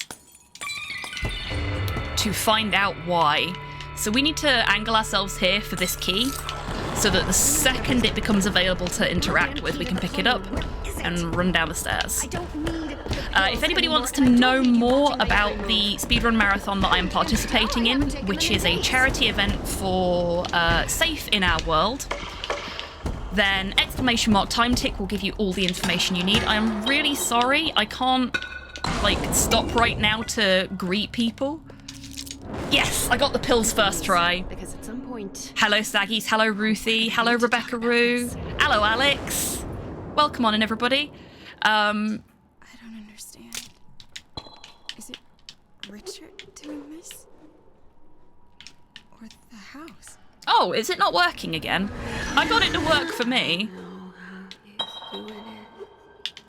So we're waiting for her to finish talking so we can touch the painting. Fuck, it's not working again. Chibi-tan, why? So we touch the painting as quickly as we can, and then we leg it out of here. Oh. It forces me to turn around again. I swear to God, but yeah, Chibi-tan has been so great up until today, and now they're just being a little bugger. I've got a bit in a moment where I'm not going to be able to do anything, so... Hello? I feel it too. Oops.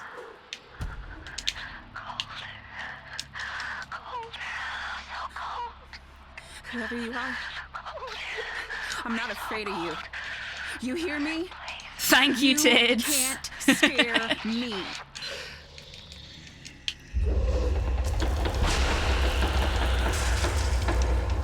How many runs have I had on this? So I have done a total of 9 runs of perception. And 6 of them have been full runs where I haven't had to bin the run at some point.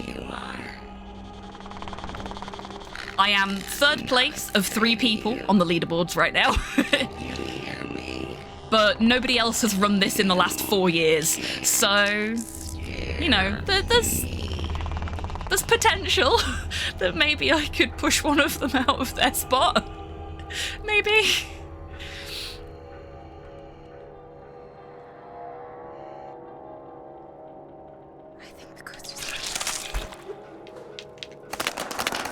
But yeah, I really, really want to do well at this.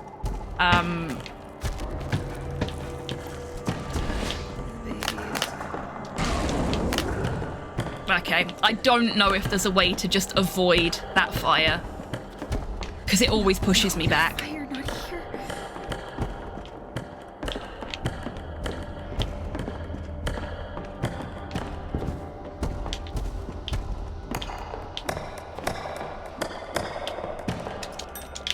Oh, yes, okay. That's the first time I think I've not got turned around by the trip to the fire. So that's nice. I have a literal fire to put out. Wait a minute, don't hang up. I'll call you back. There we go. Now, normally, if we were playing this properly, we would have had to come up here to get the code for the safe earlier. Patient showing signs And we would have known that there was a crib up She's here. accepting the switch to bottle feeding and is no longer... Wait a moment. What's that?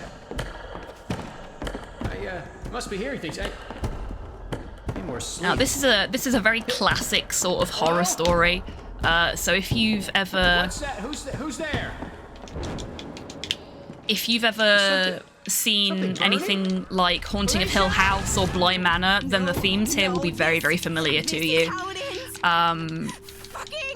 And there are some very dark things here, so I will be giving warnings where necessary. The main one is in a moment.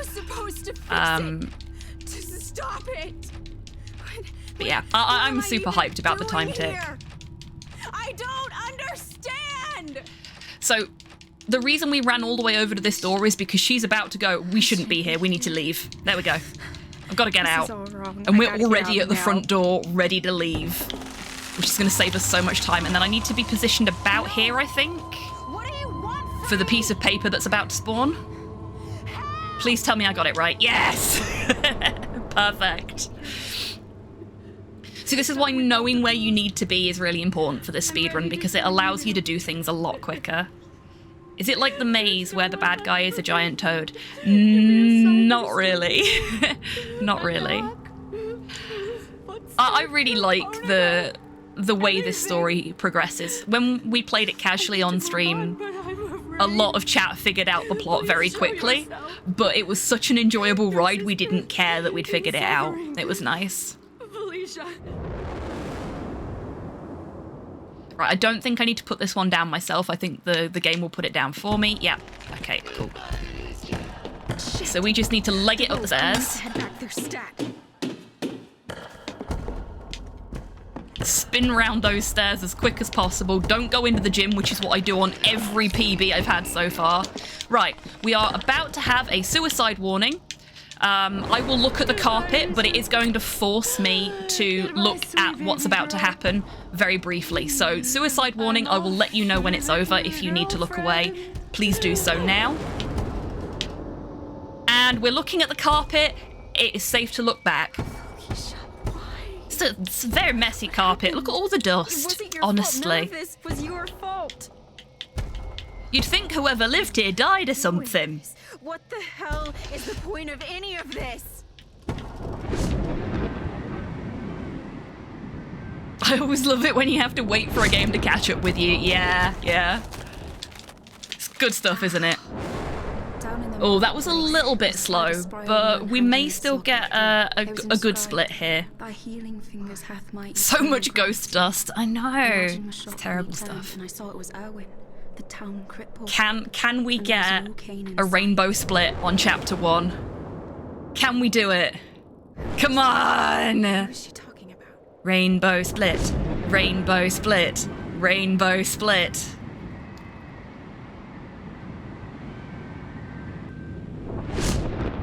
Fuck yeah! Rainbow split. This place feels different. It's the same house, but... Okay, so now we have to wait to be allowed through this door, but we're here now, so we can just teabag the door a little bit.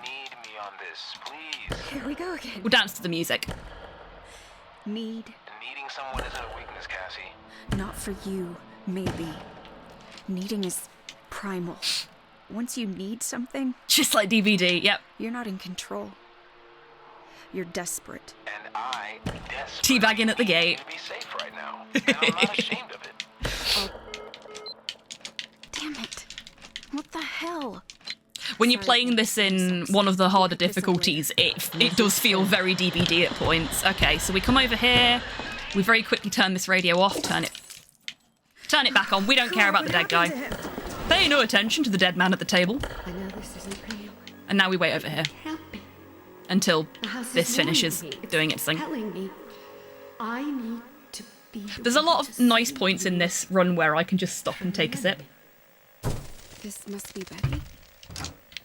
How is it that she knows what's real? I was a little slow on that one there, and I was like, shit, I've not overdone it, have I? I've not overcooked my sippy.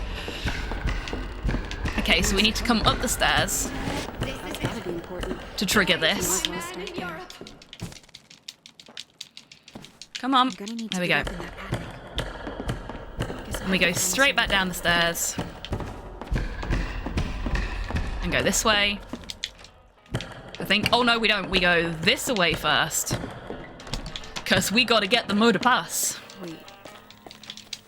Where am We I? don't wait for them to finish talking. Fuck that noise. I'm sorry. We don't have time to wait. English? He's just sleeping. Yeah, he's fine. Anglaise? He's just having a nap in his porridge. Real smooth, Cass. Maybe Delphi can help. So, yeah. We went to that door, which looked really suspicious for what's supposed to be a basement. And the guy behind it said, motor pass. Time to get Sherlocky, Cass. So we need a password. A French password. Oh, I'm certainly trying to keep busy, dear. You should see how tidy my stitching has become. But I need more. I'm not the putter around type, you know. Come, let me show you what I've been studying. Le pass, indeed. Okay, and now we meet Nick. Nick is going to need a whole lot of therapy because of us, and probably an exorcism by the end of the day. We're sorry, Nick. Nick is part of the Friendly Eyes app team. He is a guy who has been trained to help blind people read things that aren't blind people friendly, basically. So she sends Nick a photograph, and Nick phones her up and explains what the photograph says. Let's see, Daddy. I hope your dear old friend can help again. And now we're learning about Betty, who lived here during the war. Betty's cool. We stand Betty. She's got moxie. My dear, I remember your father well, and her husband's gone off to war, Jean. We learn a little bit about Jean later, but she wants to go off to war and help, basically. Also, she says some nasty things about Germans, but we don't stand that. German people are lovely, with a couple of notable exceptions, historically speaking. Go get him, Betty. Come on, let me in. And now the bathroom that we were just in is no longer a bathroom. How strange.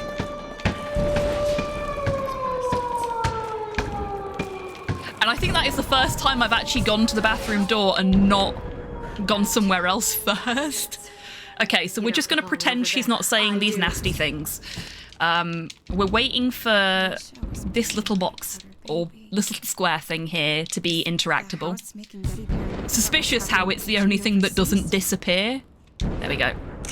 So we can scan it with Delphi. Hey, look, it's a matchbook. Unfortunately, whilst we're scanning something with Delphi, we have to keep hold of it. So, there we go.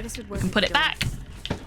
And now we leg it back the way we came, and we're going to head back to the basement with the French fellow who didn't want to let us pass. Getting Gandalfed by a French guy. So we'll just run over here.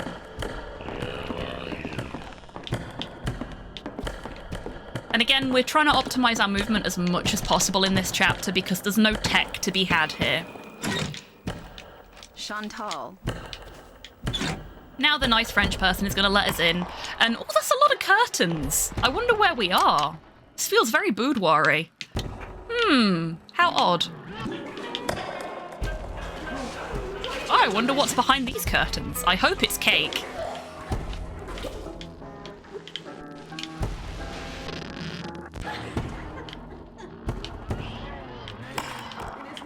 Oh dear, it's definitely cake.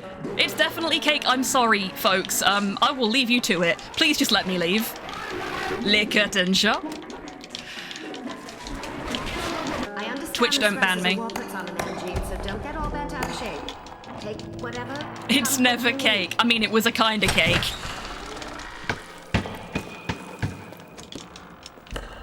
You don't have to leave, though. I do. It's a speedrun, Tidders. Of course I have to leave.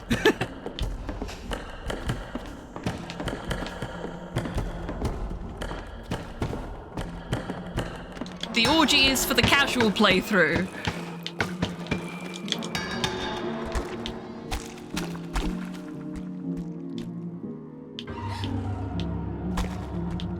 Yes, I didn't get caught on the dead guy. Well, that's a phrase I've said now.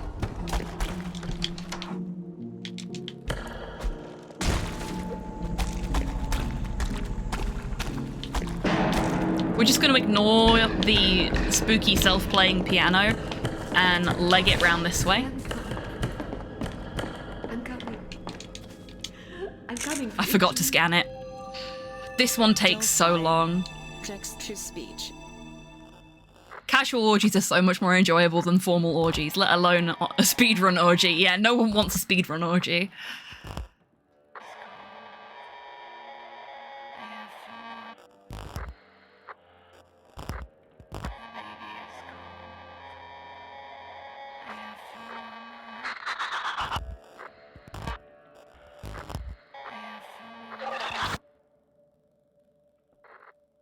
Behind you? No, I was too early. Behind you. Damn it! I'm always too early. So the creepy doll that was here before is now gone, and we're gonna just crawl through there.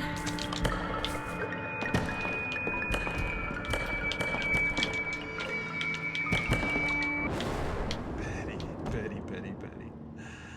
We don't need any. I like how this guy isn't even named, he's just called Lecherous Man. As he fucking should be. Darling, take a few photos. There's a morale boost. One of the best things about this game is the amount of strong female protagonists in it. At night when I kneel to say my prayers, I rest my elbows on the hope chest you gave me on my 18th birthday. We're going to make a family someday, you and me, you'd said.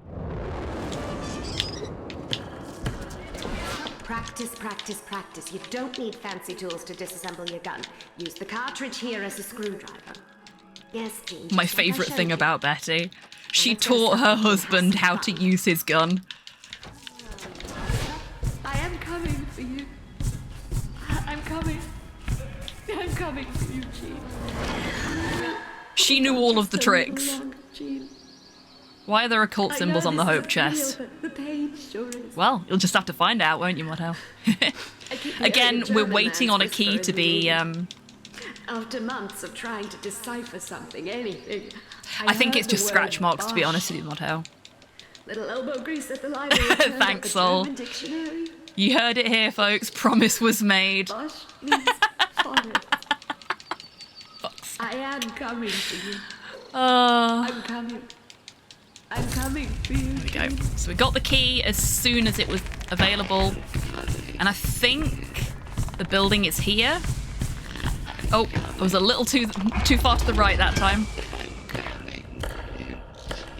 Let's not get turned around in there like I normally do. Yes, lovely stuff. That was fairly smooth for me. I'm quite proud of that. We're not going to pay attention to the lore that's in here. We're just going to grab the pole for the loft, and we're going to leg it back to the house. Always keep your rifle up when you fall. If you get any mud or dirt in it, you'll be spending more time cleaning it off than paying attention. If one of them krauts lobs anything at you, it ain't gonna be a creep. No, that's the pantry. Every second counts, Jean. I think I took the long route there by accident, but that's okay. We're doing okay for time.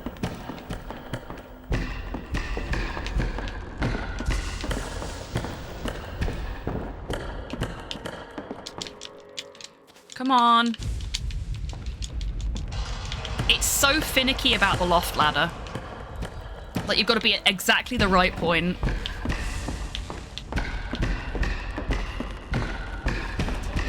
I've gotten so much better at navigating this.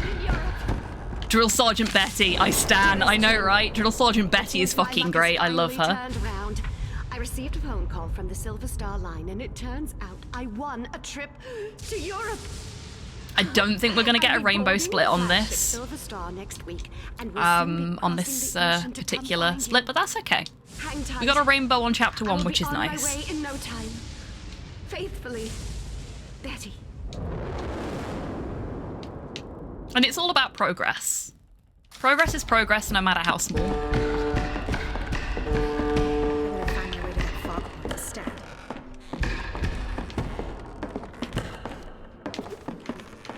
Betty! It's the house! There is no ship! You can see I'm trying to sort of angle myself towards where I need to be so that I'm moving slightly quicker. Which is really the best thing I can do at this point. Drowning warning. Sorry, I have to do this quickly. You were so sweet. I'll let you know when... But the house knew your love for Jean was strong. When she's not on screen anymore. It exploited you. I mean, she's not done that to herself. That was... I promise I will put an end to the house did that. This is why I love this game. Wait. Like, it's a proper, like, classic haunted house story. This is it. The way to my man in Europe. I can't wait to see the look on his face when he sees me. I'm coming for you, Jean. Just hang in a bit longer. There's not much point in me doing this, cause it's taking me back to the tree again.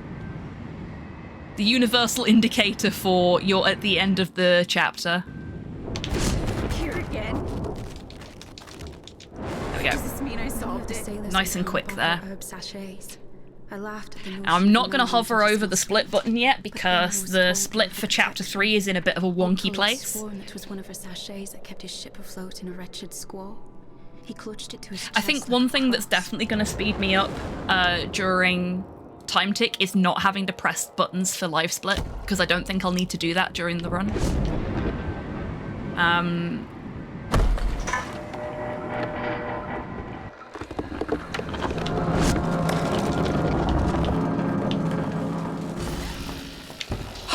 Another rainbow split, fuck yeah! Okay, this is a good run, we're doing well. We've got this. So this is the first chapter with some actual tech that we need to work out. And it is pretty good tech. I'm fairly consistent at it, but only when I don't need to be. Like, when I'm on stream, I'm terrible at the tech for this. But off stream, I get it every time. So hopefully we can translate that to something a little bit more useful. Connecting to a live community user. So now we've got to wait for Nick to see what's on this board.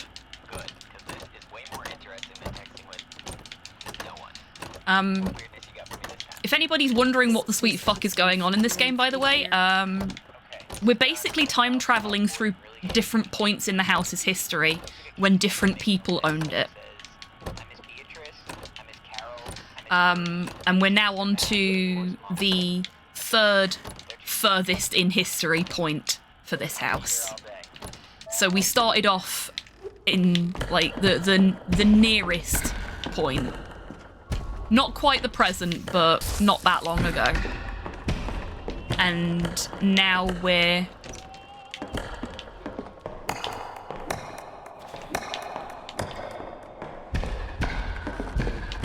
Oh, I went the wrong way.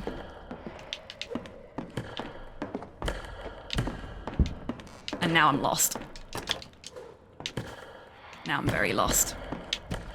Shit. Not being able to see where you're going half the time is, fun. When you panic, it makes it worse. Ooh. Right, back down the stairs. Let's try and salvage this. Not that way.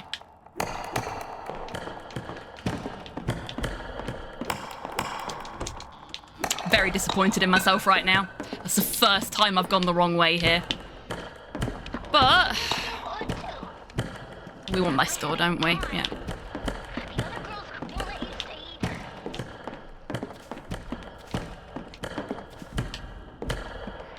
Yeah. Okay, that's gonna screw our time up on this split.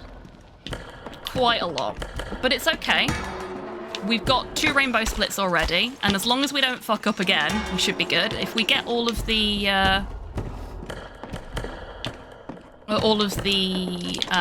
skips, that should help as well.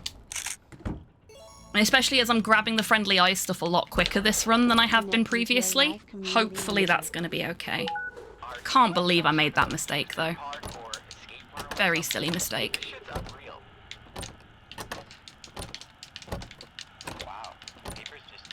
And I doubled down on it by not just turning around the second I went, oh shit, I've gone the wrong way, haven't I? Some of the pics are from far away, others are close up like mug shots. Ah, well. Wow, there's a schedule here for different people. Regimented, a date planned to the minute. We're being watched by someone. So yeah, Nick is gonna need therapy because he's reading some really fucking traumatic stuff for us. This is probably the weirdest bit of the whole game. I don't like the taste of that. Don't make me drink it. You'll see why in a minute. And I think it's the one bit that really cements that this was done by ex-2K devs who worked on BioShock. Because this is some freaky BioShock shit. Look at this. Look at this. So we're going to wait over here for a friend to appear. Hi. Excuse me? She's going to shoot at us.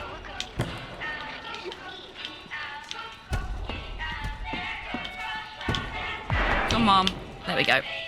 As soon as she shoots at us, it sets the curtains off.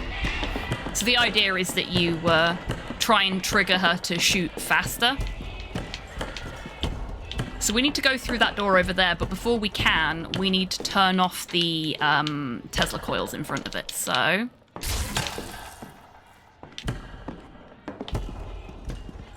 we do that. We're playing on easy mode, so if we get shot like that, it doesn't kill us.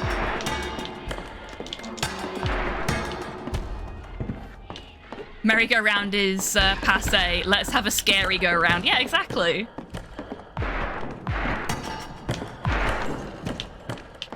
So we just avoid that doll completely. Run this way.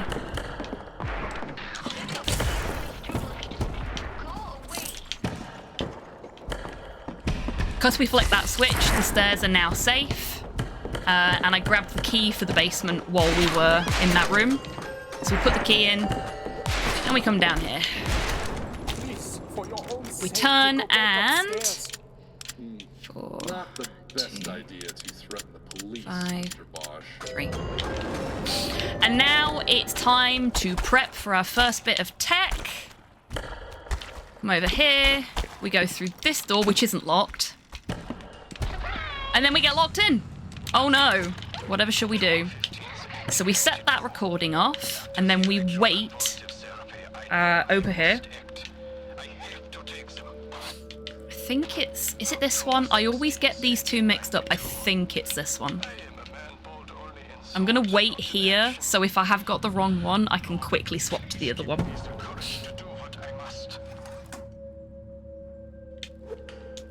Yeah, I got the wrong one.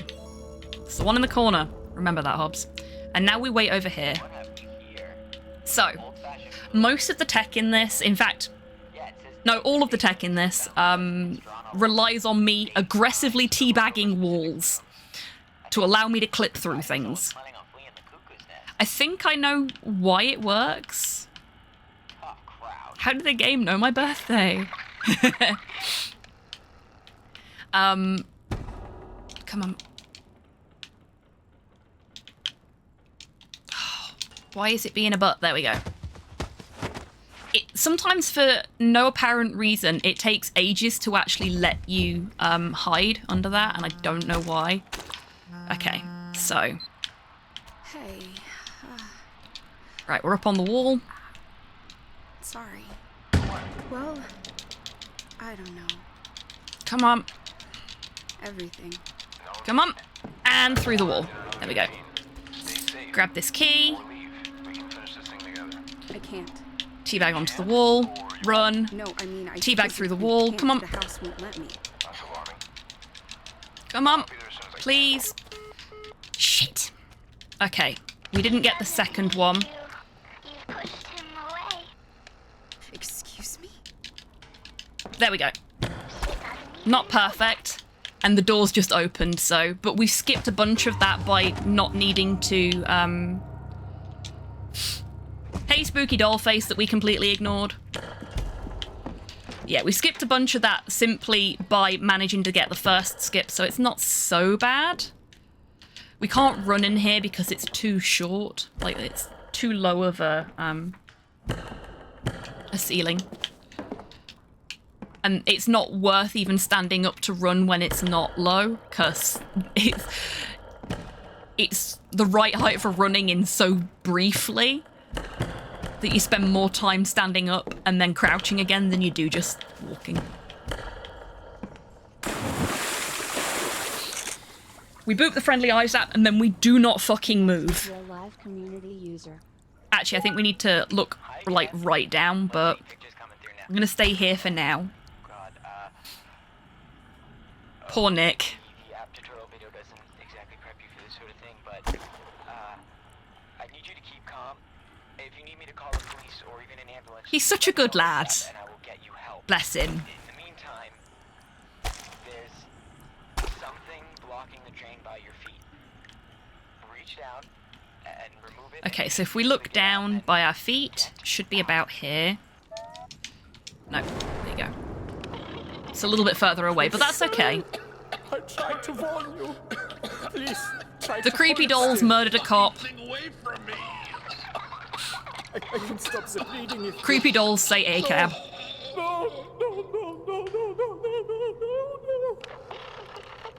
I mean, I think creepy dolls actually say APAB, but, you know. Okay, so we're stuck staring at the floor for now. There we go. We'll just move as quickly as we can. Again, we're going to optimize our movement by taking that corner nice and tight. And when we get... Why is it always creepy dolls? I know. Like, the theme tune for this chapter is Jonathan Colton's Creepy Doll, I swear. So we open that door early before we've even got to it, specifically so that we don't have to wait for it. And then we go this way.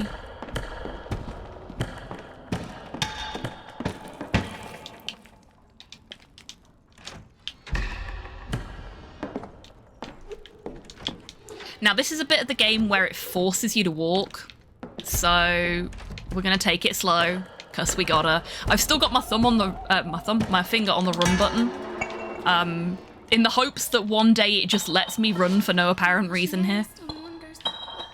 But I don't think it ever will. So again, we're just gonna take corners as tight as we can. We're gonna come up here.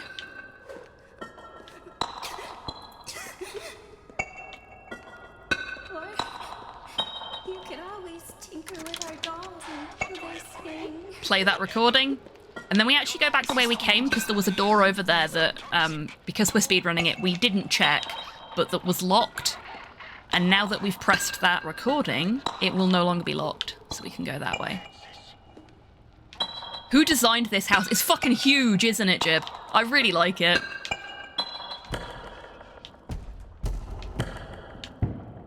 And now this door is open for us, and we can run here. So we're going to try for the other skip in this. Come on. Come on. Come on. Please.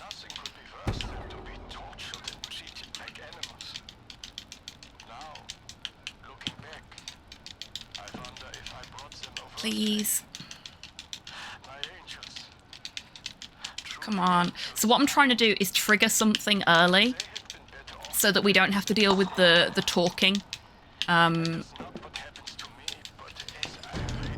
Yes! There we go. Got it. So she would normally do this talking, and we wouldn't be able to interact with the item. There's the apple from my tree. Until she'd finished talking. But now, because we triggered it whilst that recording was playing before the door was open, we can just grab it straight away. To fix things and only made them worse. They are coming. We still have to deal with this bit of talking, but that's it. I will fight them when they arrive.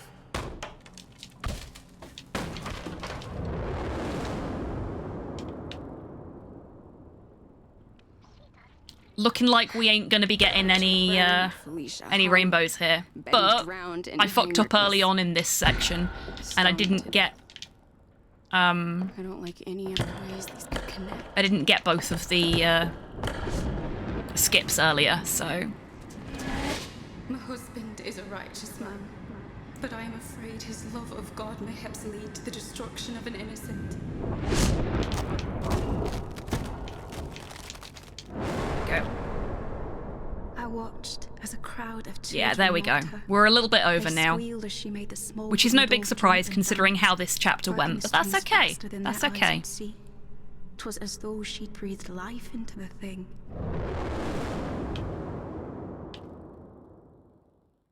This has still been a decent run so far.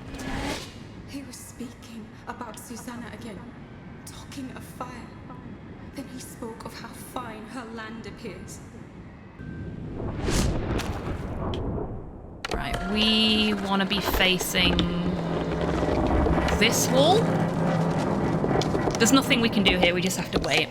You're here for a reason. I think it's this wall. That smell. And the wood's all rotted. Yeah, so 53 seconds over. I got the correct wall though, which means we got the Delphi letter faster. And we don't need to stand and listen to that one, we just need to wait for the door to open.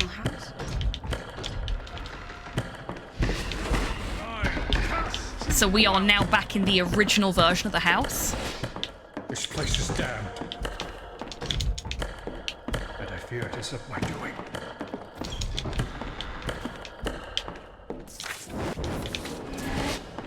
We trigger that memory and then we run back this way and we wait by this door here. This is the door we need to go through. I think there's probably a quicker way of doing that, but yeah.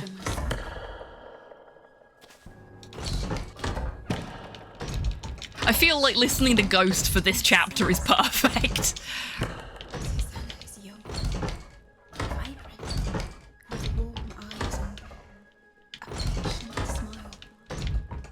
I'm just attacking the door now because I'm being impatient. There is a fair amount of waiting at doors that won't open in this. There we go. We need to scan this with Delphi, and then we need to keep hold of it because we're going to have to friendly eyes it in a moment. Illegible. So we're going to friendly eyes it, nice and quick, and then we're going to stand over here by this Iron Maiden and stare at the floor. Okay, this looks like a list, but there's stuff crossed out, circled with weird insignias doodled all over it.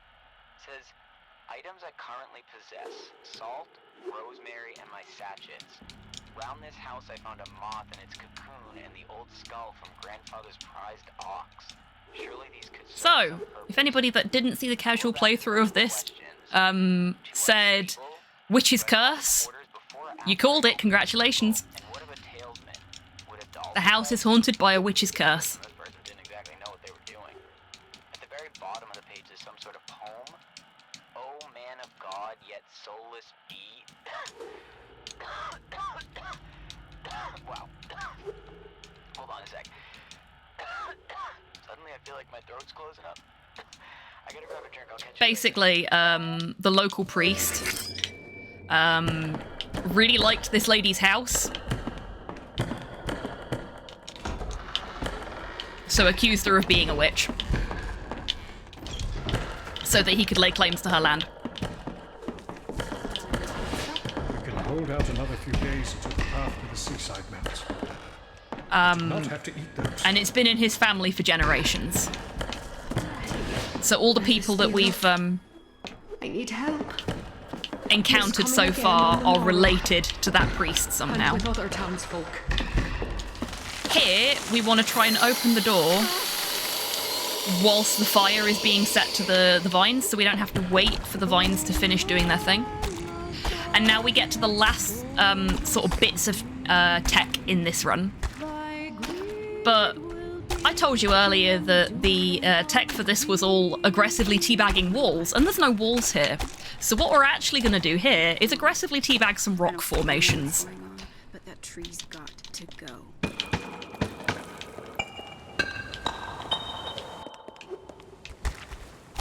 I wasn't quite far enough to the left there, but that's okay. Because I can maintain my run energy, even though you're not supposed to be able to run on the mud, by landing on it whilst I'm running.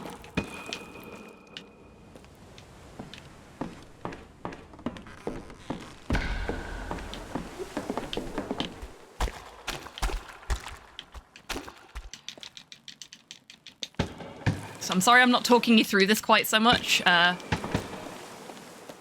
but it's basically just teabagging rocks to avoid a bunch of the like puzzle solving and gameplay that's required for this section. And now we're forced to walk, so I'm gonna let go of my run button because there is basically no reason for me to hold on to it now. I won't be allowed to run for the rest of this area anyway. We're climbing a sheer rock face, so it makes sense.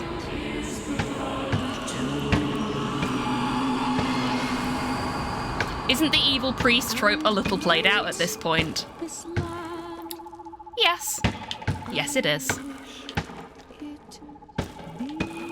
But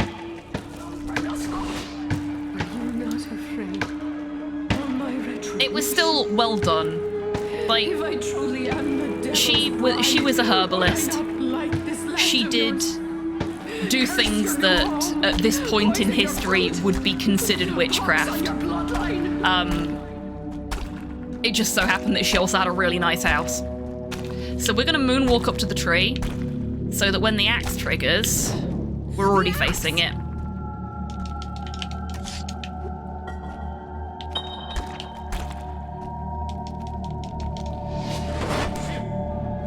It's based on an actual occurrence that happened to the director's ancestor, yes.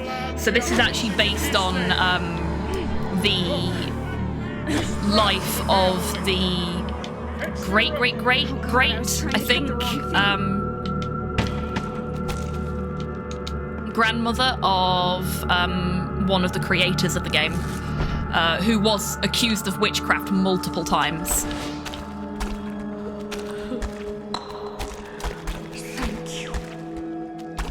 we got to wait here because these like weird ghost skewers are stopping us from progressing to where we need to be. Peace now. So I'm gonna have a little sit and a little drink. You are the only Durham it tried to kill but could not. It wants you. What? I thought I fixed this. Yeah, we're not gonna get a PB, I don't think. Because we've got to wait for all this talking to finish. Come inside. We can help. The house is burning. No! Let us help. Come on. How am I supposed to trust you? Because we are your blood. My blood?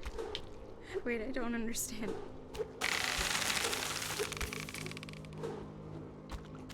Okay, so we run towards the burning house despite being terrified of fire.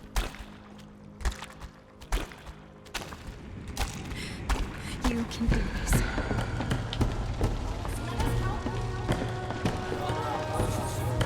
We run this way. We open the door. And the run will be over as soon as I flip this switch. You want me to just stand here? Wait, darling. I need this to work, Heinrich. Hush. Wait. Okay. I'm trusting you. Now.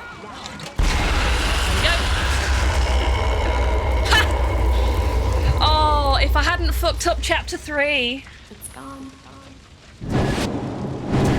What was that?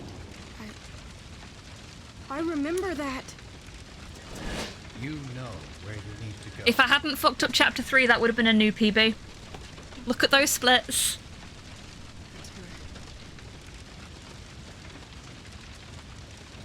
What a pity.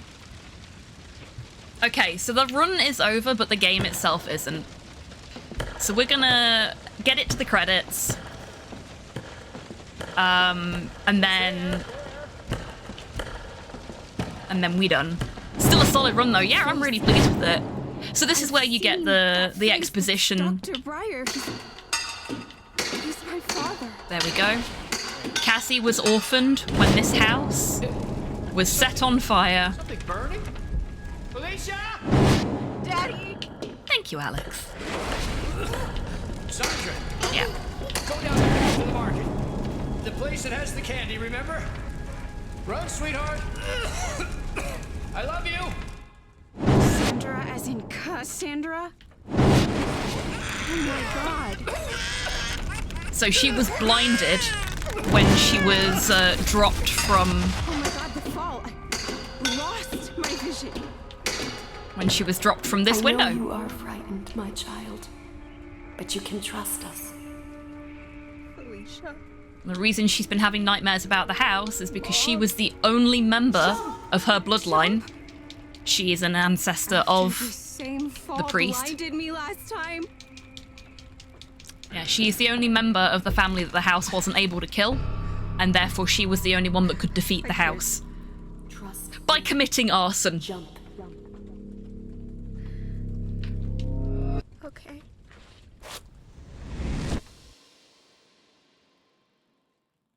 Yeah, it's a good little game. It's got a unique gameplay style. It's got a unique look. You are never Something arson about, indeed. Things that you would not have seen during the speedrun because we did not have time for that.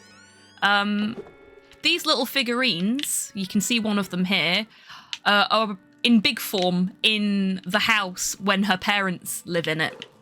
And that, in case anybody's going, that looks familiar, is one of the figurines made by Delia Dietz in Beetlejuice. There are 3, I think, of her Beetlejuice statues in the game. And the first time I saw them in the casual playthrough, I was like, that's a Beetlejuice reference. Thank God you're okay. The creators of this are big fans of like 80s horror comedies. So the other game that they've made, Romancevania, actually had Ghostbusters references, it had Beetlejuice references, it had a flying spaghetti monster. So they're big nerds, they're big horror nerds, and I kind of love that. And are you okay? And this feels very much like, as much as it's inspired by the life of one of the creators' ancestors, it also feels like they've probably drawn a lot of inspiration from things like Amityville, and probably Hill House as well. And help me up. Yeah, 49.54 is not bad. I'm quite happy with that. There you go. Perception was inspired by Susanna Martin, an ancestor of director Bill Gardner. Susanna was accused of witchcraft twice, not 3 times, my mistake, before being found guilty and hanged in 1692. It's a really good series, and if you've not read the book's really good as well. We dedicate this game to anyone who has been misunderstood or misjudged, to anyone who has been underestimated, and to anyone who has been told they can't do something. Although the world is full of suffering, it is also full of overcoming of it. Helen Keller. Oh yeah, it's not a happy book, but it is a good book. Which is the second time that has been said during this stream today. Torport, thank you for the hydrate and the posture check and the stretch, which I assume is incoming. There it is. I'm going to do the stretch first because I need to stretch. So what I will do is I will put us into BRB again whilst I have a little bathroom break. And then we'll do another run and see if I can not fuck up chapter 3 this time.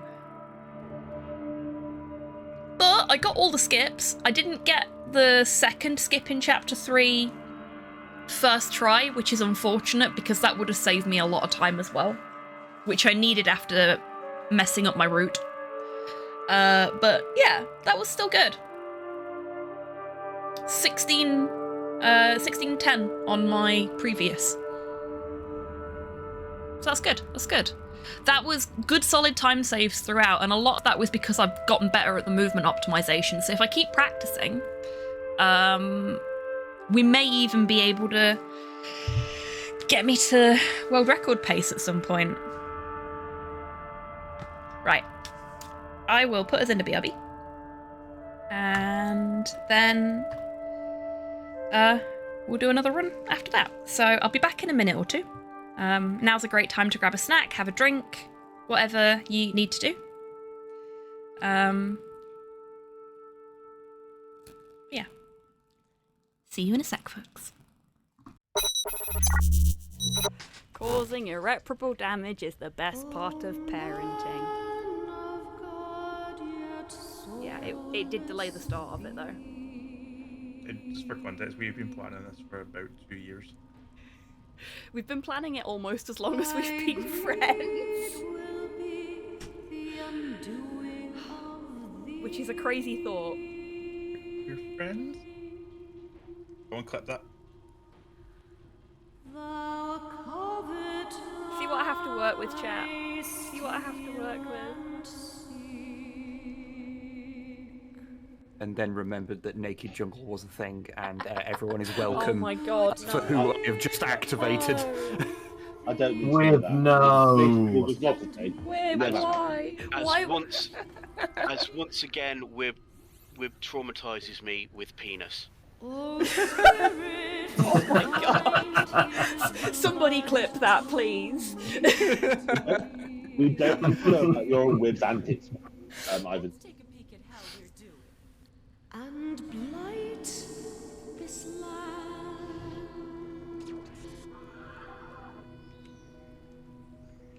I wish it Where?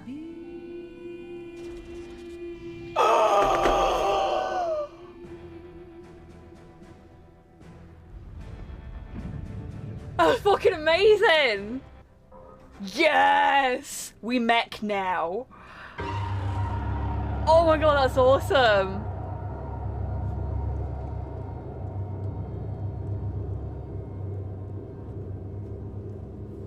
Servobot has all of Naruto Boy's basic moves: jump attack, dodge, shoulder bash, uppercut.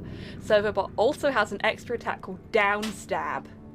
Yes! that allows you to attack from above.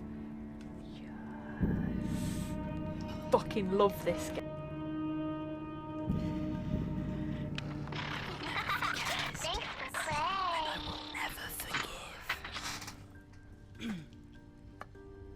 Oh, well, it's mobbing time. Oh, wow.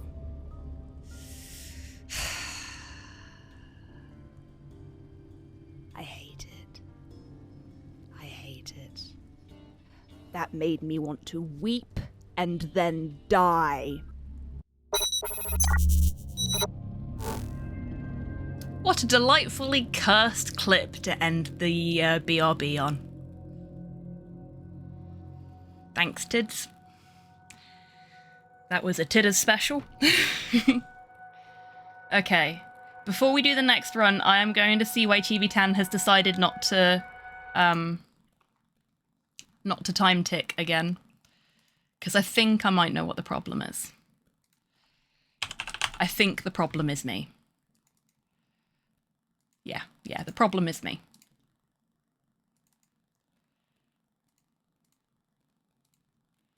Okay.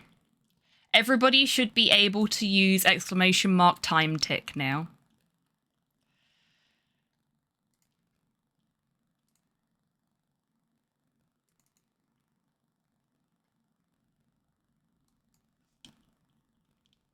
Yep, it works.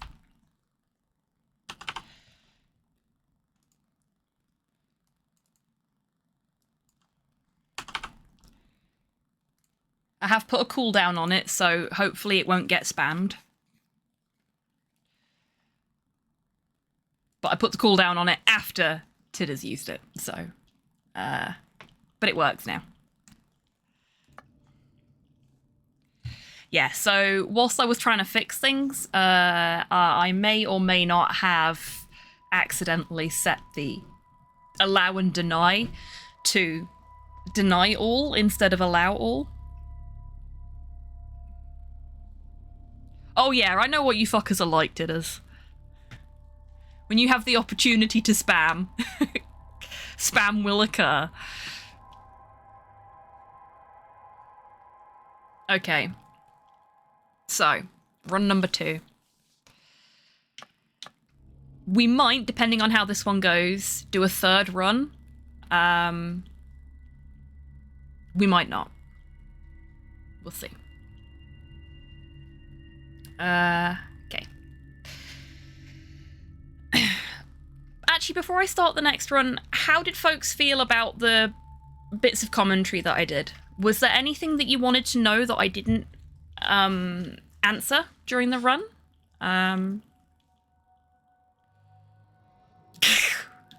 Wonderful spam, indeed.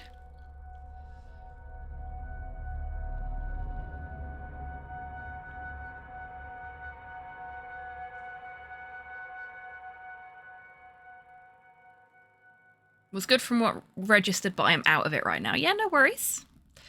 Like I said before the first run, if there is anything you do want to know about the game, feel free to just pop it in the chat, and if I can look at it, I will look at it and try and answer as best I can. I'm not gonna strictly commentate this one after having just commentated the run and like... Oh, hang on a sec. Ugh. I think I know what's been making me yawn this weekend, folks. I think it's the air pressure, would you believe? Because it's trying to rain and failing miserably at the minute, and I've started yawning again. Air pressure make me sleepy.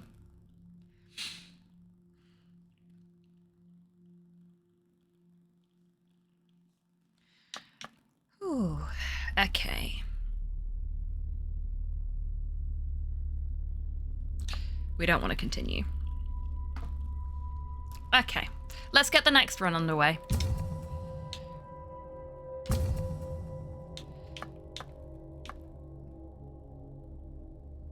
I'm glad I'm not the only one with that problem. Oh, you yawn when the air pressure's up, do you, Gibraltar? Okay, I feel a little better about it now. Because I was worried it was just me being weird.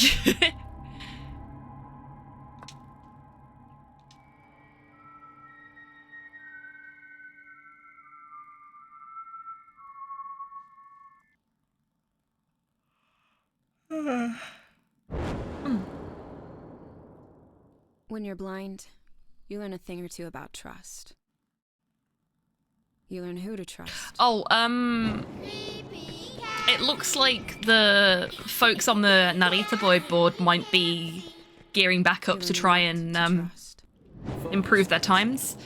So we might be seeing more of Narita Boy after Time Tick. Curse. I might try for some of the other categories. See how many of the categories I can get myself into.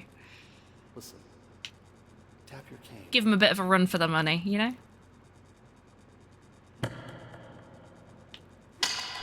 It's a coffee mug.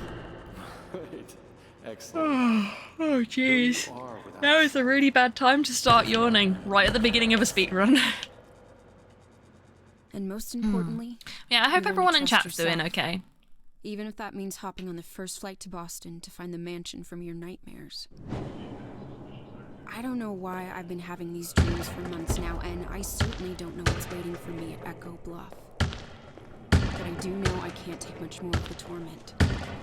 So I'm trusting myself to get to the bottom of it. There's an achievement in this game for beating the game without tapping your cane.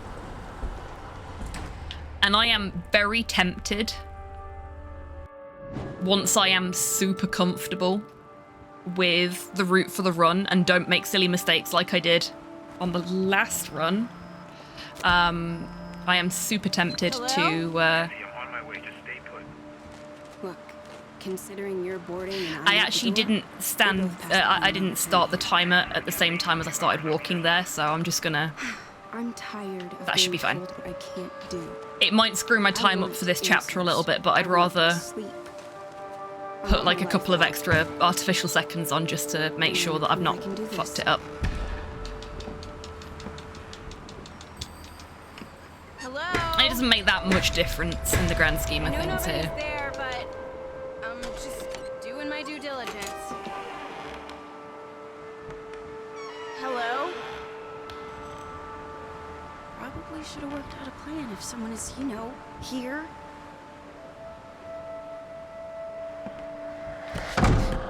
In my dreams, I always see a rope, a ticket, an apple, and an axe. Maybe start there. Ah! Can't turn me round. I'm wise to you now. Happy anniversary, my love. What a perfect way to begin our 10th year together. New house, new baby on the way. I know this fresh start. That's probably going to save me a fair bit of time because I'm not being spun round. I need to think about other points in the game where it spins me round, and I need to reorient myself quickly. A memory? Oh.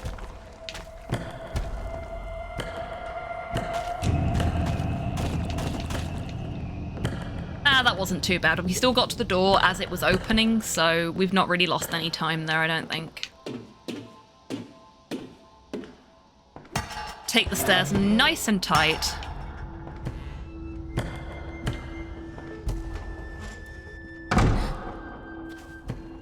And we'll kind of hug the wall on the right here as well, so we're really close to this door and can just spam the button.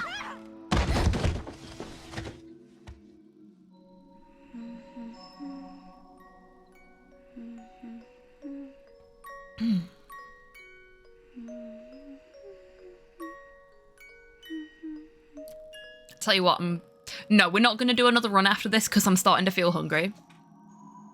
I want to go eat. That music box belongs And my need for food outweighs my need for a PB. Put it back. This is why I'll never be a true speedrunner. Sleep. It's a new house. I'm scared to go. But I love this song. Okay. Fine. I'll leave it for My garlic bulbs arrived yesterday as well, so I might actually plant my garlic after the stream. And I've got some more planters arriving next week so that I can plant my carrots and... Wish I'd left that one buried in the backyard. got that back. There it is. The I don't understand. This is the Hello, Amelia. Welcome in. damn rope for my toys. Hope you're doing well today.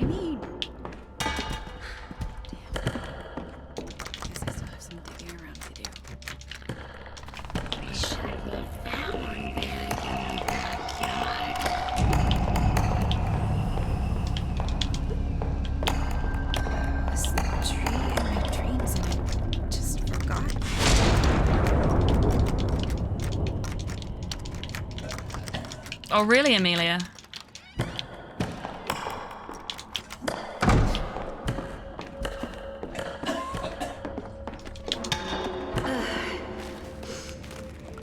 Honey, can you grab the pills you prescribed me for morning sickness? I left my purse in So the car. yeah, in my current PB, I didn't pick the poppet up. Jump scare. And because I didn't pick the poppet up, I couldn't run until she goes, "Can you go outside for me?" And I was complaining all through the run, like, they've not patched it. I swear they've not patched it. And then I went and looked at the boards on speedrun.com, and one of the posts on the boards is, I found a time save where you can get running early. It's like, oh, for fuck's sake. The one run where I don't pick up the poppet, and that's the one where I get a PB. Look, I need answers. Typical. I just got here and this shit's messed up. I'm onto something. And I'm starting to think I'm having these nightmares for a reason. Message sent.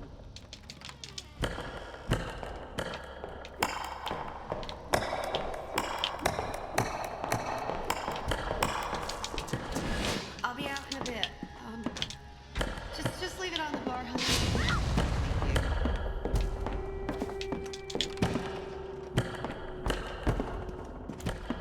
Let's see if I can get the code without looking at my notes. 2118. Who is master of the world? Man? Fuck yeah. Can't I go in I've remembered that anymore? one. I've committed that one to memory. No, my fingers fumble keys, and sometimes I'm a little slower than before, but you can't keep me prisoner in this house, in this body. I don't want any more pills. Right, let's not open a door that we don't need to open this time. Because that wastes time as well.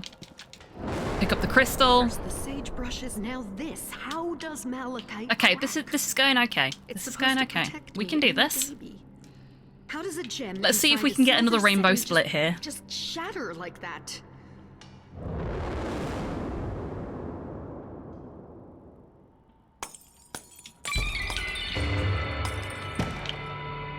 Hover over the key.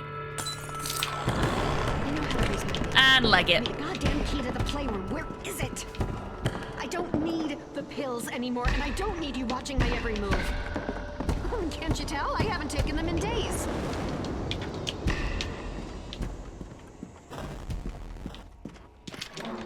I'm almost tempted to, oh yes, another good grab on the pill packet there. I'm almost tempted to see if I can speedrun this without tapping. There's no category for tapless at the moment, but I'm a mod for the board, so I can make one.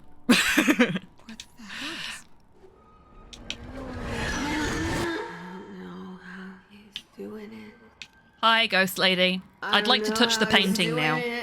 Please. I know you don't, sweetheart. Can I touch the painting, please? Thank you. I've taken none of his prescriptions. I think if I try and moonwalk out of there instead of running out of there, that'll Why am I still seeing it? do me some favors.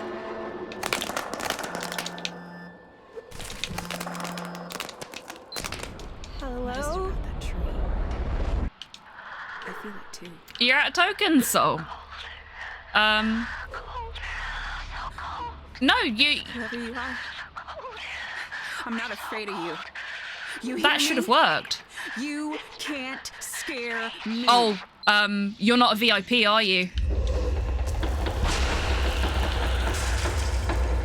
SR only works for VIPs. So if anybody in chat is either willing to use their VIP or mod powers, or is willing to share one of their 3 freebies with Sol. You hear me? You can't scare me.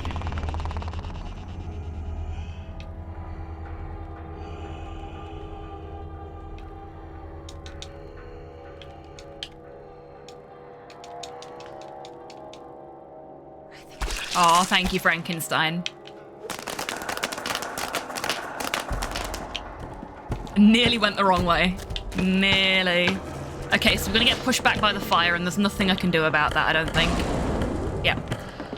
I think if I hug that wall, though, it can only push me back as far as the point where the wall sort of juts out, so maybe that's a good solution to my problem.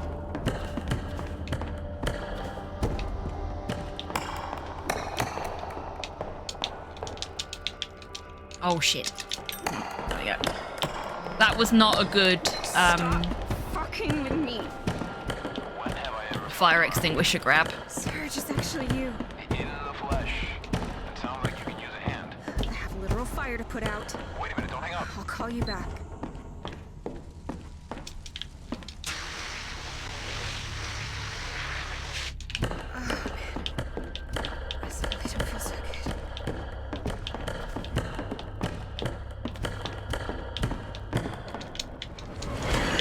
Patient showing signs of progress.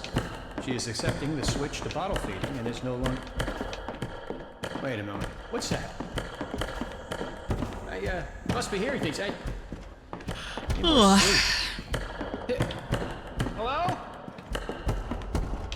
What's that? Who's there? Now we wait. Is something burning? Felicia? No, this is how it ends. Fucking house! It made Felicia burn her family alive. Why is it Okay, I was hoping picking the flashlight up might to fix it? actually force this to end. What am I even doing here? I don't understand. But it didn't.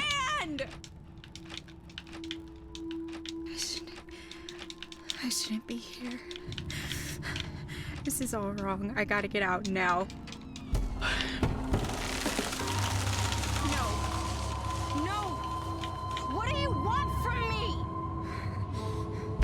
Help! Okay, so I've actually reversed a little bit there, so I'm further away, but still facing the thing. Without the pills. I'm ready to join you now. The plan is to moonwalk back into the house.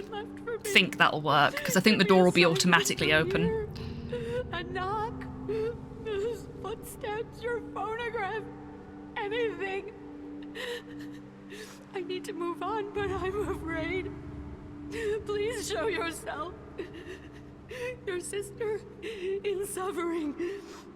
Felicia.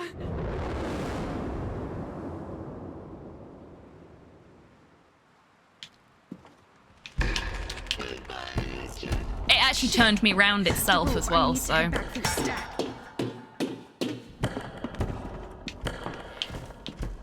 So that was handy.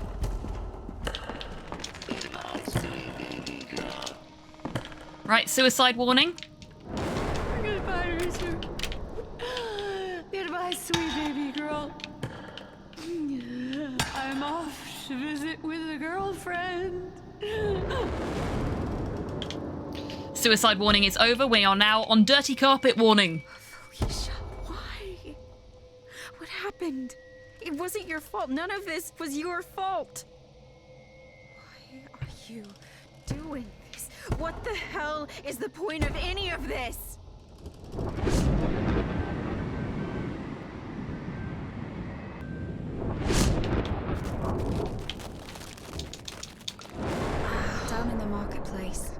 a spry old man handing her this locket. Okay, that was nice and smooth. Thy healing fingers hath my eternal gratitude. You know, I think I actually do better at this when I don't try and commentate over it. That could be a problem. And there was no king in sight. Who was that? And who was she talking about?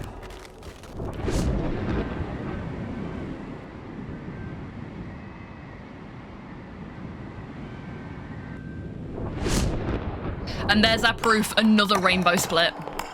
This place feels different. It's the same house, but no, that's not possible. Hello? Cass, you need me on this, please. Here we go again. Need. I'm wondering if I can teabag my way through the door. Not for you, maybe. Needing is primal. Once you need something, you're not in control. There's not really anything here for me to teabag onto, though. Can I teabag onto the couch? I can. Damn it. What the hell? Doesn't seem to work, though.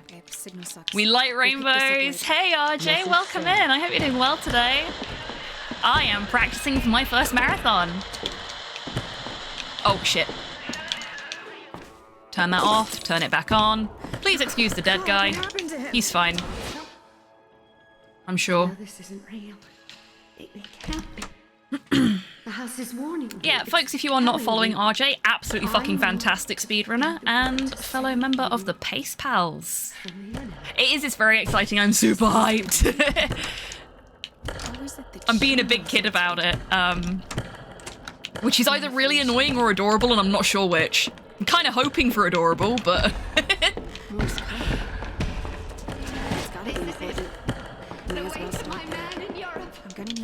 Okay, there we go. I actually got that on the first press this time, so that's good.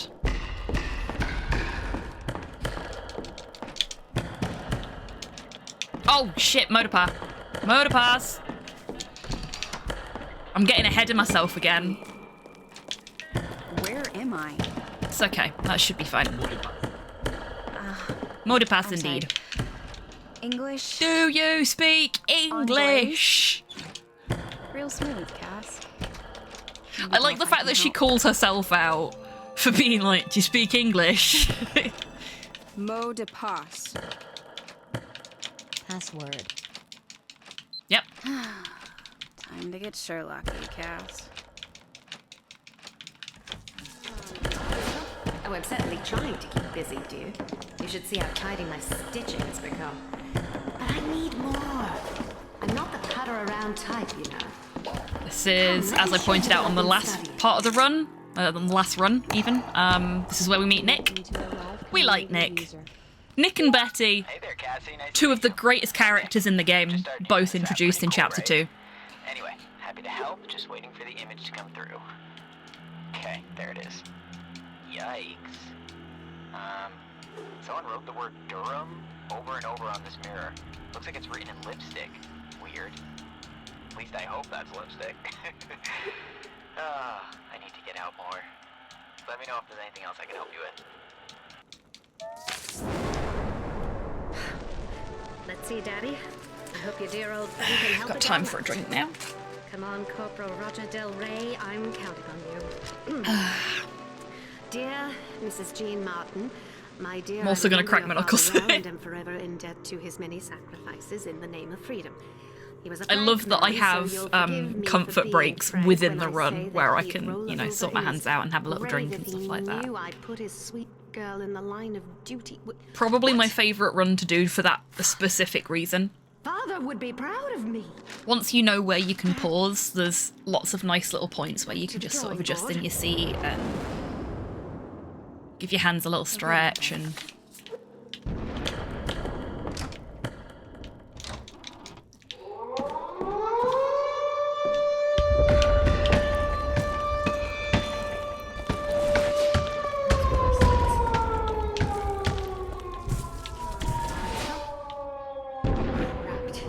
And I think I'm getting better at the, like the movement optimization.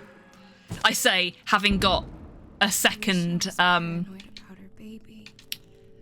rainbow split on the first chapter today.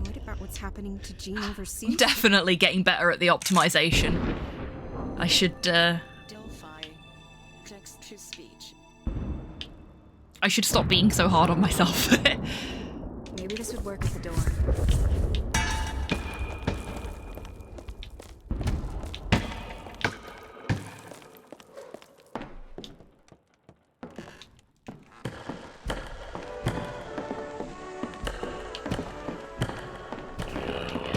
But yeah, as much as I made that massive cock up in the first practice run we did today, I've still, you know, I've still made some good improvements, and I'm quite pleased with myself.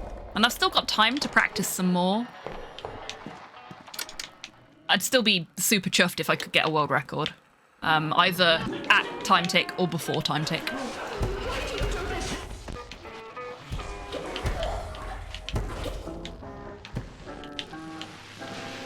I mean, at time tick would be just amazing to get world record at.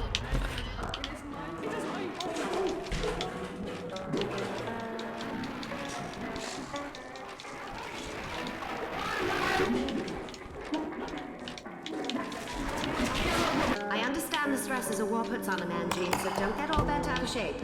Take whatever comfort you need. She's so understanding. Like, most people would just be like, no, do not go to the whorehouse whilst you are overseas. No, I don't care if you're in Amsterdam. But she's just like, look, if you gotta do it, you gotta do it, man. I understand. Our relationship is stronger than that. Betty's a dame. We love her. Dame, complimentary. Not derogatory.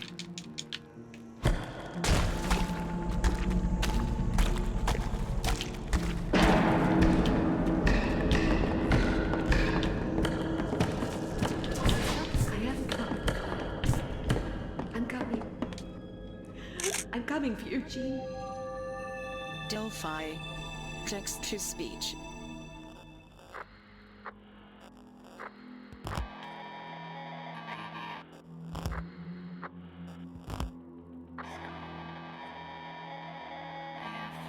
Betty is forward-thinking, especially for her time, as well as big femme daddy energy. Yes, and we love that. We like our strong ladies here.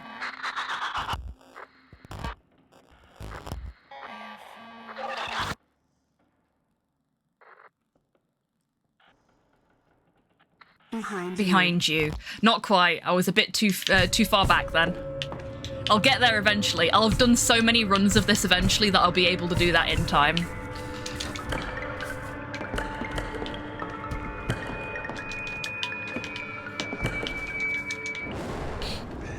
Betty. We don't need anyone else to run the switchboards. How about this? Be a doll and take a few photos. There's a morale boost to beat the band.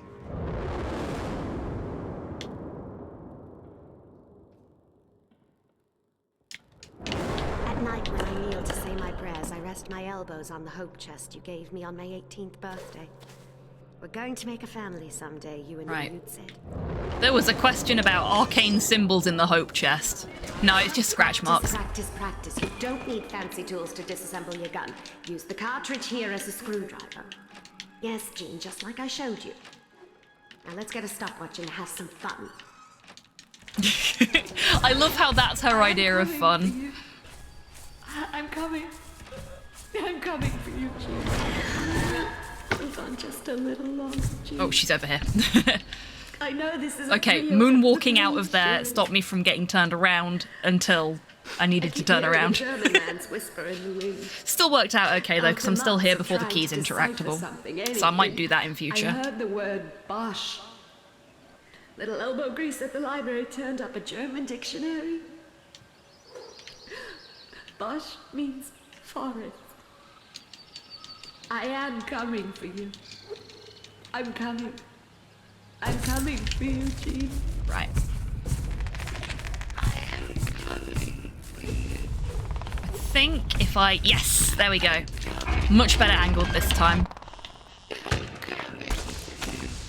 and I turned around as I was walking into the shed as well.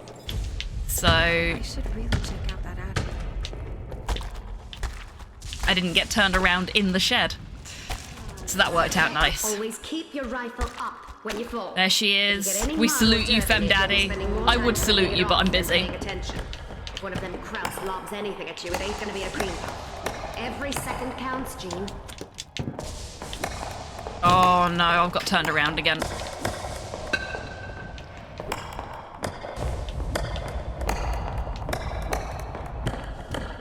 No, it's okay. We're okay. I've not pulled a chapter 3. We're all good.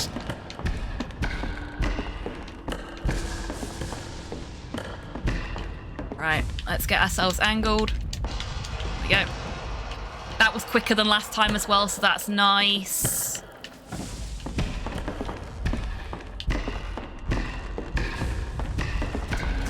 This is it. The way to my man in Europe. Dearest Jean. Damn it. I was hoping I could be a bit further away from the table when I picked it up, but nah, didn't work. And it turns out I won a trip to Europe. I'll be boarding the flagship Silver Star next week. I'm gonna do it now so I don't forget when we get there. Drowning warning coming up in a moment. I will be on my way in no time. Faithfully. When we get to the bathroom we were in before.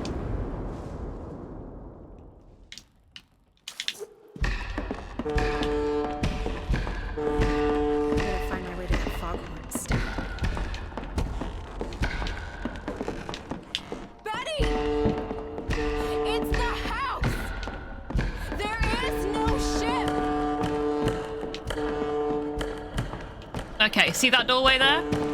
That's where the drowning warning starts. So if anybody needs to look away now. Betty, you were so strong.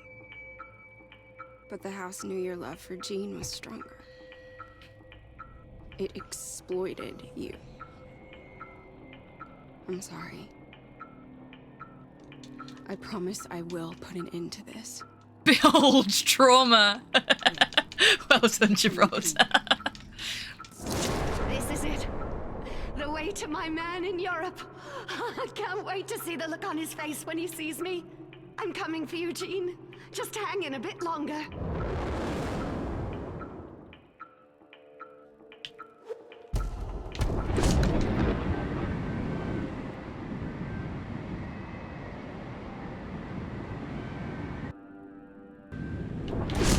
Here again. Oh, that was a good grab. That was a good grab. I laughed at the notion of a man wanting to smell sweet, but then I was told they Can we get another rainbow split? Tully'd sworn that was one of Keep your fingers crossed, folks. We'll be cutting it fine, but it to his chest like a maybe, just maybe.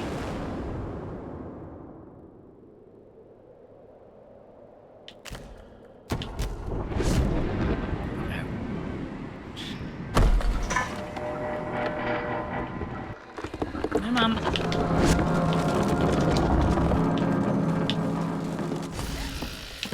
We did! We got another rainbow split!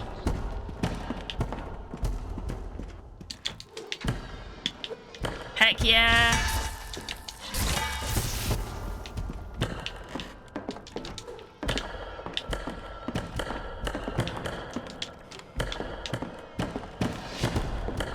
Quit stalling.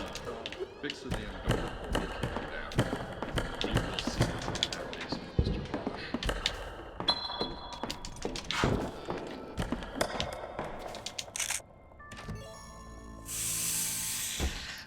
Okay. Connecting to a live community user.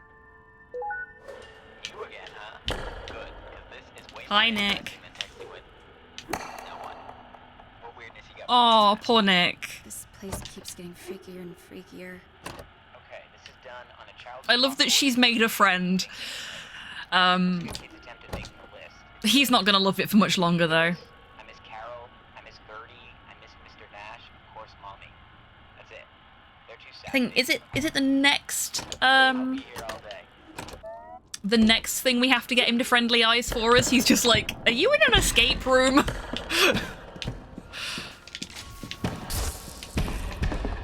And I love that we live in a world where that could be the reason for this weird shit. It's not supernatural stuff. Okay, so that was where I screwed up before.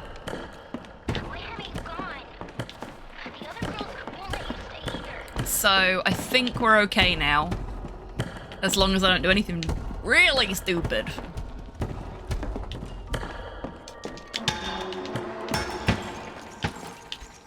Hey, creepy doll.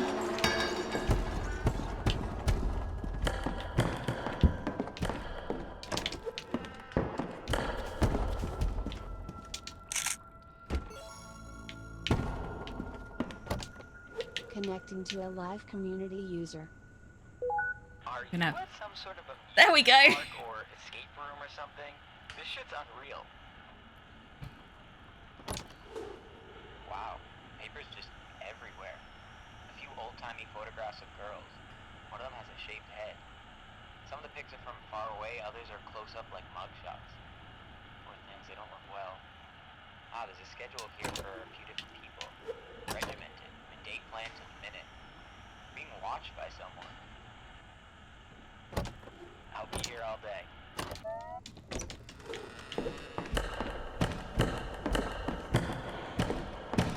It's time for the creepy doll room. I don't like the taste of that. Get your best Jonathan Colton voice on. Drink it.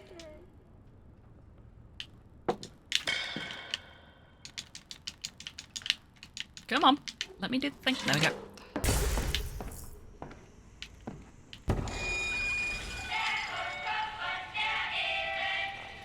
Creepy dolls.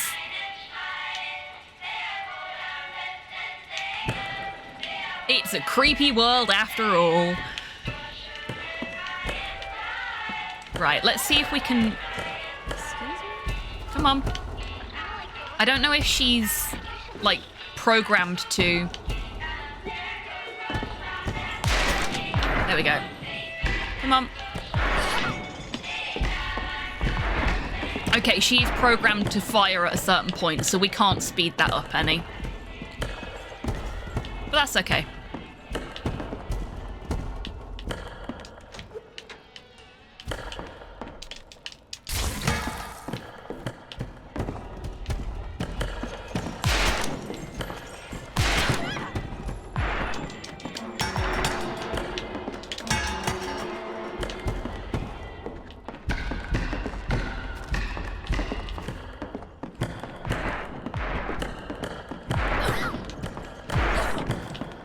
Getting shot a lot today. Oh yeah.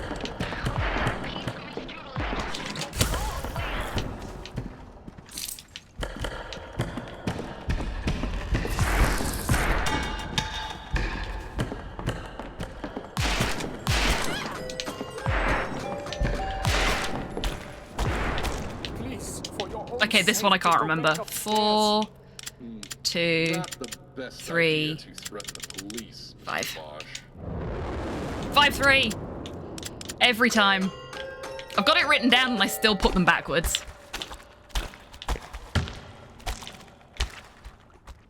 Too far. There we go.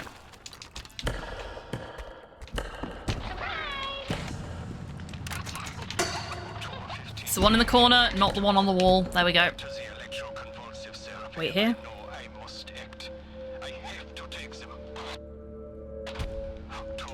Right, if I can get the skips here.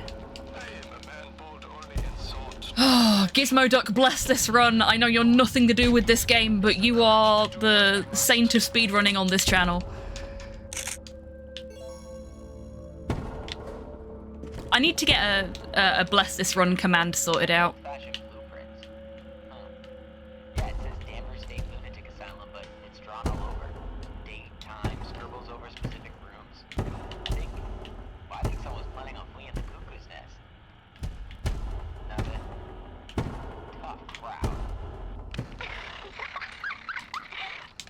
There we go. Okay, so if I crouch and wait, that stops the hide button from triggering. Good to know. Let's get this wall teabagged. Come on. Let me in. Well, I don't know. Everything. Oh, Listen, I'm bored in another 15. Stay safe. come on. Leave. We can finish this thing together. I can't. You can't, or you won't. No, I mean, I physically can't. The house won't let me. That's alarming. Come on. Please. No, I've fallen off. Excuse me? It's actually not worth trying it now because the door's open. So it's quicker to just do it. That's a shame. So I missed the skip there. I missed both parts of that skip. Very disappointing. Very, very disappointing.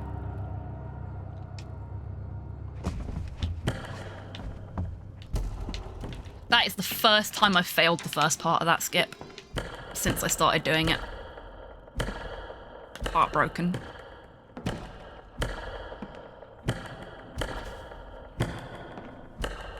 Let's hope I can get the apple skip. Because otherwise we are definitely not getting a rainbow here.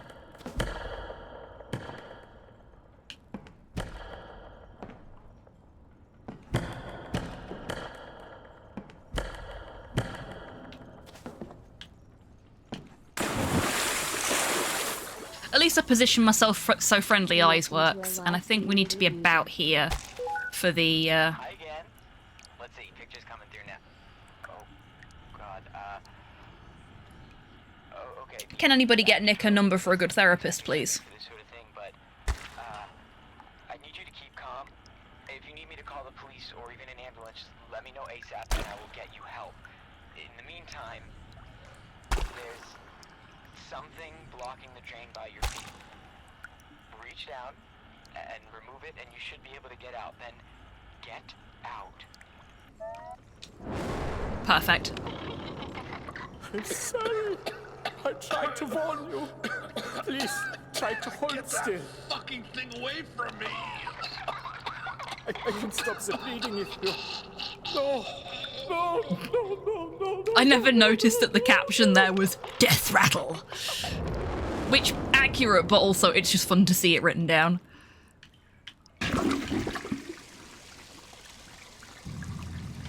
Come on, let me move. There we go.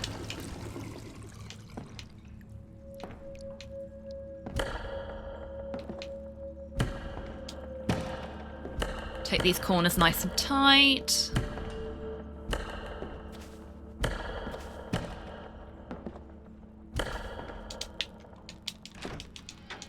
Get that door open before we get to it, and stand up as soon as we can.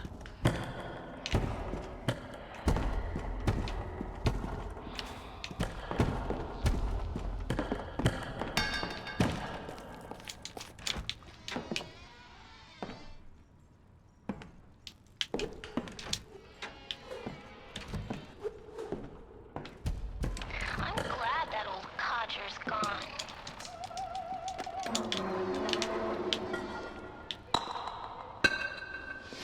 The ocean air is still wonders, Papa. I promise. Soon we'll be well enough to sing you a song.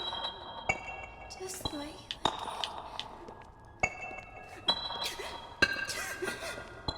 Really wish I could run here. You can always tinker with our dolls until they sing. I was just trying to do something kind for us.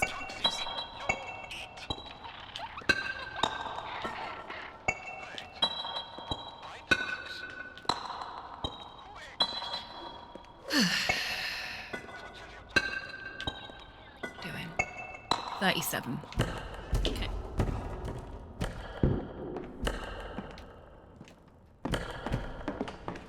Right, wish me luck with apple skip.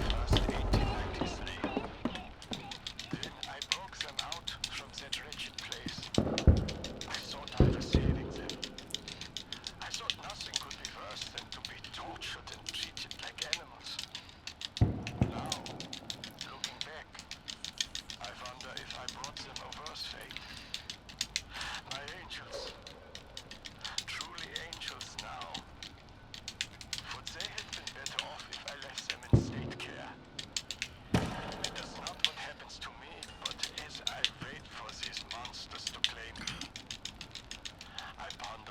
Come on. I'm not gonna get apple skip either, am I? No. Didn't get apple skip either. Shit. That's a disappointment.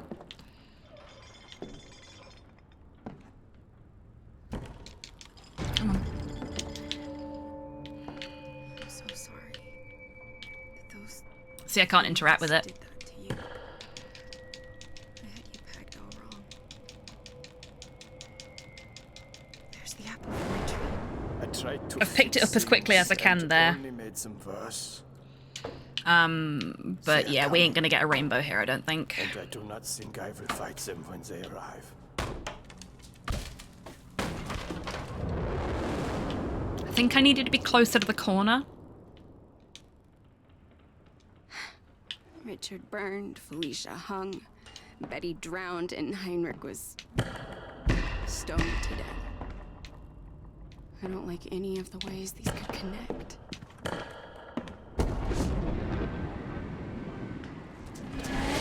My husband is a righteous man, but I am afraid his love of God mayhaps lead to the destruction of an innocent.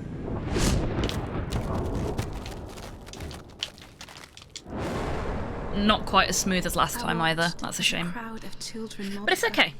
They We still squealed had as a she really, made small another people really good jump run and so far. dance, working the strings faster than their eyes could see. Chapter 3 seems to be my sticking point. That's where I fail the skips most often. It's a pity I can't just practice Chapter 3 on its own. But I suppose the more practice runs I get in of the full game, the better. About Susanna again, talking of fire. Then he spoke of how fine her land appears.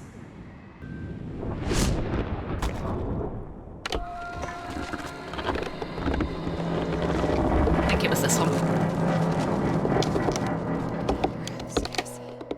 You're here for a reason. Oh, God. That smell. And the wood's all rotted. Okay, that's not too bad considering. It's only +7 on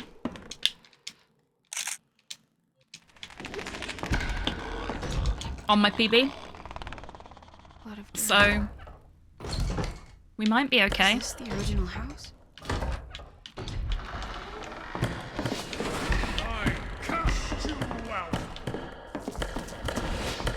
This place is damned. And I'm here to set my doing.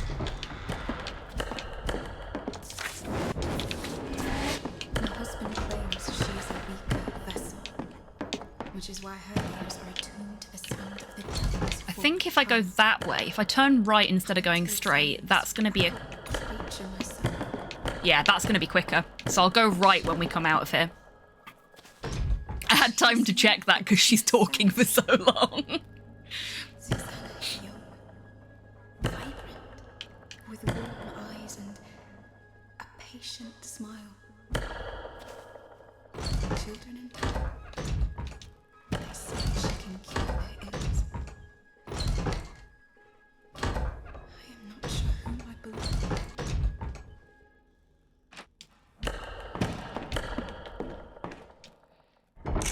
So who wants to place bets on if I can actually get a PB on this run, despite the fuck up in Chapter 3? Illegible.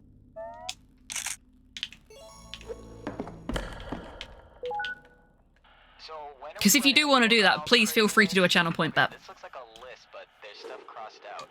Circled with weird insignias doodled all over it. It says, items I currently possess. Salt, rosemary... I believe. Oh, thank you, RJ. Around this house I found a moth in its cocoon and the old skull from grandfather's prized ox. Surely these could serve some purpose. Below that there's a bunch of questions. Too unstable?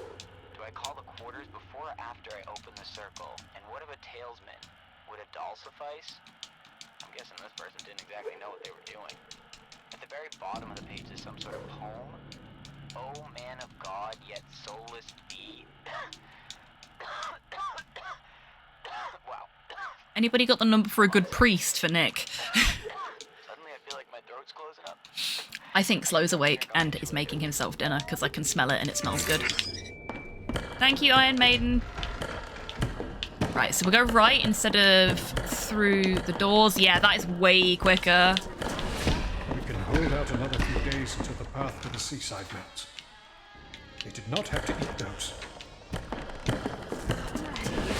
Will this be enough? I need help.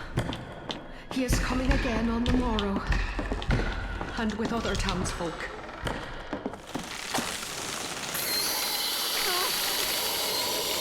Yes, door open nice and quick there. Right, let's see if I can get the third and final set of skips. Well, second and final set of skips, if we want to call them a set. No. Third and final set of skips. Apple skip needs to be its own thing, really. Tree's got to go.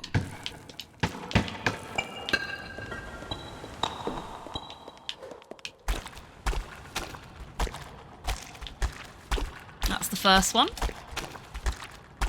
Now, part 2.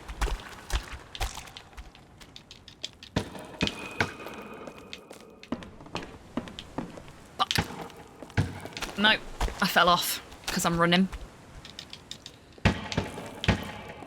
But it's okay.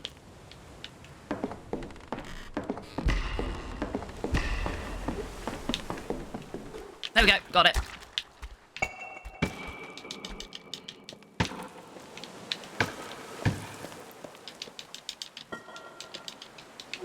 And I got that one quicker this time, so it balances out. Now we're onto the walking simulator bit. Let's not get caught on the little patch on the right that you can't walk on.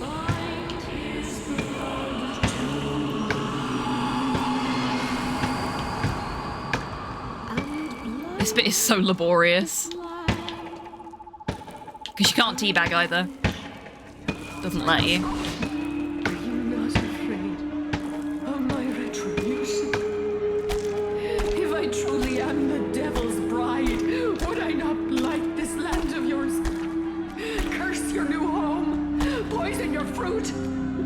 Pox on your bloodline!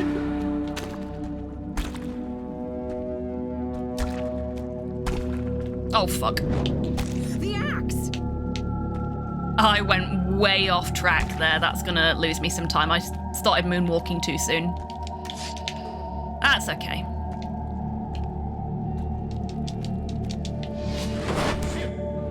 Abandon the fire. We ought to hang this witch by the land we are cleansing in his name. Look, this branch can bear the weight. Fetch me a rope. Oh god, I was trying to cut the wrong thing.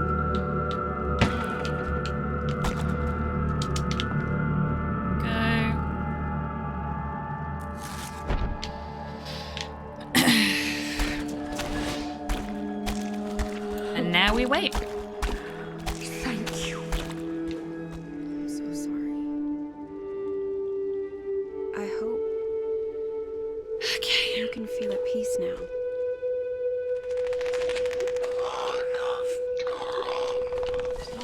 Run. You are the only Durham it tried to kill but could not. It wants you. What? I thought I fixed this.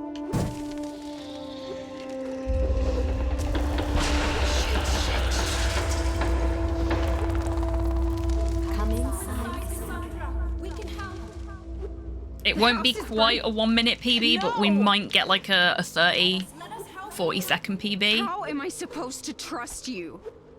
Because we are your blood. My blood? Wait, I don't understand. Yeah, I think we can get a 40 second PB, despite my failing to do 3 of the skips. Maybe not quite 40 seconds yet. It's going to be more like 30.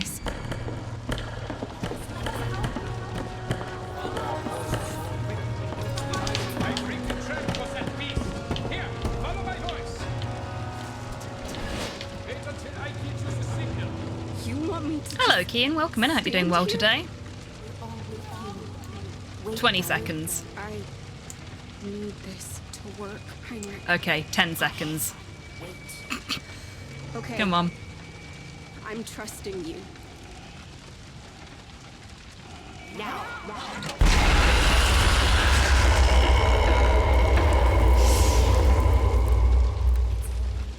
13 seconds. But it's a PB. And it's an improvement. That's the important thing. Thank you, RJ. You know where you need to go. Chapters 1 and 2, I'm getting tighter and tighter with every run I do, which is great stuff. We love that. Chapter 3 is my sticking point. But that's because I keep failing the skips. So if I can get the skips down properly, like I was on like day 2 of practicing, then they'll be fine. I just need to keep practicing, basically. So I might just start doing 1 practice run a night until I'm getting the skips every time. My dog is using me as a bed, as is only right and proper. I hope you're doing well. Besides that. I'll take us through to the credits again. But yeah. That is an improvement, and I'm happy that I've made an improvement. I've seen that face. It's Dr. Breyer. He's my I've still father. got a ways to go. Why does the run end there? Because that's where the original mods for the game decided the run should end. Also, there's not really... Like, the urgency is over by this point. You've killed the monster. So, this is just exposition at this point. Sandra? Oh my god.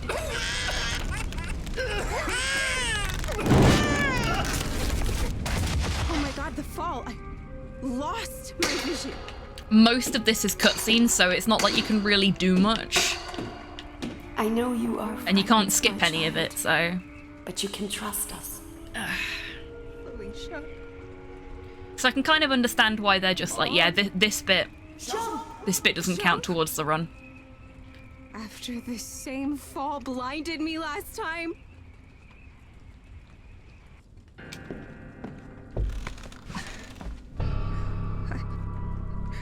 I can't. Trust me. Jump.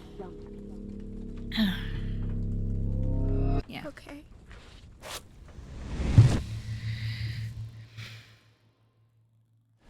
My dear. Yeah, I've never asked the mods why, Although your world is or the other mod, why the run ends there, but he's not active anymore, so I probably wouldn't get an answer anyway.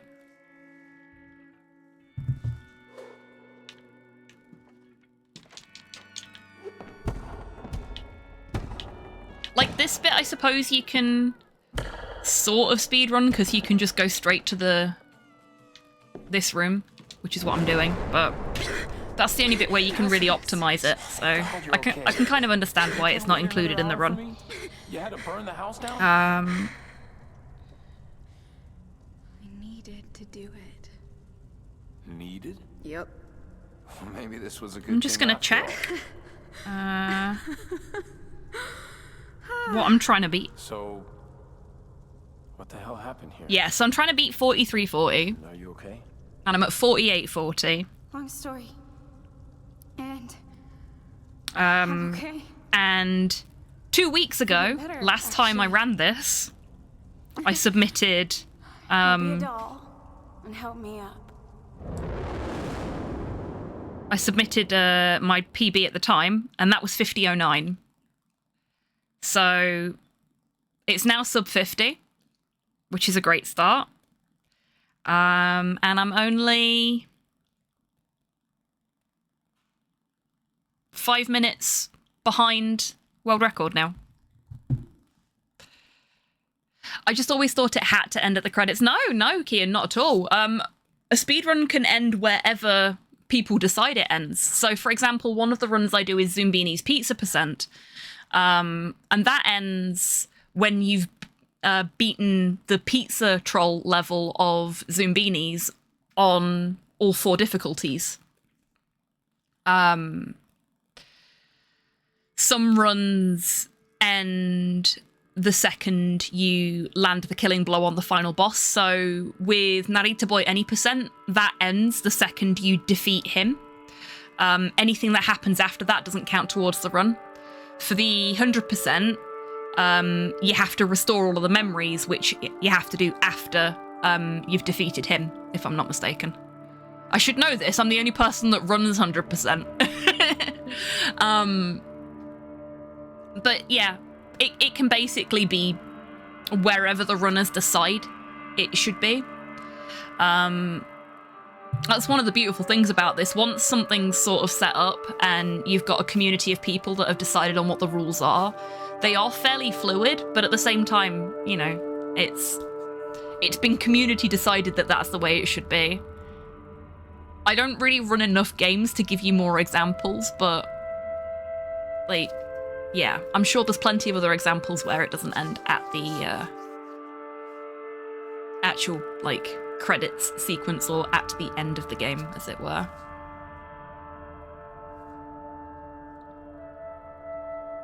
Getting nice and moist for me. Thank you for the hydrate, Torpor. That was well timed, and the posture check. But yeah, I think this bodes well. Oh, and a stretch as well. Thank you very much.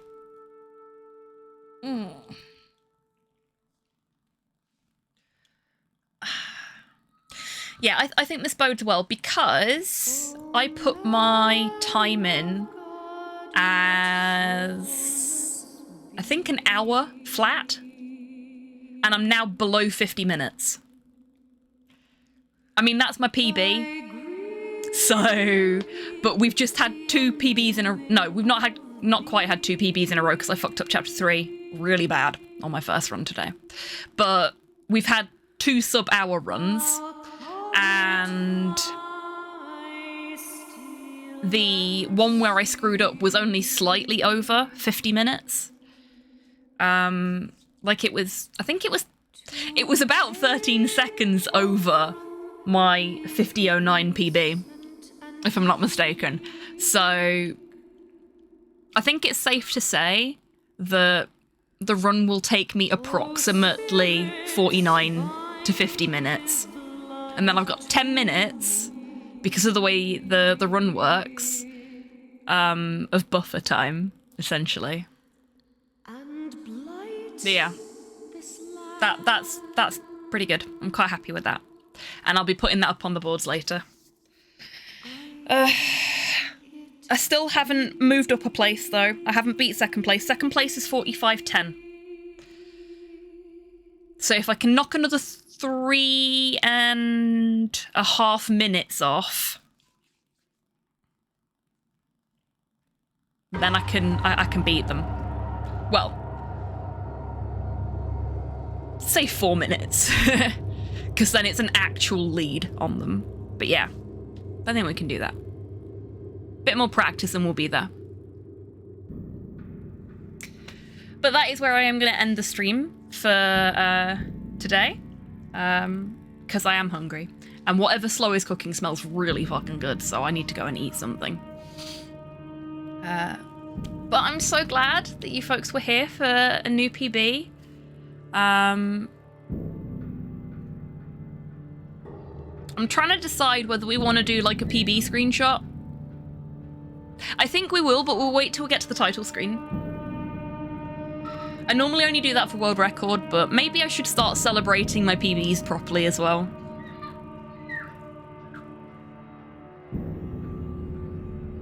Because they're worth celebrating, right? It's an achievement in and of itself.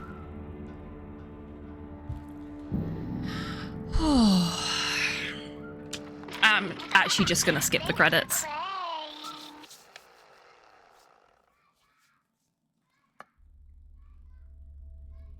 Okay. Ooh. So, I am going to take a screenshot of OBS. Well, of like my time and stuff. We'll probably only get 1, maybe 2 messages in the chat window that appears on the stream screen. So I will count down. Get ready with your I was here messages, and we'll see who the lucky screenshot winners are. Okay, right. How do I want to do this? I think we go peace. We always go peace, don't we? So, 3, 2, 1, PB.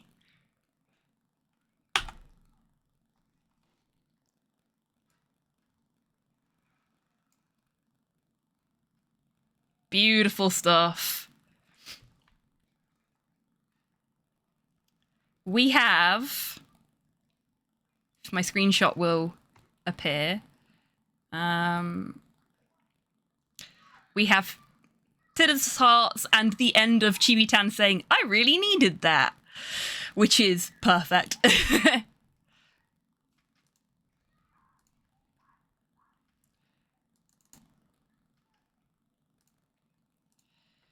just got to figure out where it saved it to.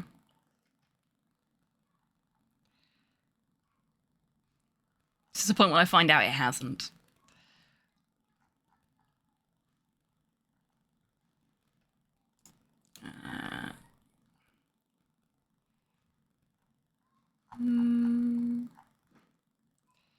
Windows, why'd you have to make everything so difficult now?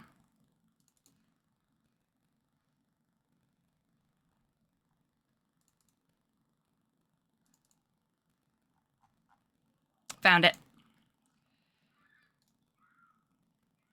Okay, cool. We have something to celebrate with. Right. And with that done, let's get our splits tidied up. And this is the ending screen. Okay. So as a reminder, this is what I was practicing for today. Also, we have a giveaway active on the stream. Goodbye. Thank you very much, Tidders. Thank you for being here as well. It's been lovely to have you. So we've got a copy of The Next Penelope up for grabs if anybody wants to get in on that action. The link is there to give you a bit of information about it. Nobody has entered so far, so now is your last chance if you do want to enter. It doesn't matter if you are a lurker or a chatter, if you are new here or if you have been here for ages. Everybody is welcome to enter the game code giveaway, so please don't feel guilty if it's your first time in chat and you've not said anything today and you still want to enter the giveaway. Go for it. Just fucking do it. Yeah.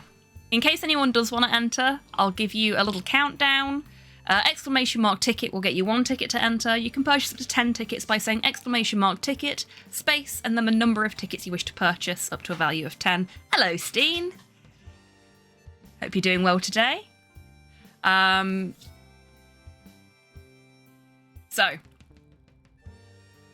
here is your countdown, in case you want to enter and give Steen a run for his money. You have 5, 4, 3, 2, 1, and a little bit for the lag. The giveaway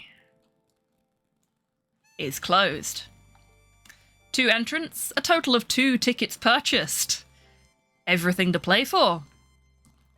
Our winner, with a 50% chance to win, is Modhale. Congratulations, Modhale. I will send you your code via Discord a little later. Well done. That is a fantastic emote. Love it. I did a win. You did do a win. Congratulations, Modhale. Okay, so that's that. I will be back on Wednesday for some hobby happy hour. We will be painting some more of the Rattos. I am planning on getting some painting time in on Tuesday as well, so maybe more of them will be fully painted by the time we get round to hobby happy hour next week.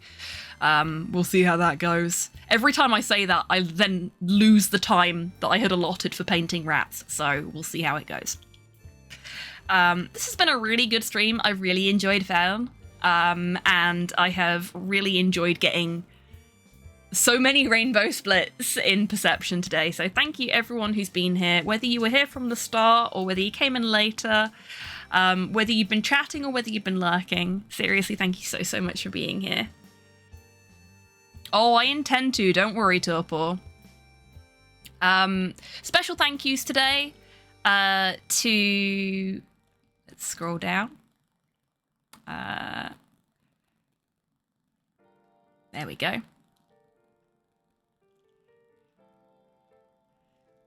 Special thank yous today to DMAC, Dipanda, Destroyer for resubs, to Harry Caunt, sorry, for the follow earlier, 16-bit Hyper Turbo for the 16 bits, and to Staggies for the raid. Thank you so much everybody for showing your support in those ways. I really do appreciate it.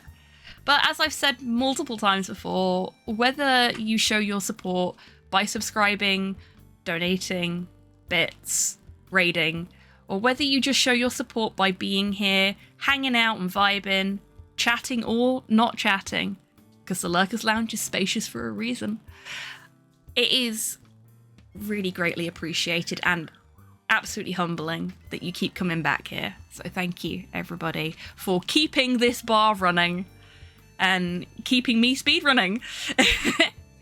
Thank you, everyone. You're most welcome, Mod Hell. Right. And you too, Steen. Thank you for being here. Right. Now I've done all of the spiel that I normally have to do, it's time for me to find someone to send you over to. So let's see who's live.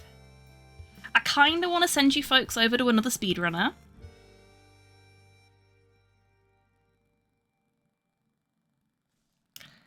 I like to think we have a Callahan's Place thing going on. Why does that name ring a bell, Gibraltar? Help me out here.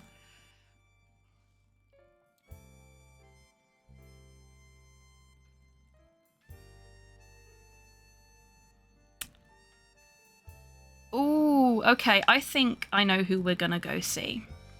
We're gonna go and see Mathulu. Ah.